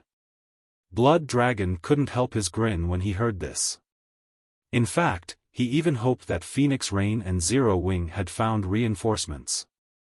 This way, they could proudly defeat Phoenix Rain and Zero Wing's team and restore their lost reputation. As the various superpowers frantically raided monster encampments, Phoenix Rain's anxiety grew as she waited for the reinforcements Feng had mentioned. The other superpowers were also watching the situation carefully. They hadn't expected Nine Dragons Emperor to be so ruthless. Phoenix Rain is finished. Not only did Nine Dragons Emperor deal a heavy blow to her team, but he's also limited her options of taking action. She'll likely fail to claim a single encampment. But the situation is strange. I never thought that Miracle would be willing to help Nine Dragons Emperor. What did Phoenix Rain do to provoke the guild? Don't you know? Phoenix Rain didn't provoke Miracle, but Zero Wing did. Remember the Dark Arena some time ago? Miracle's battle team suffered a miserable defeat at Zero Wing's hands. I'm sure that the guild wants to teach Zero Wing a lesson and restore its reputation. Phoenix Rain sure is unlucky. If not for her cooperation with Zero Wing, she might have had a chance to secure a monster encampment. Now that Miracle is helping Nine Dragons Emperor, she has lost all hope. I know, right? The various superpowers expressed their sympathy for Phoenix Rain. With the woman's tenacity, she should have been able to claim at least one encampment, but due to Zero Wing, Firmament had stabbed her in the back, and Nine Dragons Emperor allied with Miracle. The events gave the Heavenly Dragon Pavilion Master an overwhelming advantage. Big Sis Rain, I've just received a report stating that the Sacred Temple, Battle Wolves, Miracle, King's Return, and Nine Heavens Pavilion have captured their first monster encampments and are preparing to raid their second. If we don't hurry, it'll be too late to do anything, Blue Phoenix said anxiously. Based on the information they had gathered, the monster encampments were far more challenging than they had anticipated. Meanwhile, the contest was nearly half over. If they didn't take action soon, with only 3 ancient towers under their control, they might not have enough time to capture a monster encampment. Even Nine Dragons Emperor had begun his fight with the final guardian boss in his first encampment. I understand, but we don't have the power to make a move before the reinforcements arrive, Phoenix Rain said, sighing helplessly. Nine Dragons Emperor had a huge numerical advantage, and he was even willing to give up some of his manpower to station teams on standby to steal their towers. If they tried to raid a monster encampment, she had no doubt that Nine Dragons Emperor would attack without hesitation. Thinking up to this point, Phoenix Rain contacted Feng once more. Team leader Feng, what is the situation? Phoenix Rain asked. Quite a few guilds have begun to raid their second encampment. We're almost there, Feng said, chuckling when he noticed Phoenix Rain's anxiety. Give me another 10 minutes, and we'll have 49 more players. 49? At first, Phoenix Rain celebrated the news of Feng's return, but her joy faded after hearing Feng's final statements. Although he was returning with quite a few players, an additional 49 team members wouldn't change their situation. Even with these 49 players, there was still a massive gap between her manpower and 9 Dragon Emperors. Relax. The people with me are quite powerful, Feng assured Phoenix Rain. I'll leave it to you, then. Although Feng had tried to reassure her, Phoenix Rain didn't have much hope for Feng's plan, but she was resigned to see it through. If they failed, she'd have no choice but to grit her teeth and negotiate with either the Sacred Temple or Battle Wolves. After Feng disconnected the call, Blackie snickered and said, "Guild leader, she doesn't seem to have much confidence in you." "That's normal. After all, our current situation is problematic," Feng said nonchalantly. "When we arrive, make sure you give it your all." "Rest assured, guild leader. Not even capturing 2 or 3 encampments will be a problem, let alone the first," Shadow Sword confidently declared. After entering the legacy space, Shadow Sword had pushed through numerous trials and finally reached the refinement realm. He was also a Tier 2 player now. He itched to display his newfound prowess. Fire Dance, Turtle Dove, Yi Wumian, Violet Cloud, Flying Shadow, Rampant Blade, Minor Wind, and Zero Wing's other core members couldn't help but laugh. As the team chatted merrily, the one-horned sailboat finally reached the edge of Thunder Island. The one-horned sailboat's reappearance shocked the surrounding players, but Feng ignored the stares as he stored the sailboat and used the Thunder Emblem to teleport the team to Thunder Island.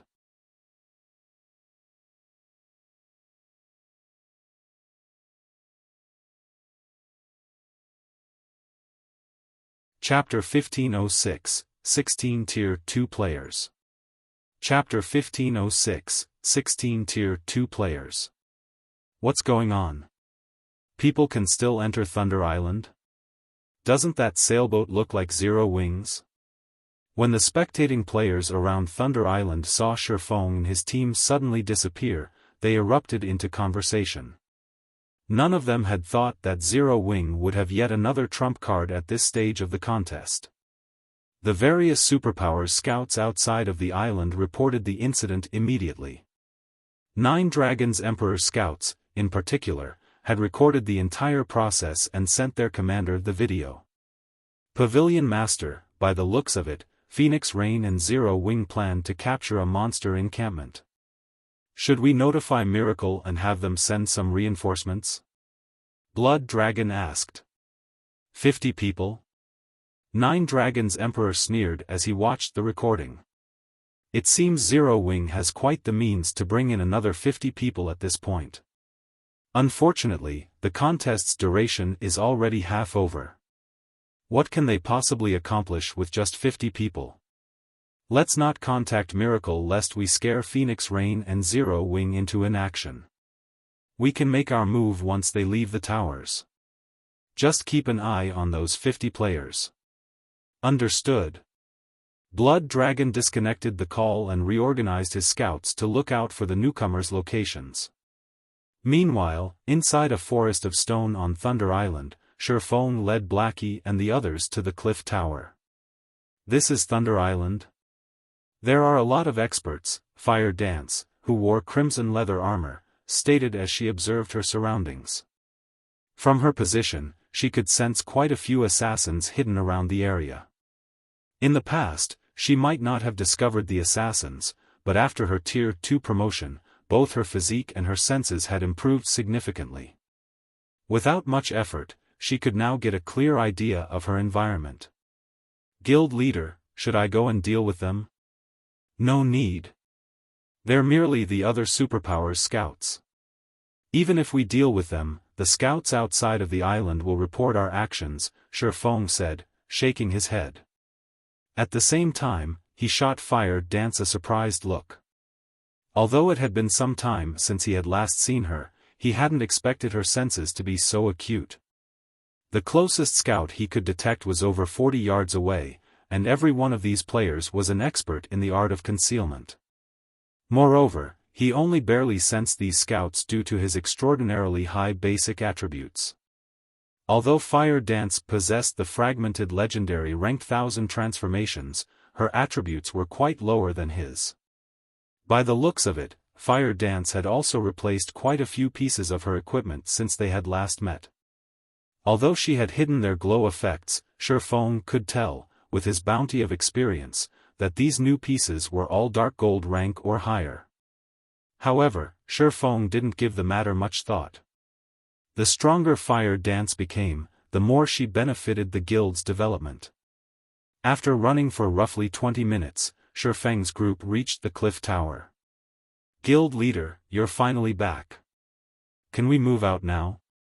Aqua Rose asked, smiling when she saw her guild mates. Among the 49 players Feng had brought with him, 12 were Tier 2 players. Including Feng, Cola, Alluring Summer, and herself, they had a total of 16 Tier 2 players on the island now. With such a powerful team, they could even challenge mythic field bosses if they had a strong enough magic array. Rearrange a new team of 50.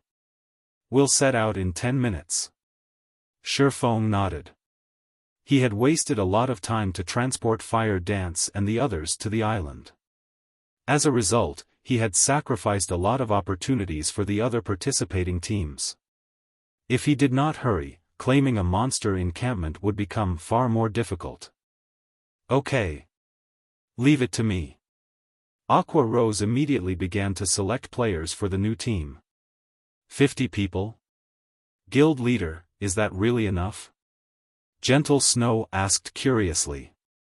At this point, the situations in the monster encampments were no longer secret. Trying to capture an encampment with only 50 players and the support of 3 ancient towers was aiming for the impossible. "Relax. We're pretty strong." Feng chuckled. Could they all have? Gentle Snow suddenly considered a possibility. In response, Feng gave a silent nod. Immediately, Gentle Snow found herself both shocked and excited. She had already witnessed the prowess of a Tier 2 player though Aqua Rose, Cola, and Alluring Summer.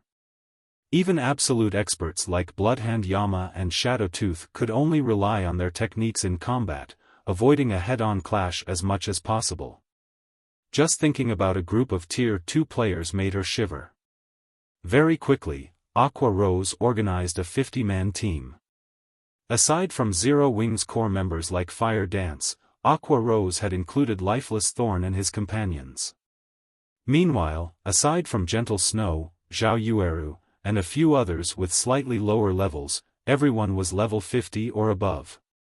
If the public learned of this force, everyone would be terrified. "Guild leader, we can move out when you're ready," Aqua Rose stated. "Phoenix Rain already sent us information on every monster encampment available on Thunder Island. She suggests that we go for Undead's encampment some distance south of us. None of the guilds have targeted that area yet, and even if 9 Dragons Emperor sends his forces to harass us, his nearest team is 40 minutes away from the encampment. We should have plenty of time to react if he tries to pull something." "No, we're not going there." Feng shook his head. "We're not going there. But that's the closest monster encampment available. If we go elsewhere, we'll risk provoking the other superpowers. Multiple enemies might even attack at once." Aqua Rose tried to dissuade Feng. "Isn't there a closer encampment?" Feng asked as he pointed to a valley on the map. "But that's the encampment 9 Dragons Emperor is raiding right now. He also has detached forces nearby, and Miracle's forces aren't far either. By the time we get there, they'll be prepared to surround us," Aqua Rose said, shaking her head as she looked at the orc encampment Feng had indicated. "It's impolite not to reciprocate a gift. Since 9 Dragons Emperor has organized his men to keep us at bay for so long, why don't we give him a surprise? Besides, he's already cleared out the monsters in the encampment's perimeter. We can save a lot of effort if we take his encampment," Feng said. Hearing Feng's plan, Aqua Rose looked at the man as if he had gone mad. In contrast, Fire Dance and her companions' eyes shone with excitement. Guild leader, let's march over. Shadow Sword was already more than eager to head out. No, we'll teleport directly there, Feng said as he activated Spatial Gate. Suddenly, a spatial tear opened inside the ancient tower. The spatial tear gradually widened into a perfect circle before the spatial gate stabilized. The teleportation coordinates were none other than the Orc encampment. Before Zero Wing and Azura's members entered the spatial gate, they could see the fight on the other side of the gate. 9 Dragons Emperor's team was engaged in a battle against a level 60 specialized Grand Lord and 2 level 60 Grand Lords. Dazzling fireworks illuminated the entire encampment. Let's head out. Saying so, Feng stepped through the spatial gate with his team close behind him. When they emerged on the other end, they caught the attention of 9 Dragons Emperor's team. Miracle's members, who kept watch beside the encampment, were stupefied to see Feng's people. None of them had expected Feng to take the initiative, turning around to harass 9 Dragons Emperor. 9 Dragons Emperor's subordinates and Miracle's members surrounded the Orc encampment. Coming here was simply suicidal. Initially, 9 Dragons Emperor stared at Feng in shock. However, he recovered in seconds and bellowed, "Yi Feng."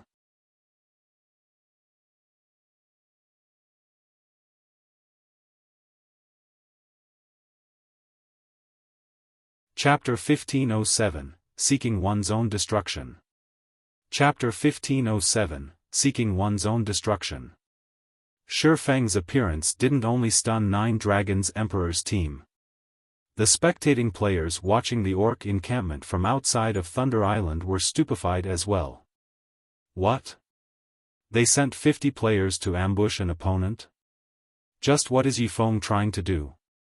They're crazy.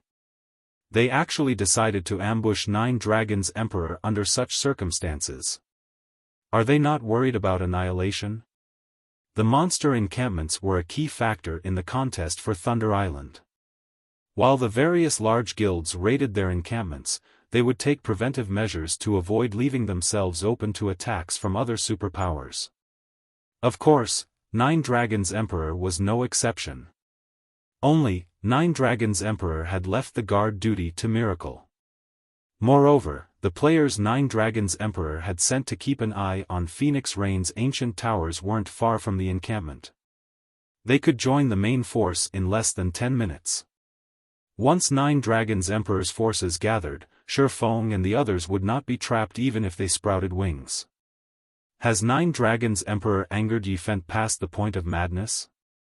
Phoenix Rain was also stunned when she heard the news. Raiding a monster encampment with a 50-man team was already dangerous enough. Rather, it was impossible, yet Feng went a step further and intended to steal 9 Dragons Emperor's encampment while he raided it. Sending players to ambush another team during the contest was incredibly foolish. When players left a monster encampment on Thunder Island, the monsters would give up their chase and return to the encampment. If players were ambushed by an enemy team, they could simply retreat from the encampment until they wiped out the attackers before resuming their raid. At worst, players would have to waste a little bit of time. However, if Feng and the others died, their team's overall combat power would plummet. Needless to say, this would affect their ability to raid monster encampments later on. Phoenix Rain couldn't fathom why Feng would do something so thankless. Before anyone could react to their arrival in the Orc encampment, Feng gave the order to attack. Attack as one. Once we chase them out, Cola, Turtledove, and Yi Wumian, prepare to tank the bosses. Understood. As soon as Feng finished speaking, his team charged into the Orc encampment, giving their enemies no time to shake off the bosses. Pavilion Master, they're charging towards us. Should we give up on the bosses? Martial Dragon asked, wrath coloring his features as he watched Feng's people charge into the encampment. It had taken them a lot of effort to whittle down the 3 bosses to around 20% HP. If they gave up now, they would have to waste a lot more time to deal with the bosses. Retreat. We'll just fight them again. Recall our teams from Phoenix Rain's towers. While you're at it, tell Miracle's nearby players to gather to our location. Do not let any of these bastards get away. Although Nine Dragons Emperor was reluctant to give up, he knew that they couldn't deal with the bosses and Feng's team at once. However, although Nine Dragons Emperor had given the order to retreat, none of the 3 orc bosses intended to let his team get away so easily. As a result, Nine Dragons Emperor's team had no choice but to fight the bosses while fleeing from Feng's team. What fast reactions! Feng had never thought that Nine Dragons Emperor would be decisive enough to give up on the nearly dead bosses. It seems I have no other choice. Feng immediately used Wind Blade, leaving an afterimage behind as he advanced. In the blink of an eye, he had pulled a great distance away from Kola and the other MTs leading the charge. The orc encampment was massive. Even at top speed, it would take some time for a player to reach the encampment's perimeter from its core. Nine Dragons Emperor's team was also relatively close to an exit. By the time they caught up, the enemy team would have escaped. Just as Nine Dragons Emperor's team was about to leave the encampment, Feng caught up to the 3 orc bosses. Don't even think of getting away so easily. Feng activated the Aura of Fire's flame domain without hesitation. Suddenly, a crimson magic array covered the ground, enveloping Nine Dragons Emperor's entire team. Damn it! It's a large-scale destruction spell. Get out of the AoE. Upon seeing the magic array, Nine Dragons Emperor activated Air Vault, a Tier 1 skill for rangers. He leaped backward, instantly crossing 20 yards and escaping from the magic array. His experts also activated their life-saving skills to get out of the attack's range.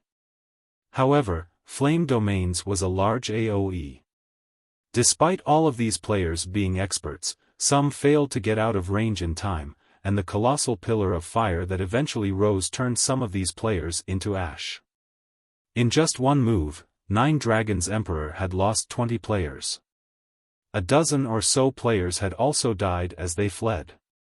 After a short moment, the difference between the team's numbers had shrunk. Feng. Nine Dragons Emperor ground his teeth in anger as he glared at Feng. After escaping the encampment, he fired one engraved arrow after another at the swordsman. Reacting quickly, Feng executed Sword's Orbit, striking the arrows down before they came within 5 yards of him. Suddenly, the 3 bosses burst out of Flame Domain's range, bloodlust filling their eyes as they turned towards Feng. Among them, the level 60, specialized Grand Lord ranked Orc Chief raised its battle axe and pounced on the swordsman. As if he had predicted the reaction, Feng adjusted his footwork and effortlessly circled the descending battle axe, arriving before the Orc Chief and swinging Killing Ray. Thundering Flash. Immediately, 4 blue lightning snakes tore through the Orc Chief and 2 Orc generals, causing damages of around -20,000 to appear above their heads. Nine Dragons Emperor and his people were shocked to see the high damage. They had fought tooth and nail against the orc bosses, fortunate to deal -6,000 damage even with their 5 stacks of the tower buff, yet Feng, who only had 3, dealt over -20,000 with each hit. After executing Thundering Flash, Feng ignored the bosses, running back to his teammates. Crap! Pavilion Master, we aren't Feng's target, the 3 bosses are. When Martial Dragon saw Feng retreat, he realized that something was amiss. On Thunder Island, if the team holding a boss's aggro left the battle, the boss would return to its non-combat state, resetting its HP and skills, but if another team intercepted the boss and stole its aggro, the boss wouldn't reset. The 3 orc bosses currently had 20% of their HP remaining. Zero Wing's team could finish them off with much less effort. If Zero Wing's team took down the Orc Chief, the encampment would belong to them. Has this kid lost his mind? The corners of Bloodhand Yama's lips twitched when he saw Feng attack the 3 orc bosses. Even in the Flower of 7 Sins, he was known as a madman, but he had to admit that Feng was far crazier than he was. Although this was a good opportunity to steal the low HP bosses, doing so would mean that Feng had to deal with all 3 and 9 Dragons Emperor's team. Doing so was little more than seeking his own destruction. Feng simply wasn't taking them seriously. Yi Feng. Do you really think that this will play out like our last battle? Since you are so eager to die, I'll grant your wish. Everyone, charge. Eliminate them. 9 Dragons Emperor's face twitched with fury. The various spectators and Phoenix Rain were stunned. Feng was playing with fire. Only Zero Wings members remained calm. They stood in formation as they waited for their commander to kite the orc bosses and the enemy team, who brimmed with killing intent. Since everyone's in position, attack. Feng nonchalantly ordered as he glanced at the approaching bosses and 9 Dragons Emperor's players. You're tuning into the Xiaofan's Wuxia Tales YouTube channel. Don't forget to subscribe and join us on this journey to catch the most captivating stories.